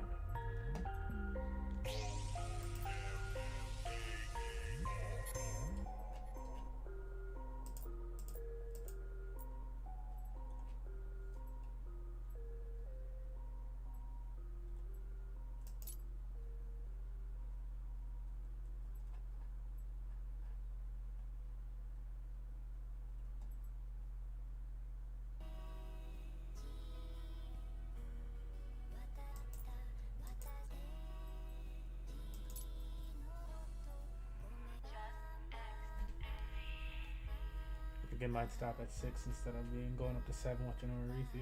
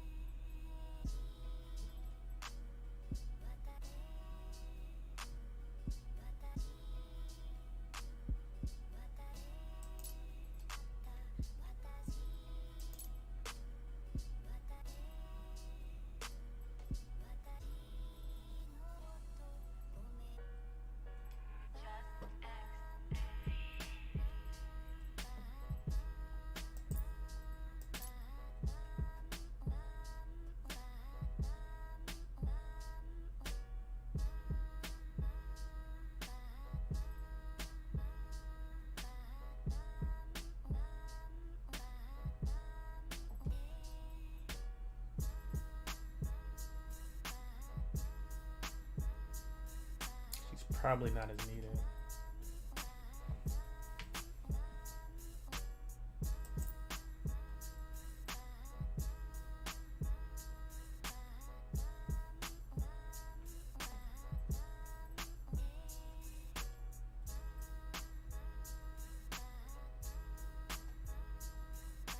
She might be even better than this dude, honestly, because she's basically a blitz.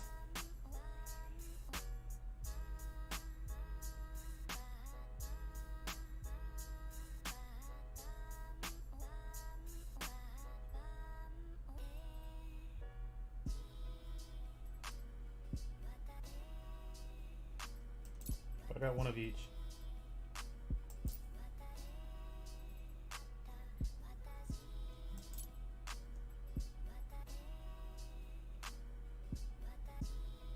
I could maybe get rid of the Nemesis Wasp for something,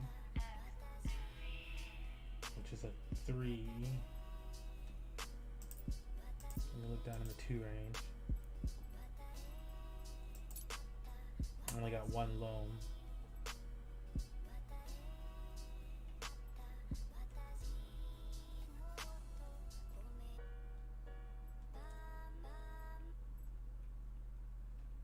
One war is awake.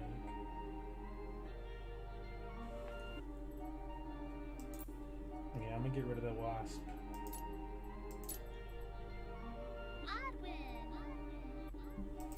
Until our 2 wars awake. There's a lot of cards to deal with if you get 2 of those out early. That's a lot.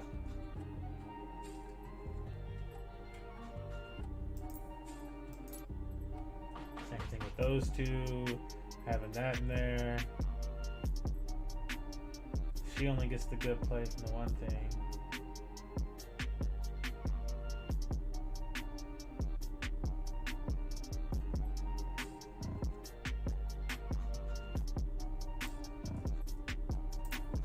Something else in the 1 range I might want to replace that with.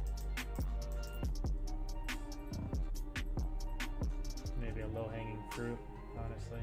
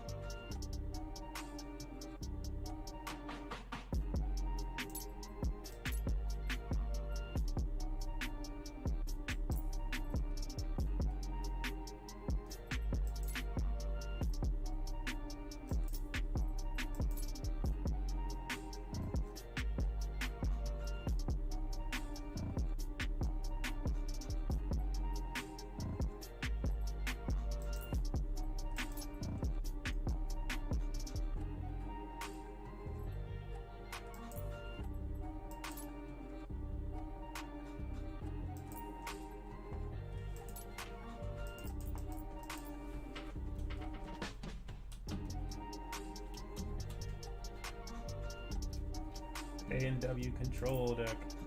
That's what I think it is.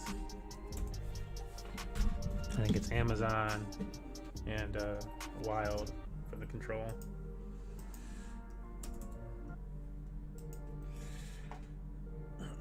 Oh, it's Wednesday. That's right. I should have some other packs in here in general, right?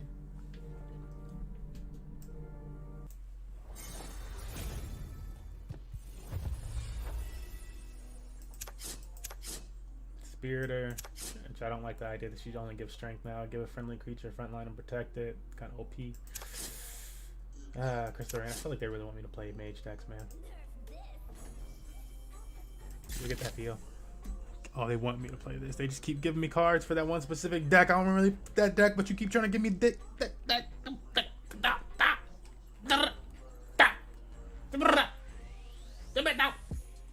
like that. All right, let's see how this deck works out.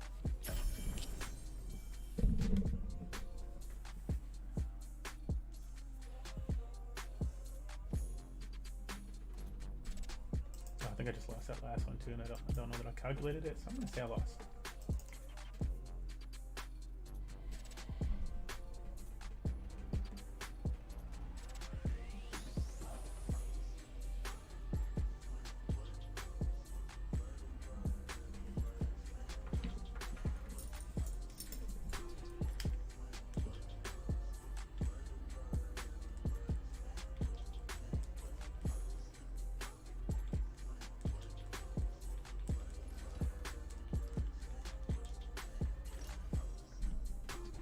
Hey, drip at 37.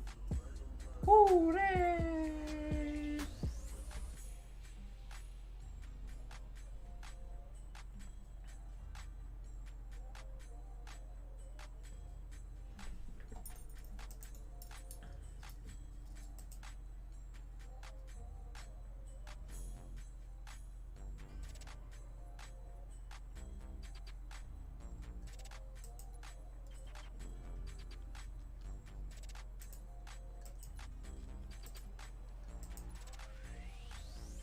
Wow.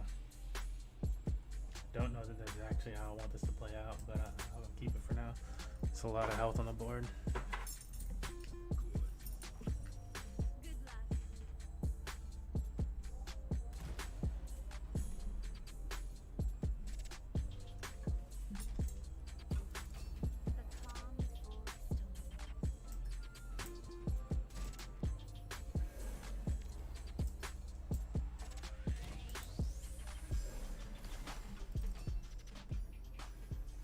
Go through my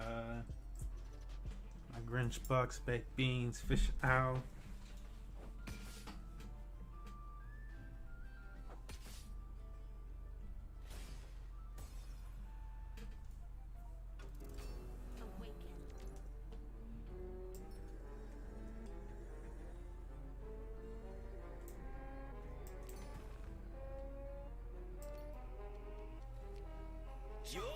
Just counting 9 to 5, still get producing money.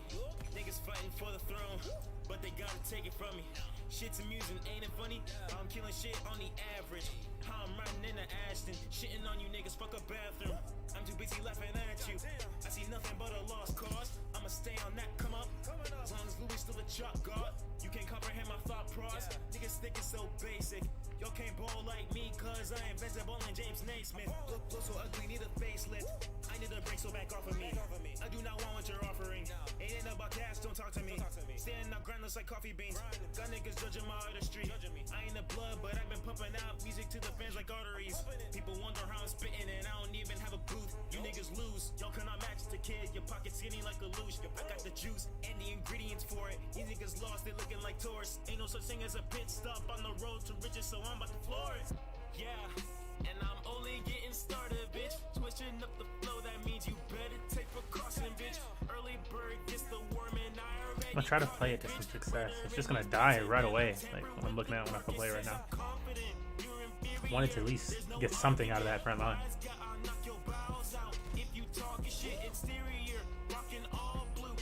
Don't know if it's gonna be able to happen. Right now I'll kill 2 of their cards. and they'll immediately slice through my front line.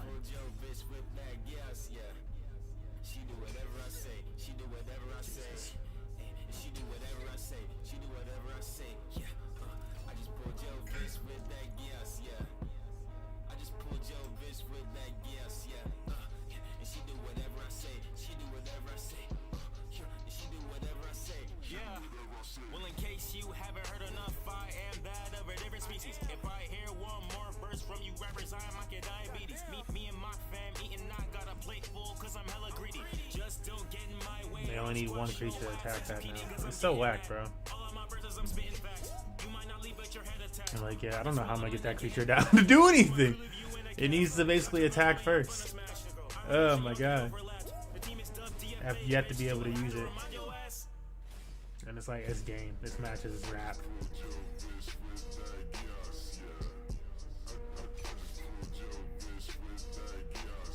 $22 damage.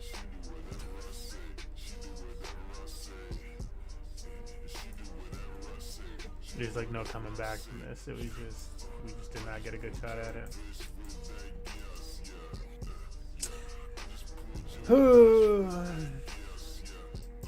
I don't even know if I want to try that deck again, then it worked out so horribly.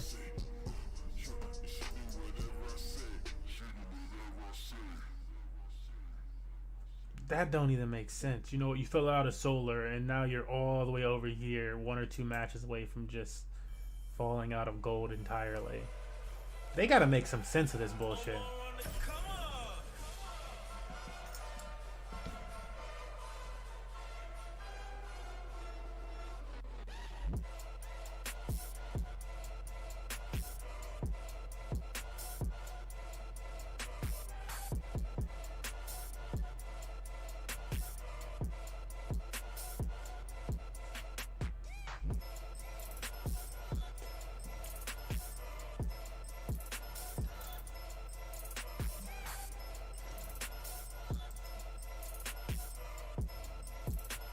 Fuck it, I wanted to have what, but I don't think I can. I think I have to have Soona's Mark with it. Have to.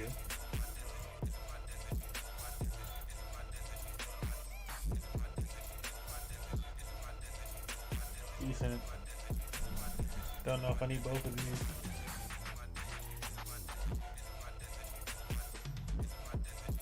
Two, three, four. I would fill up the entire board early on.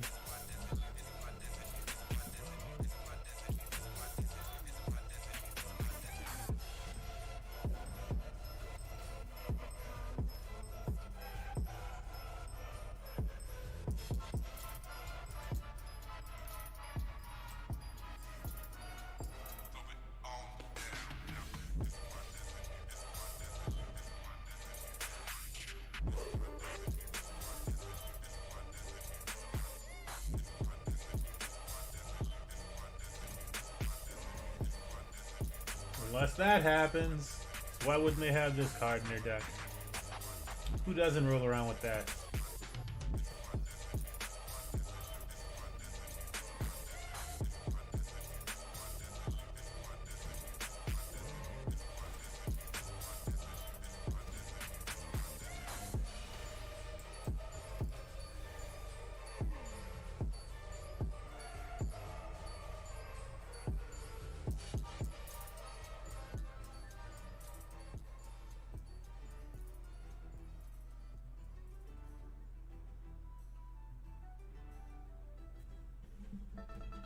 I'm pretty sure I'm 6 and 5 now if they're messing with this stuff so much.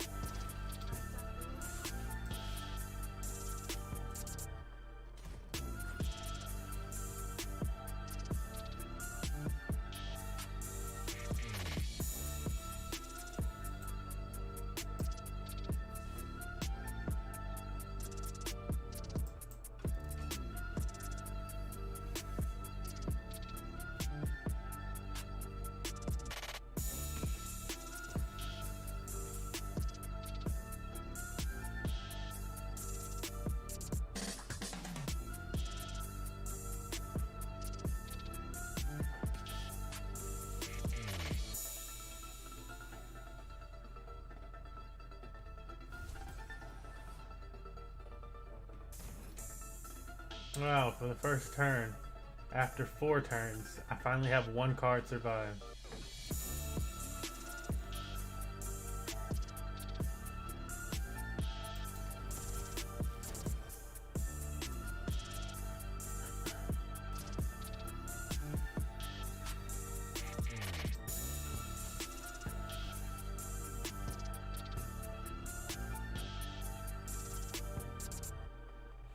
Like, the only upside of that is that they just did not do a whole bunch of damage against me. Yeah, there they go. They finally struck me. So I'm like, yeah, they haven't really damaged me much.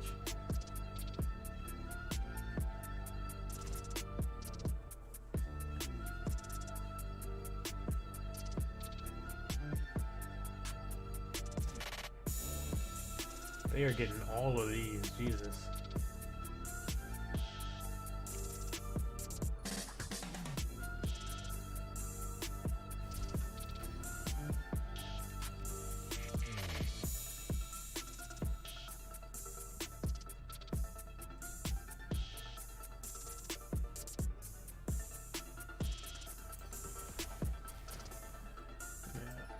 Deception doesn't typically have this type of card. So she probably comes over here to kill that. He goes over there to kill that. This tries to come down here. Let's do this math. He could kill that or this could kill it. That takes out 0 cards. No, takes out 1 card. And then over here, takes out 0 cards. They're down 1. So then they could do 1 more damage. Just leaves me at 1 health. And they could take out another card. I'll be down 2 cards. Is it time to hibernate already? I maybe should have just left that. I could have got this next turn. I messed that up.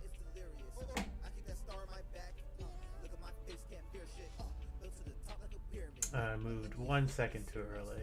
What am I thinking? Because I was like, oh wait, I need another card down so that this thing doesn't get attacked. And it's like, it doesn't matter. You could boost it next turn and get it out earlier. Totally just fucked that up. No takebacks. Yeah, and then they got shit like that just kills the card anyways. Right now, the Amazon deck that I created is looking way stronger than the wild card deck or the combination of the Amazon and the wild.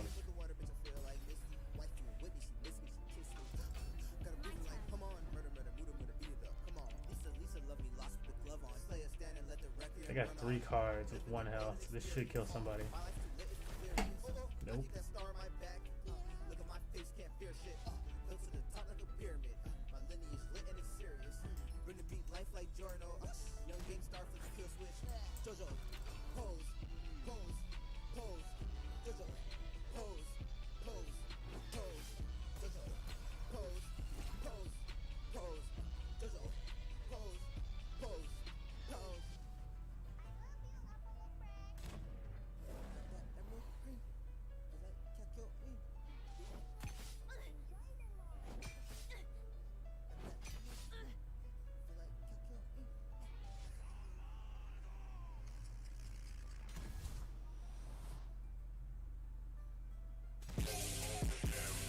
Like now we actually have a bad chance of hitting one of the 1 health cards.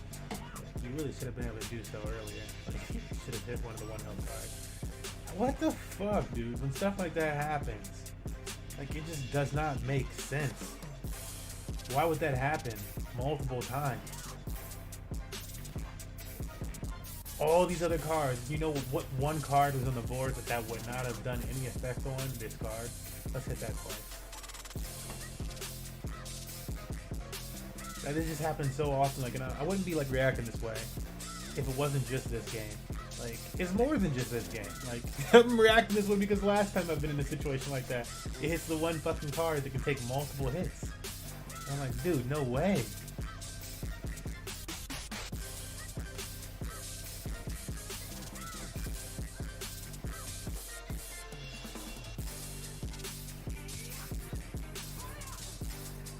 This game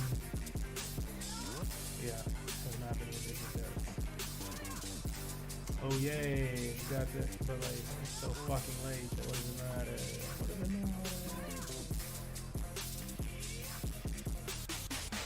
Oh.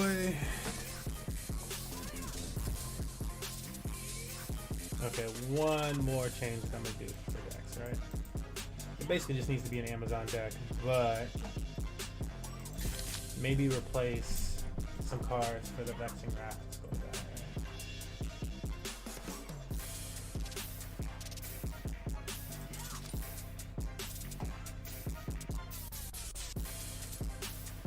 Like, since we got two of those, we don't need two of these ones.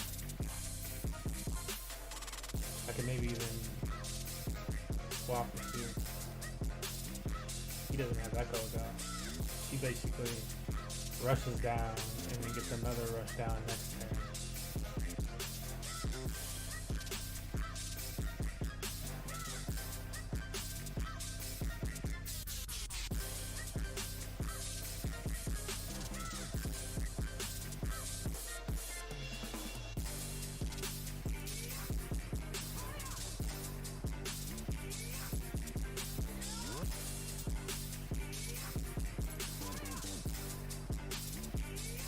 Spark for in a second.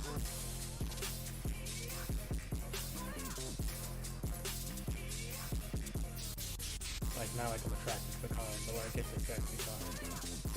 Shit, it does.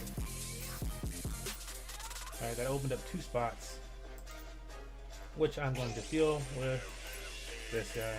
The one wild creature to make it in this deck because it is ridiculous. It reminds me of the Ornery Goat.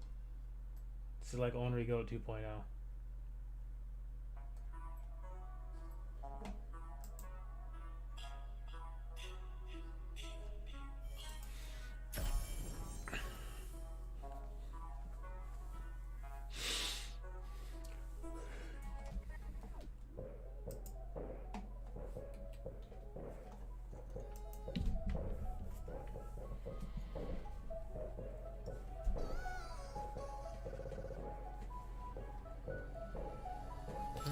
Rotate my Grinch box. I think I might keep making videos on it though. Because these videos don't get us actual referrals every time. Like, fuck, just try to make another video.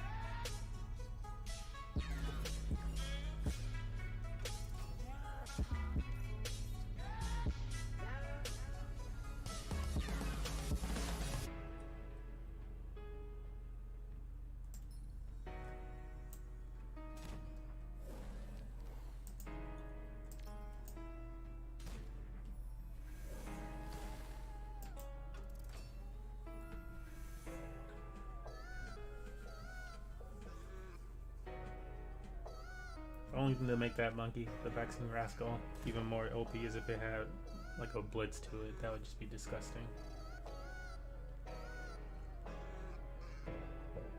I don't understand how Empower works.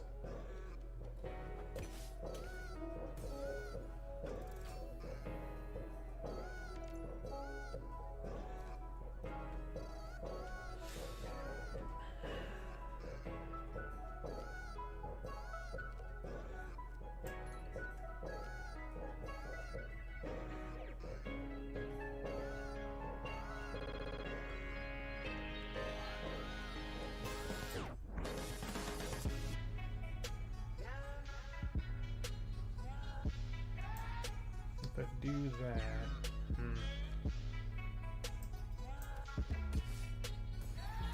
oh, but then I can just do this, and she will get it. Look at the show.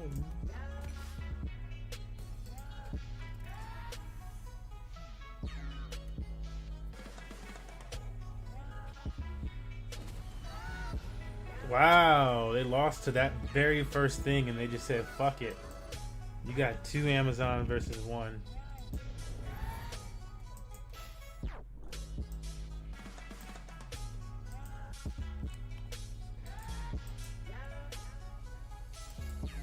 Put 'em in your mouth. Chuck 'em.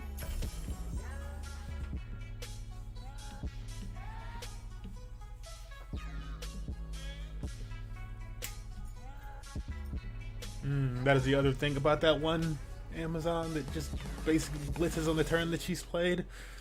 She gets 2 strength and then blitzes. Is that her strength allocation and her giving off an extra card does not need you to have a second card down, versus the other guy, the Paradise Warrior of Paradise, requires you to have another card down for it to get its full benefit. Where the Amazon lady one does not. She just does her thing. This one, Bark Sworn Hunter. She just does her thing.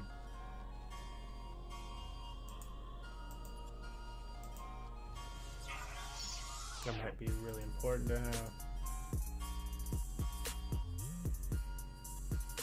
I don't know if I need 2 of those early on like that.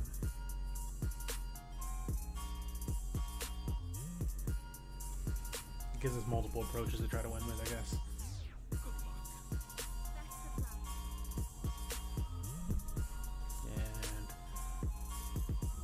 And Light doesn't usually have blitz cards. I don't think there's blitz cards in Light.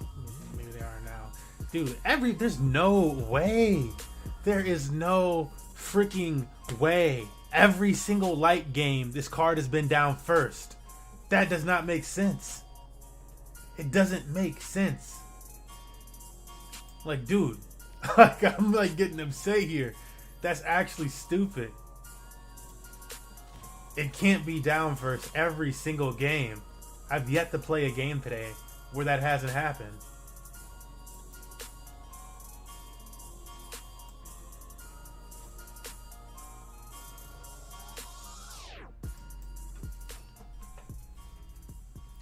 That's just incredible, bro. Like, no way. No way. Every single game.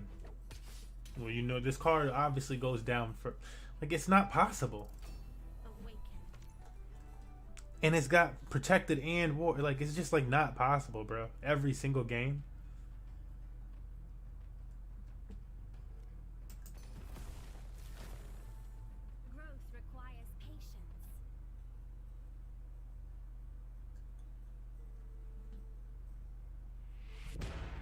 Like, now I don't even know what to do, because I lay this card down, it's just going to die anyways.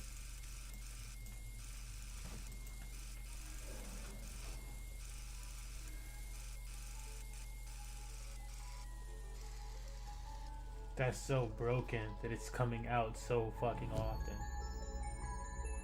Like, it's not possible, bro.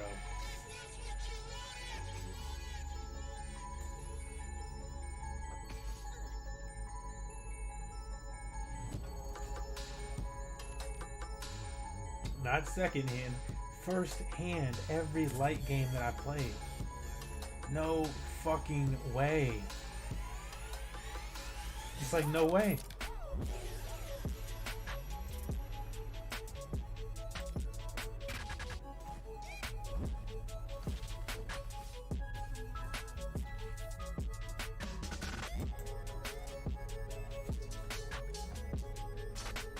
She's an Amazon. Oh, that's even more reason why I should play those 2 instead of the Paradise ones with this. Those 2, laying these 2 down and then having that, or even one of those down and then having that, she's gonna go sacrifice herself. So they get rid of that card, and then it does 2 damage to the next card, or 1 damage to the next card. If I had both of them, I would be doing 2 damage to the next card. It's not even gonna matter, bro. It's just broken. Light's just fucking broken.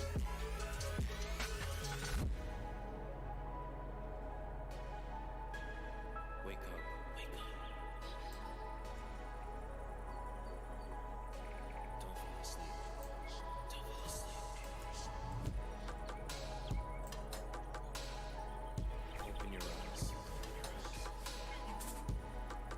That's what I needed.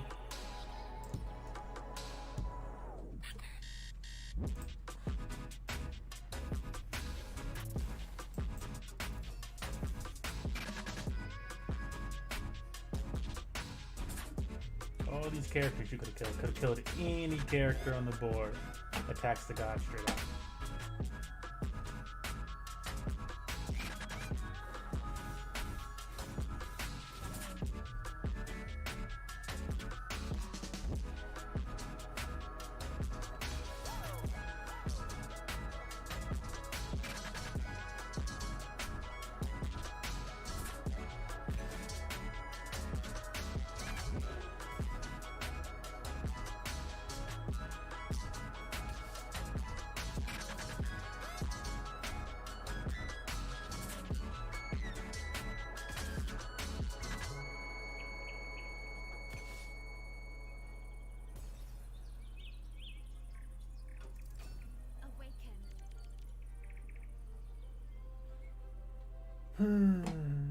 Like, I really don't even feel like finishing this one. Like, I'm about to just start quitting on light games if they land out with that fucking biker thing first. Like, it's just bullshit. I'm tired of that thing going fucking first. It should not be there every damn game.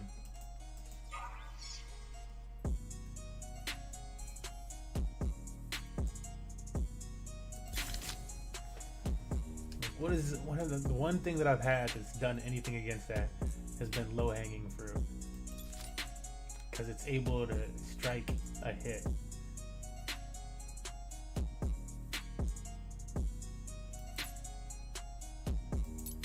I'm gonna get rid of this. So without it, I don't think we can get past the Viker things.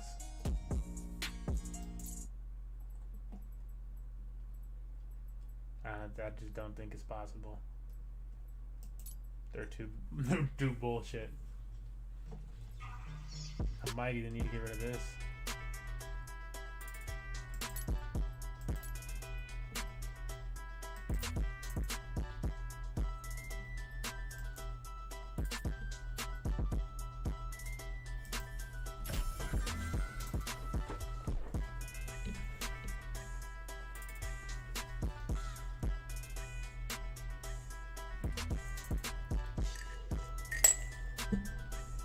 It's a light deck. I put like $20 on the fact that it gets that same card out first hand. They're just like not allowing it to not get that card out first hand, which is like, it's ridiculous. Out of like my last 5 light games, every single person has gotten that card in the first hand. It's like not even random anymore. Like, you're making it so they can actually get it.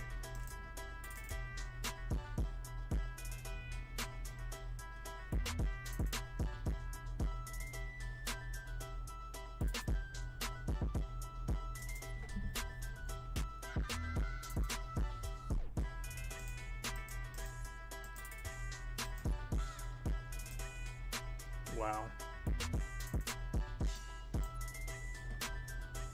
This hand was horrible.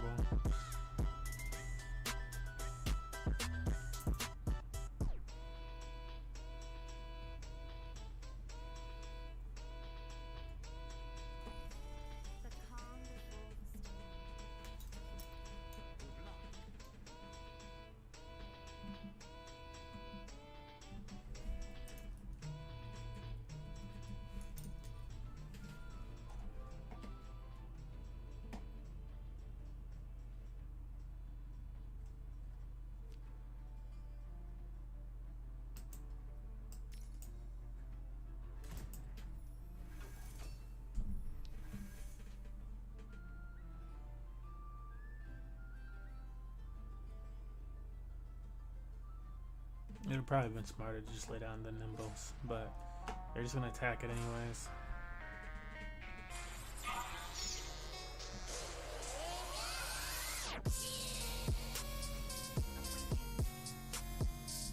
Yeah, they got a bunch of cards that can do damage to early cards like mine right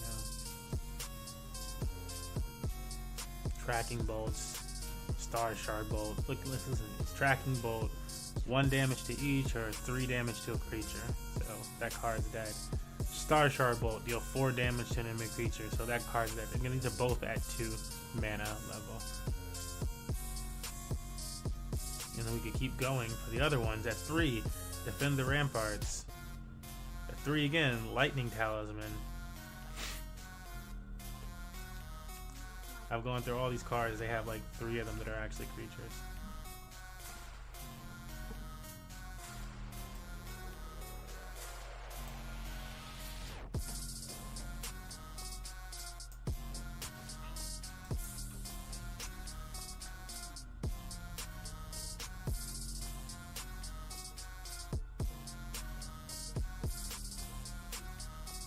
Two Labyrinth Guards.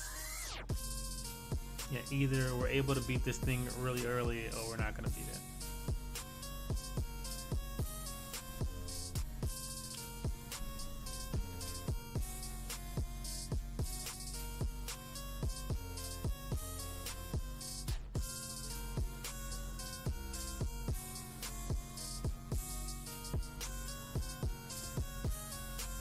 Must not have very many good options.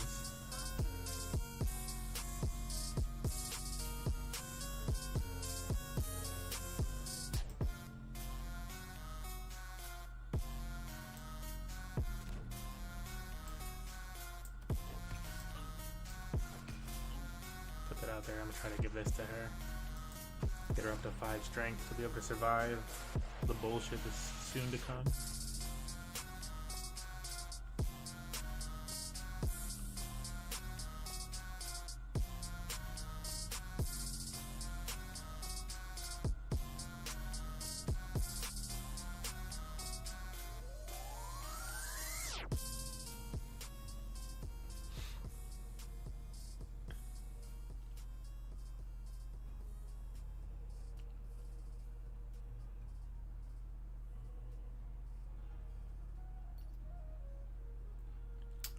Alright, he's probably got the small bag of tricks though this time. Use his other card. I doubt he just has nothing else that he can play. Here it is. He's gonna get rid of one of these cards. 3 damage.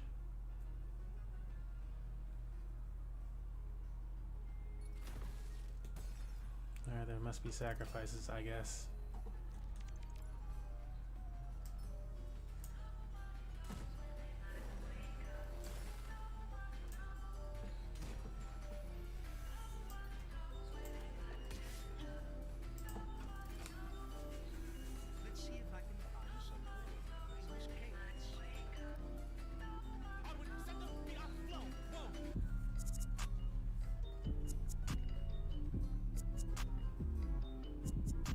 Our best start in a long time. You know, I didn't really like the opening hand. This person just hasn't been laying down cards, which is not also great for us because they could just wait until they have enough BS and then lay them all down at once.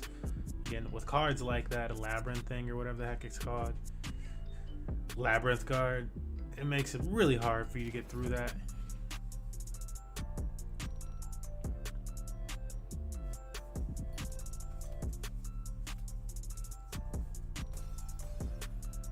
Why did that just... Didn't it just say 2 damage to each? 3 damage instead of you can control structure. Oh my god. She can survive right now. I don't know if this thing will survive though. I can give her 5. I might have to do it. We're at 5 mana. They got Crystal Rain coming up. They got Ryrun Breath or whatever the fuck. Yeah, I'm gonna have to boost her up. I feel like I always regret not boosting my cards up when I have the opportunity.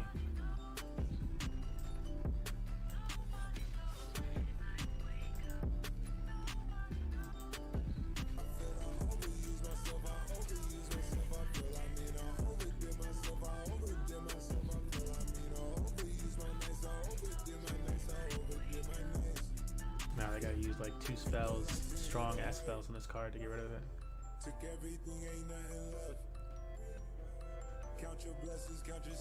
And I'm about to stack up my pixies. It's way too cold under this flesh. All week we ball, but we don't mesh. All week we drink, leave us a mess. Down all my drills, it is old news.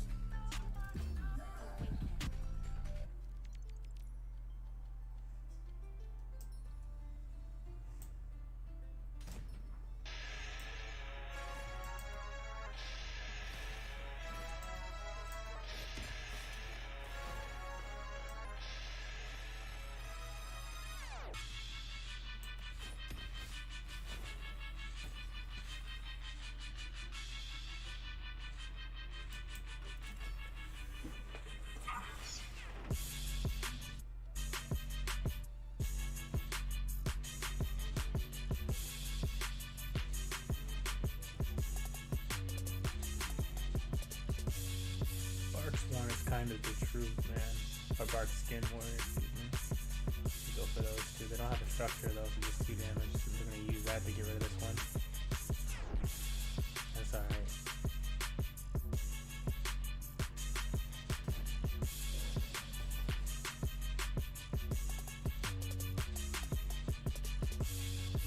For a 1 mana card, it must be pretty damn strong.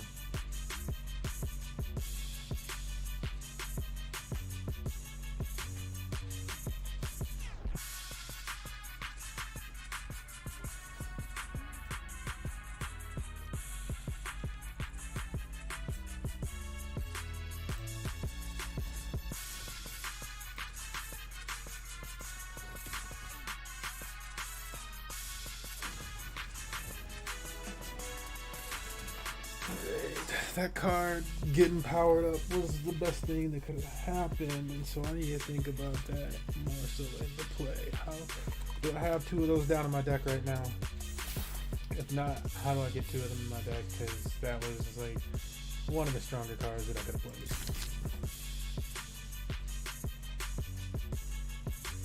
I need 2 of those in my deck then.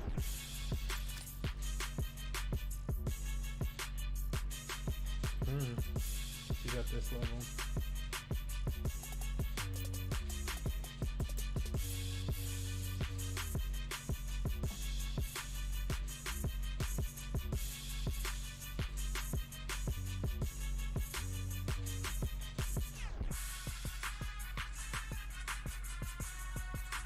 Maybe I'll only use 1 Amazon spell catcher.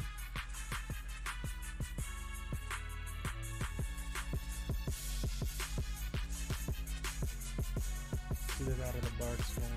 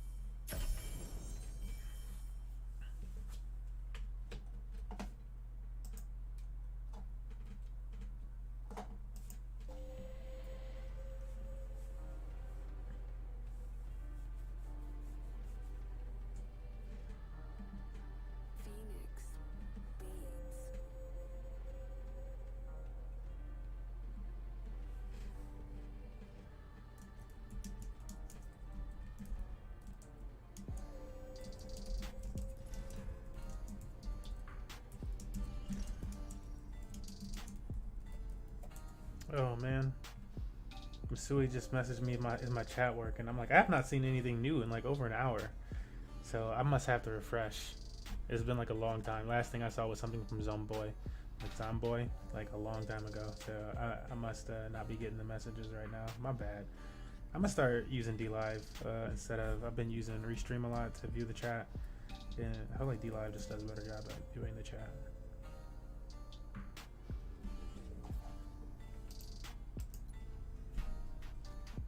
Thank you, Missouri. Damn, I totally fucked up. Oh, Zomboy entered the giveaway too.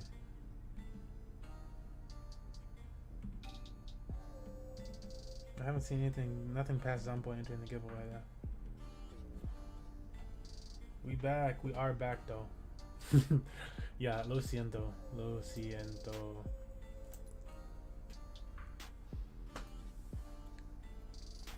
Tiago said I'm back. Welcome back. They're showing up now, Masue. I don't know why it wasn't before.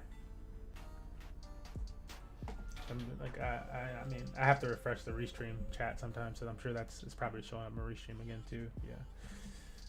Like sometimes my computer will just die from. I guess I don't touch it enough. It needs to be touched.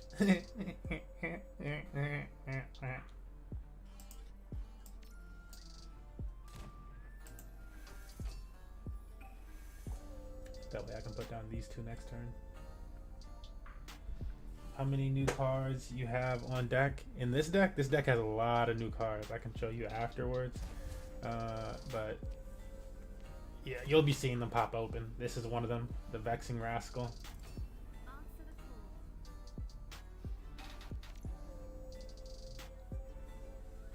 Damn, they made it so I can't do anything to boost him right now though. That sucks.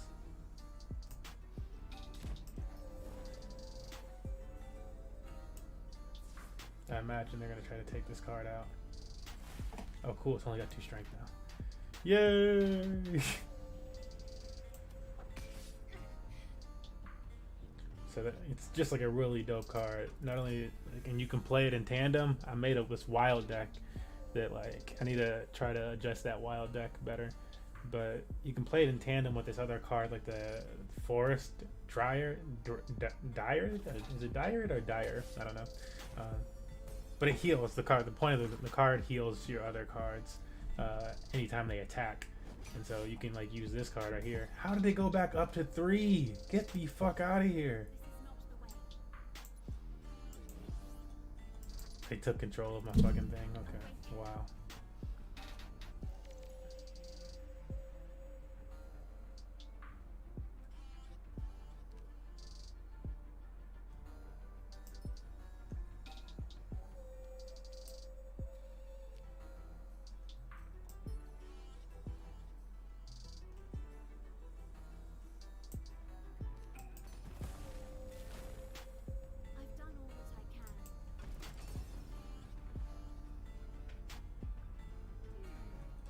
Yeah, I got 2 of them in my deck, thank goodness, but yeah. So annoying. And then this one just ended up in there. Woof. 4 in the graveyard. How are they gonna put that in my graveyard too?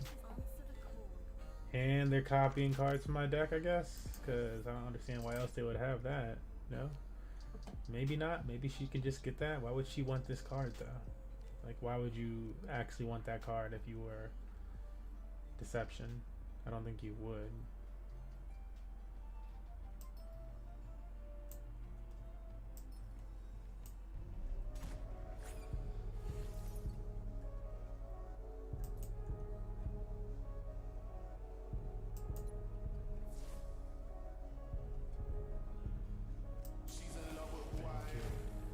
Stop boosting that fucking card up.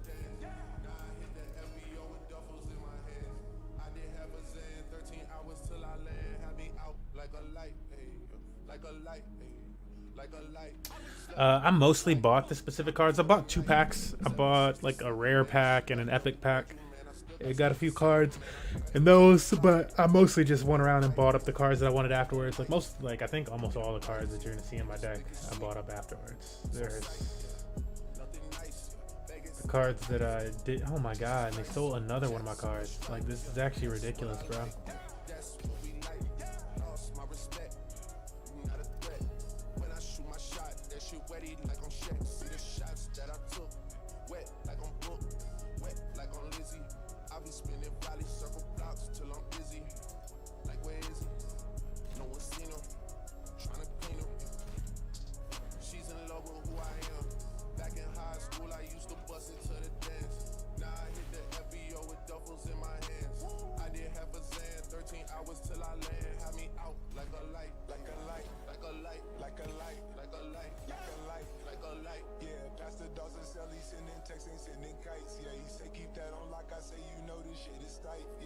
Yeah, there's some expensive ones I saw, but Some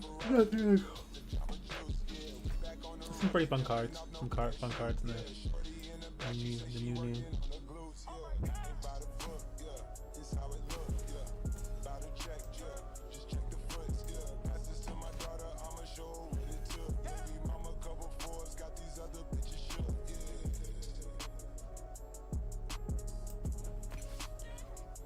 I'd rather him have to use up his mana to kill this card. I think he's doing something.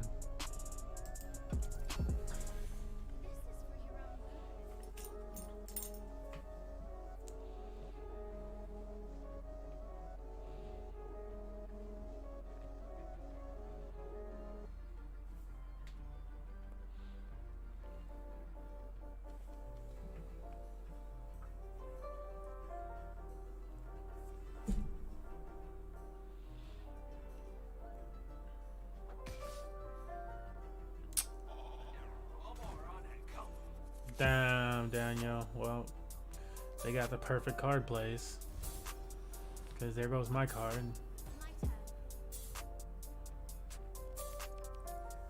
Like, what the absolute fuck?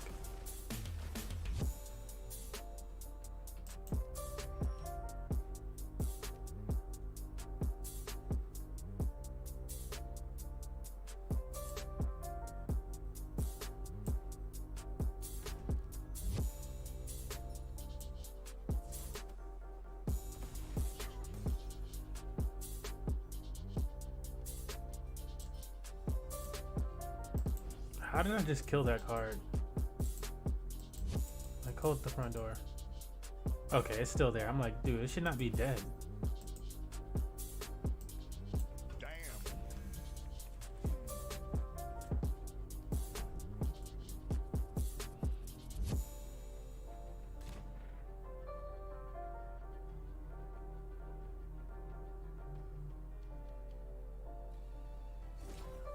First diamond noise. Multi-Rex. Yeah, I didn't get any legendaries. Oh. I feel like maybe the best was like a shadow or something. There was nothing like too crazy.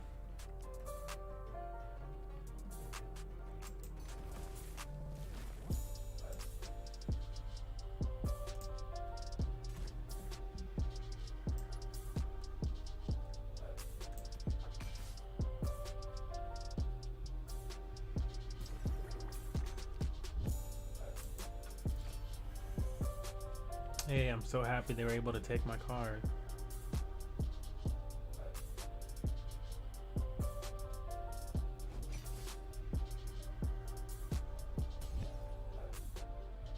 Wait, what the hell? Is it just like summon something when it attacks?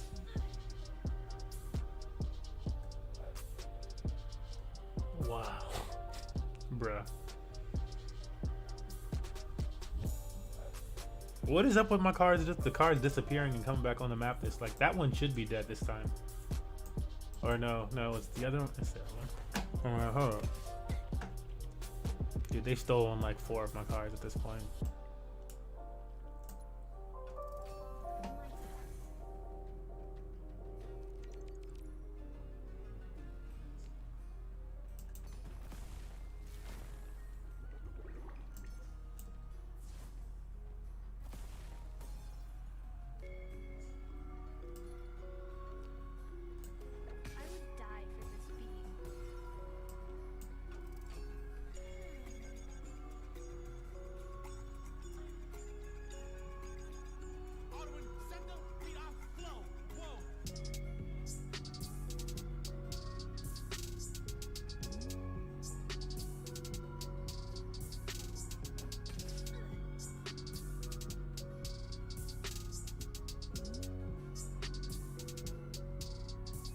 What did that do? Like, what was the point of them playing that card?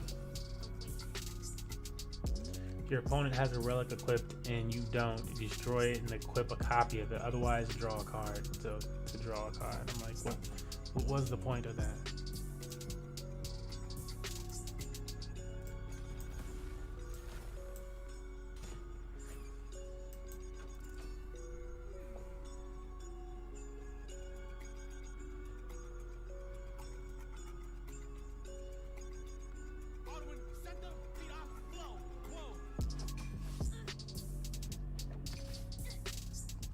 definitely gonna attack the 4 health guy. Or 4 strength guy. Never mind, because I'm gonna be asleep.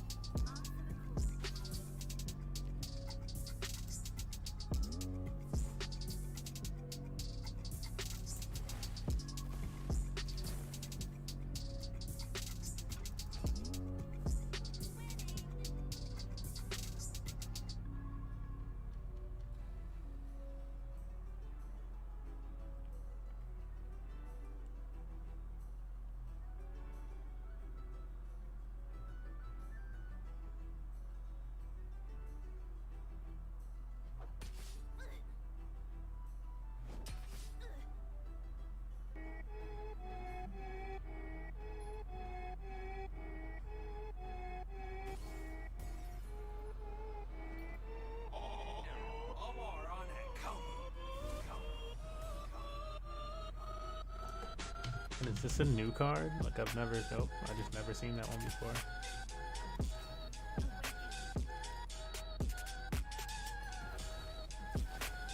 It's been doing that all day, dude. Anytime I need like one of the other cards to get hit, it's like, you know what? I wouldn't be, if that card had 5 health on it, it would have hit that card 3 times in a fucking row.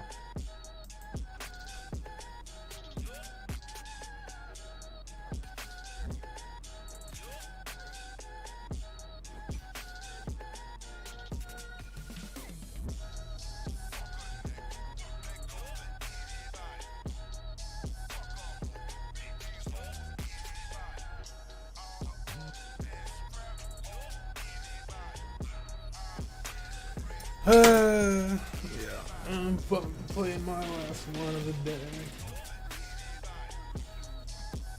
Started off okay, but it has been not successful.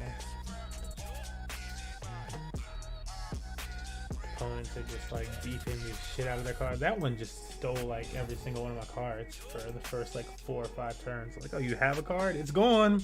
It's now our card. Can do that consistently until you never have anything to play. Like, alright, cool. That makes sense. That it wouldn't be random or every few turns. It's every single turn. Okay.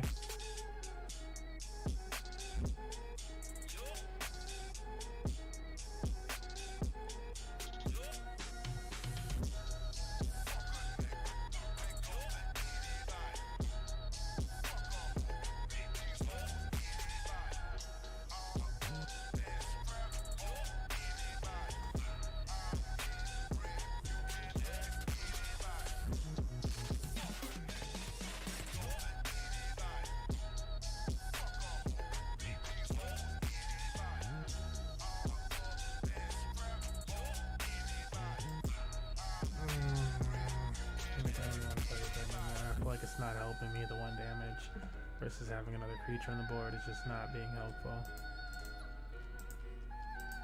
Wow, 2 of them, because it's what I need, right?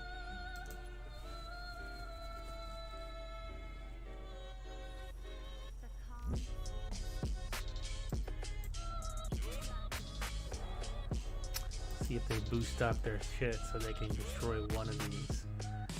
Wouldn't that be something? It's also something that people would do in this game. I think I'm gonna use my small bag of tricks and get rid of one of those.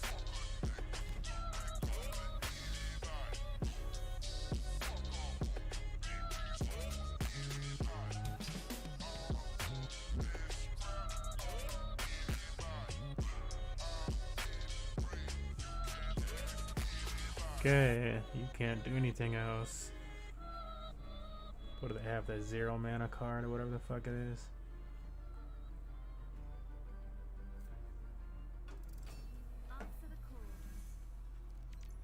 Good thing here is I certainly lose 1 card.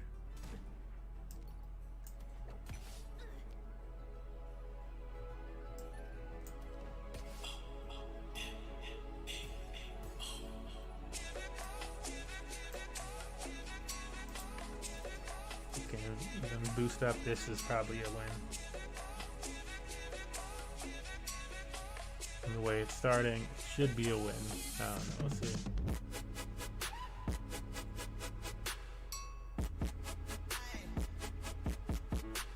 Damn it. You get a win and you just want to keep playing, though.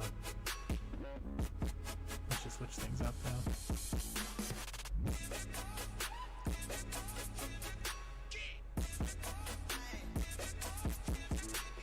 I like figuring out the different sets that you can use.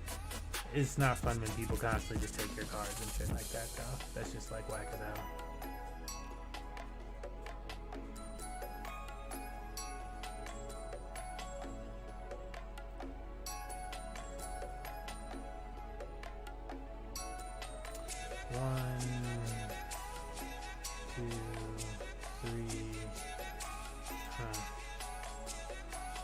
I'm like, if I did this, that would dump 1 damage on it. It's got 3 health, and it's got 2 health. It's got 1. I think I can get rid of it and keep this card out here.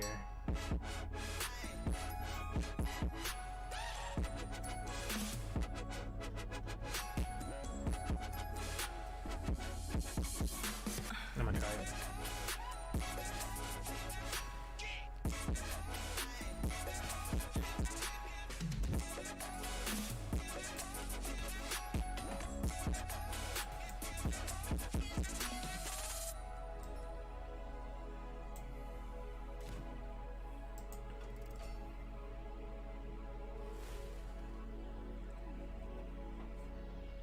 Then I can just go on to the Barksworn Hunter next turn. She can destroy whatever strong ass card they have, most likely. Unless it's like the Porcupine. You ain't getting that.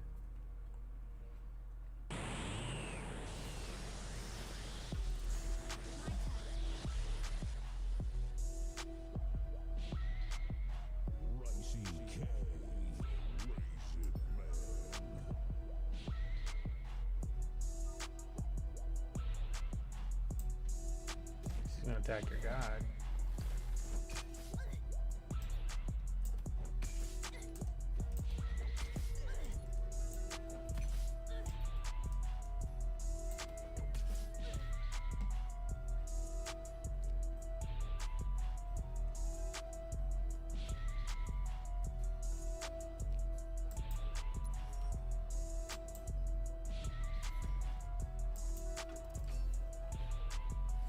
Yeah, that should be a wrap, honestly. This is a while before they get the hunt, even if they have it in their deck. They could get a lightning strike and get rid of this thing, but I still got this one next. 1, 4, 5, 6, 7, 8, 9, 10, 11. 11 health. I could have a lightning strike and a barrage or something. Uh-oh.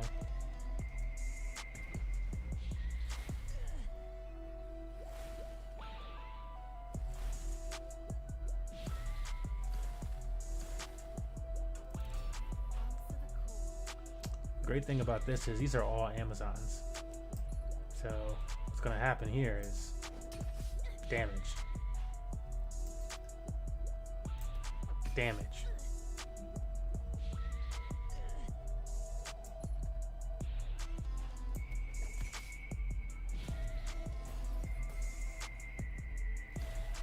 Oh, I should have waited until she died, maybe. Damage.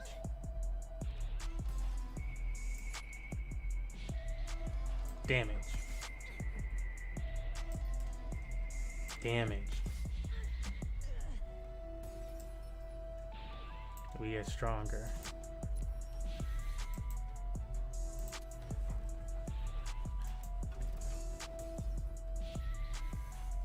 And we still got her old girl. They're about to quit. It's a game. It's game. No, it really should be game. I mean, they could actually now they could use the hunt and probably kill all my cards, but they don't have a small bag of tricks. So 2, 3, 4, 5, 6, 7. Oh, nope. Cause that's 8. Somebody would survive. 1 or 2 cards maybe. It's got Twin Strike.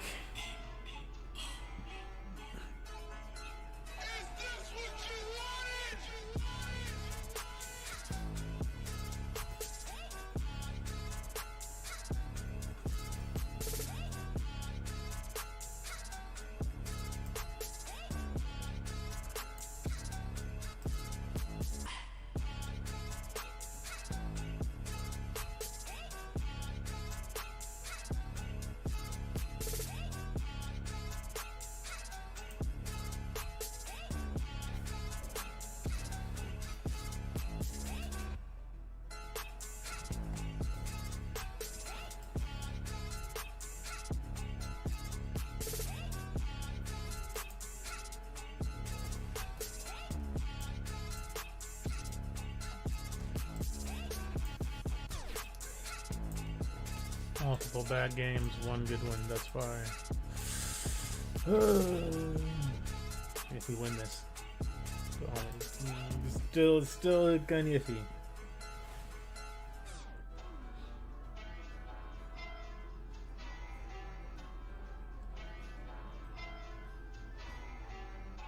What is happening in this picture?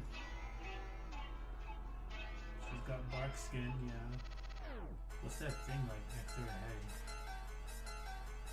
It's an axe, okay. I think the axe hits off of her skin. She like blocked it. It's like,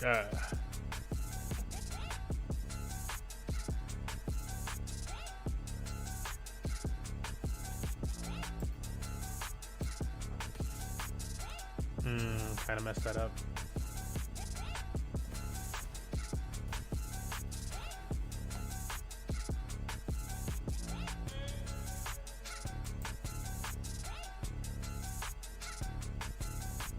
Well, they could have some cards that really fuck me up here, but they likely have.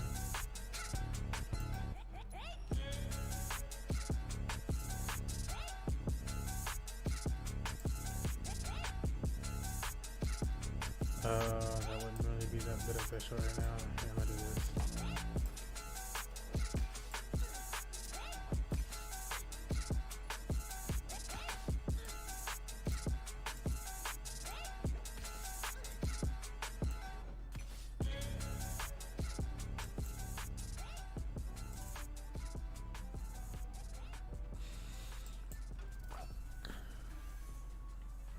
It's the circle of life.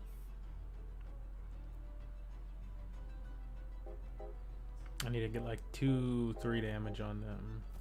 Maybe 3 damage.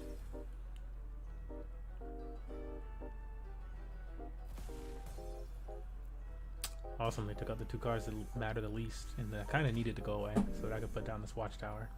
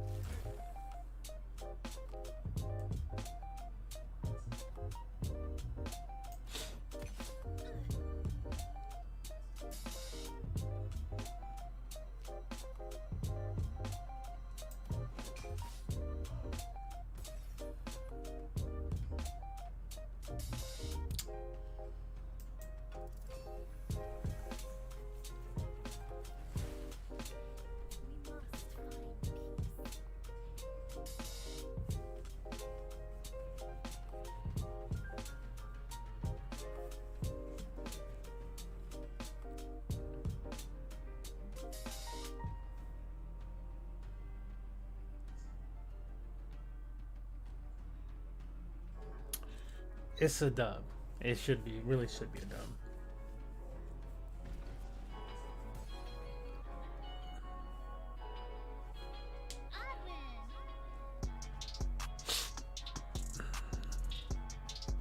They're gonna do 1 damage to everybody.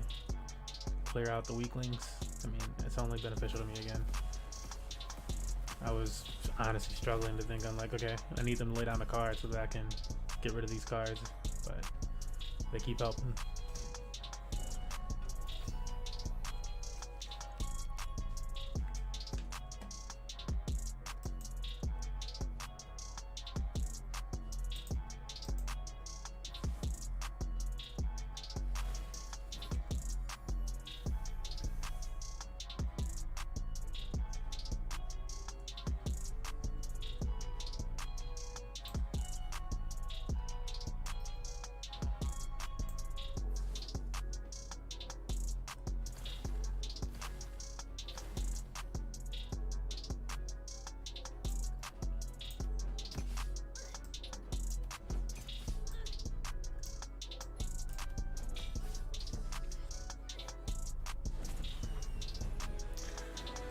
Woo! It was a successful round. I'm like, man, I should go out on even. I really need to go out on even. It's even. It's been like 4 hours. Gods Unchained. But you know you win, you won't keep going, dude. Won't keep going, dude. I think I should call it that.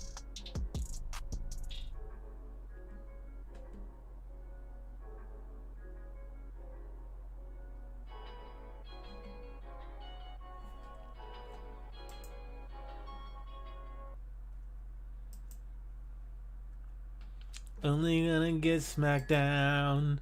Never gonna win that much. Oh, that's not the attitude. Just to make it to the top. When we gonna win back now? Ah. Okay, I'll stop.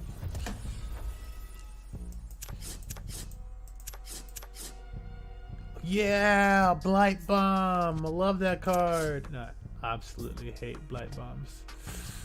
Absolutely hate them. Damn you, Dathodex. Man, these are not changed. Available for 3 more hours, huh? Okay, I'm like, yeah. When are these changing? This one will change tomorrow? After tomorrow? Hurry up and change, damn it. Can't believe Raid Reveler. I mean, it's the purple one though, whatever. But I'm like, it's over 12,500. I ain't. Things that I ain't. That. You know what I'm saying? Things that I ain't that. You know what I'm saying? I ain't that. I ain't doing that. No. For sure.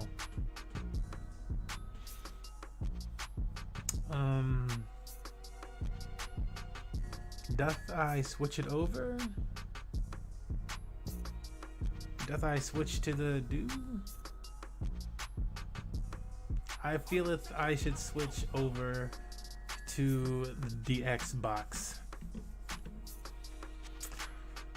I feel that I should. Enjoying the guys enjoying though. It's okay. I'm gonna switch over to the Xbox and pull up this metadata stuff like that and some information for our card games.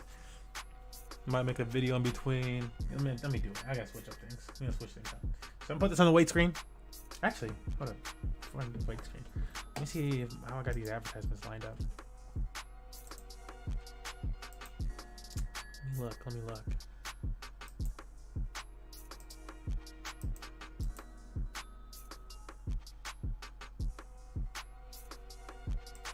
Okay. Yeah, I think I'm a roll out to these advertisements. Use those as my break session. I don't usually use. I have videos queued up as advertising, like segments and wait segments, and so it's a little bit more informational than just me walking away and leaving on the flag. So I think I'm gonna do that this time.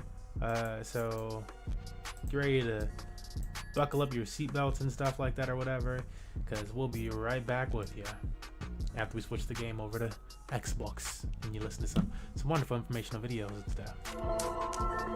Oh, why are both of those still queued up?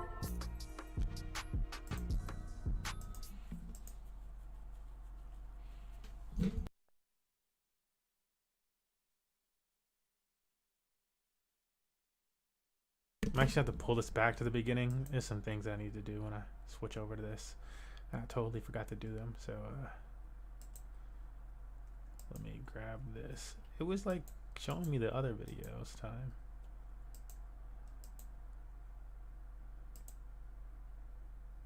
Nope. Here we go. And then I just need to do that. Your mindset change. Let's change your mindset. Let's show you the difference between and the power between. All right, good morning, good morning. This is Daily Income Guru with your mindset change. Let's change your mindset. Let's show you the difference between and the power between this beast and every other project that's out there that people, you know, before we've had that mentality of I want a 10x, 20x, 30x, 40x, and then move on to the next project. Well, I want to tell you, change that mindset here with Drip. This is not what Drip is about. This is not the power of Drip. You gotta understand the use case of our coin is to to make a daily percentage. That's the power and use case of drip token. Not to buy it and sell from $10. If it goes to 50 bucks, you sell your drip. No. That's not what you do. It's buy a bag and then sell that $50 or $100 and sell that whole bag. That is completely stupid. And I'll explain to you why. So let's say you had $10,000 and you bought at 10 bucks. That will give you about 1,000 tokens, right? So here, in most programs, you're trying to get that from $10 to $50, $60, $70, and then sell that bag, right? So then you've made a 7x, a 10x, it goes to 20, whatever. So here, what'll happen is you'll take that 1,000, you'll put it in the faucet. Guys, 900 of those tokens are burnt out of existence. The other 100 go and get split into 3 ways. Part goes to another contract to pay out the 1%. The other part goes to also for rewards for the downline, and another part goes to add to the liquidity. So to buy BNB to pair as liquidity on our DEX. Okay, that's automatic. So what happens is you're gonna have 900 that are worth at $10, $9,000, right? So that means you're gonna be making 1% of 900 tokens a day. So you're making 9 new drip tokens every single day. And at $10 a piece, that is $90 a day. Okay, so your money's going to work for you here. The value is in the price increasing, and your same 9, if you don't even compound, is going to make you more and more money, okay? So when we double from $10 to $20, your 9 every day is now worth $180. Not for you to take your 900 and sell it, but you should be happy with the fact that now you got $180 a day income that you can pay car bills, pay your rent, help somebody. You can use that to buy into another crypto project without risk now, because you're playing, you have a faucet of money, literally, drip, that's paying you every single day. What happens when we go to $100 a token? Do you want to take your 900 and sell that at $100 a piece? I mean, you could, but that's stupid, because that's giving you 9 times 100, a $900 a day income here. So I simply want to say, this coin is not a pump and dump. This coin's use case is not to sell when we 10x or 100x, because when we 10x and 100x, you just 10x and 100x your daily income, guys. And if you do compound, my goodness, this is going to change a lot of people's lives. This is true passive daily income. I'm Daily Income Guru, guys. Let's get the money. Change your mindset. Live free. No stress. That's drip. The following is an excellent analysis and breakdown of the DRIP network tokenomics from the Crypto OG, Daily Income Guru. You gotta understand this. Anything that goes into the staking contract is burnt. And what it does is it takes some of the tax for that 10% and puts it into a separate contract simply to pay out people's 1% from the rewards. So essentially, if someone right now buys 1,000 drip and they put it in a staking contract, that's gone. Now the supply is even lower. So what we have going on right now is about 90% staked, which is burnt. And so the DEX is our own DEX, and then PancakeSwap, which has a little bit of liquidity, there's only roughly about 100,000 tokens. So that therefore the market cap right now is only somewhere around close to $900,000. So we're sitting at a $9 token with a under $1 million market cap. So what happens when we get to $10 million? That means most likely the DEX, the order books, are going to be less than 100,000. But I'm going to just stick with 100,000. 10 million divided by 100,000 is $100 a drip token. And remember, like I said, all everyone is going to be doing is buying these and burning them in the staking contract. And now we got B Farm coming out, which people are going to be buying more drip to then stake in the PancakeSwap. My gosh, people, listen. $100 drip token is the small, is just, it's nothing. $1,000 per drip is scary possible. The things that make up drip, that's Hex, Safe Moon, and one other thing I can think of, I can't think of the name, they're all at $1 billion market cap. Guys, this can easily be $1,000, $5,000 project. And if you're talking about even $100 million, guys, you do the math. This thing is designed to get coins out of the circulating supply and destroy them. It's simply amazing. And also to think about, because I know this is kind of long, this is the only staking coin that is not increasing in its circulation and total supply. It's doing the opposite. This is the only coin. I don't care what you look at. All other coins that you stake, they're increasing in supply to its total supply, okay? So that's inflation. We have deflation going on here, and we're actually paying 1%, 365%. Guys, if you're selling right now, you're insane. This is probably the best coin to dollar cost average in stake to set yourself up to be a millionaire than I've ever seen.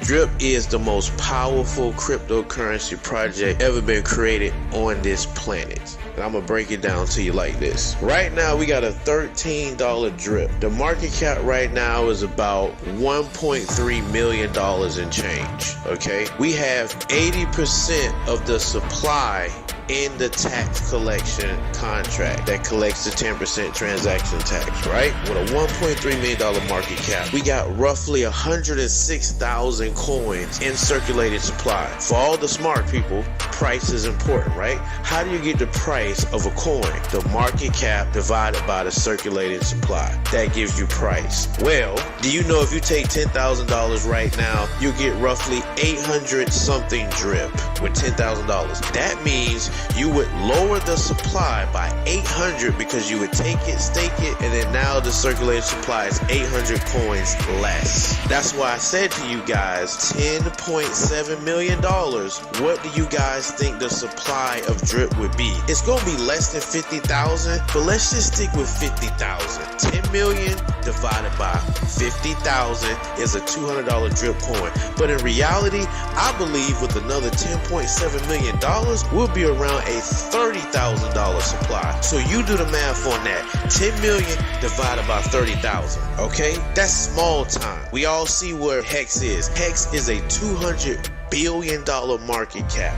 We pay more than Hex. Hex only pays 44%. Neither can you touch the rewards until your staking term is up. Drip pays 365% without compounding, and you get to earn your daily rewards. Hex actually is inflationary, which is increasing its supply, while Drip decreases its supply, all because of the tax situation. And if you factor in compounding, you're talking about over 3,000% APY, all without increasing the supply of Drip. Hex don't have casinos coming. Hex don't have no NFT game coming. Hex doesn't have a farm like this coming. Wait till someone drops a motherfucking drip miner that's gonna lock up a bunch of fucking drip. 4X can do that shit right now. That would skyrocket the price. Remember, we are a coin with a very low circulating supply, and every single buy lowers the supply because people buy it and stake it. On a $500 million market cap, that will put drip between $16,000 to $30,000 a drip coin. This project is worth more than that. We're on the same chart pattern as Hex when Hex first started 2 years ago. I'm trying to tell y'all, drip is going to be $1 billion+ market cap, and that's going to be scary for a lot of you guys. You guys don't understand what the fuck that means. At $500 million, drip would be worth 16 to 20K. Let's go with 20K. You have 1,000 drip staked. You're making 10 drip a day. What's 10 drip a day times 20K? How much are you fucking making? Off the top of my head, maybe that's what, $200,000 a day? Puts everything else to shame. You're gonna have people making $1 million days with fucking drip. Drip is fucking king.